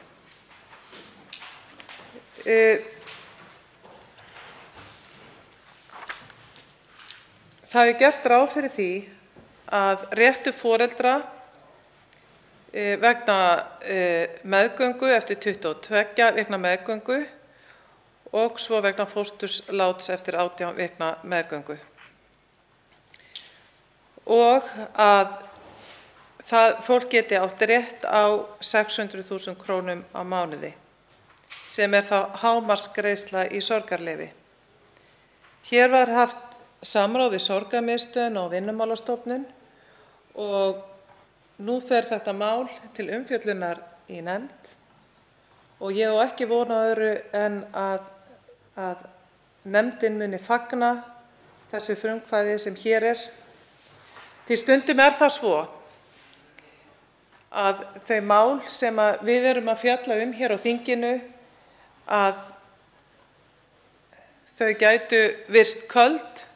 Við höfum verið hér í langan tíma að ræða nokkuð kaldan veruleika á fjármálamarkaði, en svo koma stundir eins og þessar þar sem frumvarp snertir streng í hjörtum okkar allra, og þá á maður ekki von á öðru en að það frumvarp muni ganga vel í gegnum þingið. Þannig að ég þakka ráðherra kærlega fyrir og vænti þess að frumvarpinu verði vel tekið hér hjá þingmönnum öllum.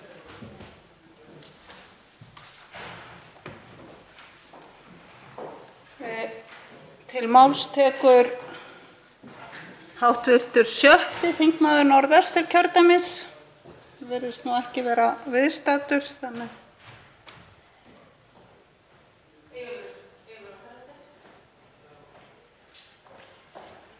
Til máls tekur hv. 6. þingmaður Norðvesturkjördæmis, Eyjólfur Ármannsson. Já, virðulegi forseti. Ég tel að þessi mikilvægt frumvarp að ræða, og sjálfsagt að það sé viss sorgarleyfi við andlát barns og ekki síður í skilgreiningunni á barni í lögunum kemur fram að það sé einstaklingur sem yngri en 18 ára. Og þá spurningin hvenær verður barn, að þá samkvæmt lögunum hvenær yngsta tilvik sem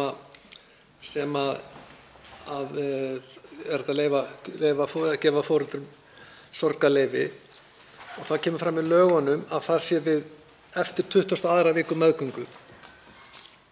Og það svona sirka þegar barn getur lifað óháð barn getur lifað óháð þess að vera í móðurkviði.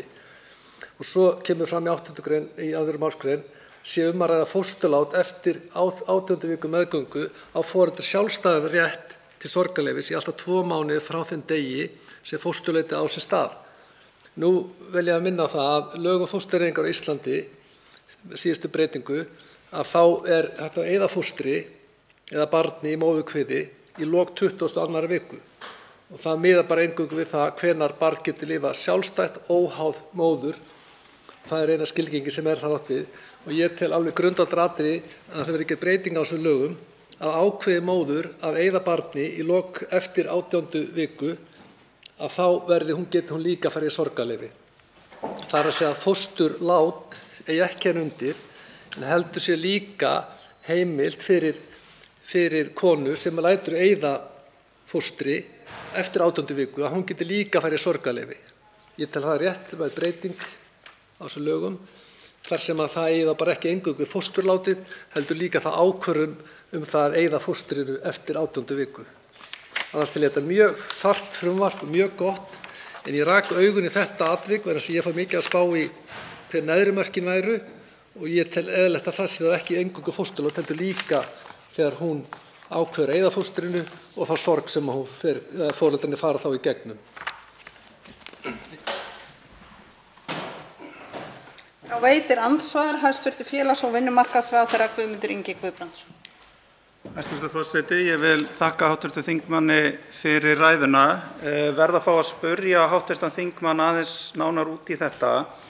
Mig langar að nefna það fyrst að þetta með 22 vikna viðmiðið einfaldlega Evrópuviðmið, ef ég man þetta rétt. Þetta það sama og í lögunum fæðingar og fæðingarorlof. Þetta algjörlega óbreytt upp úr þeirri löggjöf inn í þessa vegna þess að þetta talið eiga betur við hérna. Getur hv. þingmaður útskýrt betur fyrir mér hvað það sem að hann að leggja til, því að í mínum huga ekki fóstureyðing alveg það sama og fósturlát, en ég get tekið undir með hv. þingmanni að það fylgja því tilfinningalega erfiðir tímar þegar að kona þarf að fara í fóstureyðingu, rétt eins og þegar fósturlát verður. Mér þætti vænt að ef hv. þingmaður vildi útskýra aðeins betur hvað hann að leggja til. Þá svarar andsvari hv. 6. þingmaður Norðvesturkjördæmis Eyjólfur Ármannsson. Já,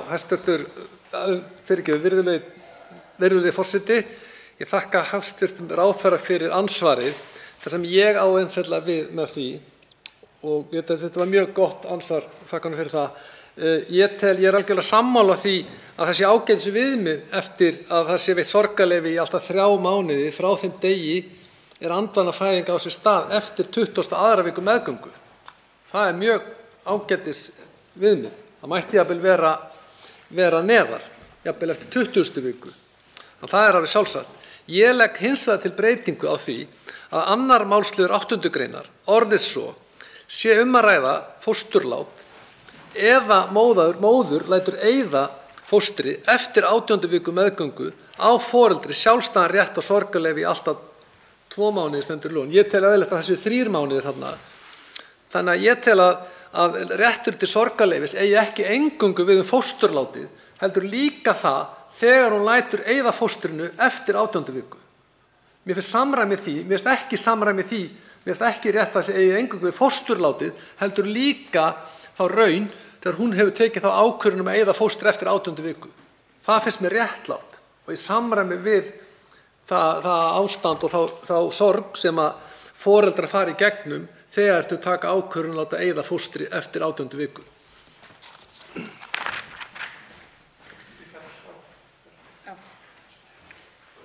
Til máls tekur hv. 7. þingmaður Suðvesturkjördæmis Eva Sjöfn Helgadóttir. Forseti. Já, þetta frumvarp til laga sorgarleyfi er bara hið besta mál og bara frábært að þetta sé á dagskrá og komið inn í þingið. Ég vil kannski bara svona aðeins byrja á að tala 3. greinina. Með leyfi forseta þá er sagt hér foreldri eða forsjáraðili barns samkvæmt ákvæðum barnalaga sem og aðrir sem hafa gegnt foreldraskyldum gagnvart barni, viðkomandi barni, í lengri tíma en síðustu 12 mánuði fyrir barnsmissi. Þannig að þarna er miðað við að hafa verið forsjáraðili barns í 12 mánuði. Ég vil leggja til breytingartillögu á þessu, þar sem það er nú bara svo að það er ekkert alltaf sem að börn hafa verið í 12 mánuði hjá einstaklingum sem fara með forsjá barnsins. Það er til dæmis í fósturkerfinu hjá okkur, þá er það stundum gæti verið frekar kannski miða við 3 mánuði eða 6 mánuði, eða hvernig ætlum við eiginlega að skilgreina hvenær tengslin eru orðin það mikil að ég þurfi að fara í sorgarleyfi ef ég missi barn sem að væri fósturbarn inn á mínu heimili. Þess vegna finnst mér að þurfa að taka tillit til fósturkerfisins og það þurfi svona aðeins að huga betur að því hvenær tengsl hafa verið mynduð. Og þess vegna fyrir mér ætti það að vera 1 mánuður. En mér finnst það þurfa bara að skoða þetta. Og mér finnst það þurfi, og það er bara gott að þetta sé að fara inn í kerfi og fara inn í nefndina, og mér finnst bara mikilvægt að fá umsagnir þá frá barnaverndaryfirvöldum, frá félagi fósturforeldra og taka eins svona mið að fósturkerfinu og líka mið að því að stundum innan fósturkerfisins verður fósturrof og börn geta farið milli fósturheimila og en tengsl er eitthvað sem að er svolítið persónubundið fyrirbæri og er á milli 2 einstaklinga. Þannig að þetta 12 mánuði finnst mér vera of langur tími og mér finnst að það þyrfti að endurskoða þessa grein og endurskoða þessi tímamörk sem talað er þarna og athuga hvort það væri ekki betra að hafa þetta á milli 1 til 3 mánuðir, allavega ekki skemur en 6 mánuðir. Nei, ekki lengri tími, segi ég. Já, þetta er kannski það sem ég vildi segja þessa grein. En svo talað fullt nám og þá er talað 75% til 100% samfellt nám. Og það er nú bara svo að það er mikið af fólki og sérstaklega ef við ræðum konur sem hafa kannski verið að glíma við einhvers konar veikindi á meðgöngu og verða svo fyrir þeim sorglega og hræðilega atburði að missa fóstur að það er ekkert víst að þær hafi náð 75% námsskildunni. Þannig að mér finnst þetta ríma svolítið við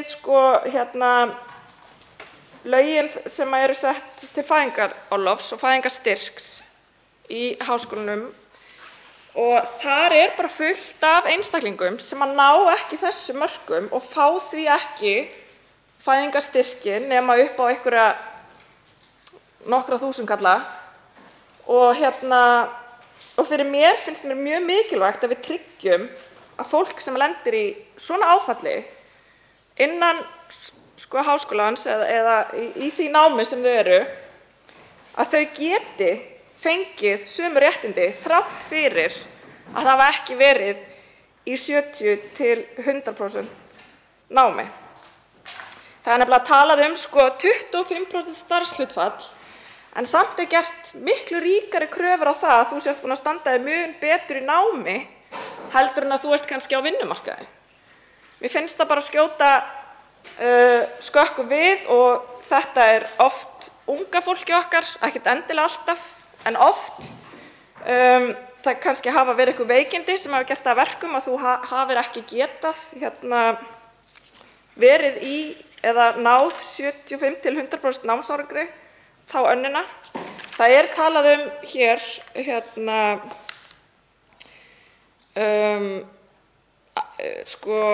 bæði foreldra langveikra barna sem í námi og undanþágur gagnvart því. En það eru svo margar undanþágur að mér finnst eiginlega bara að það sé alveg full ástæða til að skoða hvort það sé ekki nóg að vera í hlutanámi, ekki fullu námi. Svo langar mig aðeins að ræða hér í 18. grein, þar sem að rætt er rétt foreldra og þá er talað með leyfi forseta, sé að ræða fósturlát eftir 18 vikna meðgöngu á foreldri sjálfstæðan rétt til sorgarstyrks í alltaf 2 mánuði frá þeim degi sem fósturlátið á sér stað. Og þá velti ég fyrir mér hvernig var komist að þessari niðurstöðu 18 vikna en ekki til dæmis 13 vikna, og hvort að það sé ekki raunhæft að endurskoða þetta, vegna þess að auðvitað er þetta bara mjög persónubundið. Við skulum ekkert endilega gera ráð fyrir því að allir þurfi eða vilji taka sér sorgarleyfi. Og þannig að það getur verið mjög persónubundið hvort að fjölskylda eða foreldrar eða einstaklingur missir fóstur á 13. viku, hversu mikið áfall það er fyrir einstakling eða foreldra eða fjölskyldur. Eða önnur fjölskylda sem á 18. viku. Það er bara ekkert hægt að setja það í samræmi vegna þess að þetta er svo einstaklingsbundið. Þess vegna finnst mér frekar að það ætti að vera rýmra heldur en þrengra. Vegna þess að það er alls ekkert svo að allir myndu endilega vilja fara í sorgarleyfi. En við skulum bara mér finnst að við þurfum að gefa einstaklingunum sjálfum meira færi á að taka þessar ákvarðanir út frá sér og út frá sinni fjölskyldu og hvernig þau eru að upplifa fósturmissi. Fyrir mér væri þess vegna 10 vikna, 12 vikna. Mér finnst bara að það þurfi að skoða þetta, það þurfi að fá umsagnir frá fólki, frá samtökum þar sem hafi verið einhvers konar sorgarsamtök eða fólk sem hefur misst börn og og skoða þetta mjög til hlítar vegna þess að það er auðvelt að skrifa 18 vikna en þetta er bara svo persónubundið. Þetta er bara svo mismunandi. En annars finnst mér þetta bara mjög spennandi að þetta sé hér og það sé verið að vinna að þessu og ég vona bara að það verði gert gaumgæfilega og það verði fengið sem flesta einstaklinga að borðinu til þess að skoða þessi frumvörp til laga bara til hlítar. Fleiri hafa ekki hvatt sér hljóðs og er umræðu lokið. Frumvarpið gengur nú til 2. umræðu og velferðarnefndar ef enginn hreyfir andmælum. Það er samþykkt. Útbýtti er á fundinum á þingskjali 941, skotvopnainnflutningur skotvopna og framleiðslu, skriflegt svar dómsmálaráðherra. Á þingskjali 950, skipanir stjórnir, starfshópa, nefndir, ráð og þess háttar, skriflegt svar matvælaráðherra. Á þingskjali 954, kynja- og jafnréttissjónarmið í heilbrigðisþjónustu, fyrirspurn, flutningsmaður Diljá Mist Einarsdóttir. Á Á þingskjali 955, skaðaminnkandi aðgerðir, fyrirspurn, flutningsmaður Diljá Mist Einarsdóttir. Á þingskjali 956, sjávarspendýr, fyrirspurn, flutningsmaður Andrés Ingi Jónsson. Á þingskjali 957, tryggingavernd og starfsemi Bjargráðasjóðs, fyrirspurn, flutningsmaður Erna Bjarnadóttir. Á þingskjali 958, ákvörðun ríkisstjórnarinnar að leggja Bankasýslu ríkisins niður, fyrirspurn, flutningsmaður Þorbjörg Sigríður Gunnlaugsdóttir. Á þingskjali 959, greiðsluþátttaka vegna blóðskilunar meðferðar, fyrirspurn, flutningsmaður Lilja Rannveig Sigurgeirsdóttir. Á þingskjali 965, kulnun starfsfólks á Landspítala, fyrirspurn, flutningsmaður Eva Sjöfn Helgadóttir. Á þingskjali 966, útvistun aðgerða vegna of langs biðtíma, fyrirspurn, flutningsmaður Hanna Katrín Friðriksson. Á þingskjali 967, netsala áfengis innanlands, fyrirspurn, flutningsmaður Steinunn Þóra Árnadóttir. Á þingskjali 968, brot gegn áfengislögum, fyrirspurn, flutningsmaður Steinunn Þóra Árnadóttir. Á þingskjali 969, hlutlaus skráning kyns í vegabréfum, fyrirspurn, flutningsmaður Andrés Ingi Jónsson. Á þingskjali 970, einkarekin heilsugæsla á Suðurnesjum, þingsályktunartillaga, flutningsmaður Guðrún Hafsteinsdóttir og fleiri. Á þingskjali 971, einkarekin heilsugæslustöð á Akureyri, þingsályktunartillaga, flutningsmaður Berglind Ósk Guðmundsdóttir og fleiri. Þá komið að því, háttvirtir alþingismenn, að við gerum hlé á fundi þingsins vegna komandi sveitarstjórnarkosninga. Það góð og sjálfsögð venja að Alþingi yfirgefi sviðið og láti sviðið eftir sveitarstjórnarmönnum og frambjóðendum til sveitarstjórna, sveitarstjórnarstiginu, til sinnar mikilvægu lýðræðisbaráttu sem nú fer í hönd. Vonandi hittust við hér öll aftur heil og hress að afloknum sveitarstjórnarkosningum miðjan maí. Fleira liggur ekki fyrir á þessum fundi. Boðað verður til næsta fundar með dagskrá. Fundi slitið.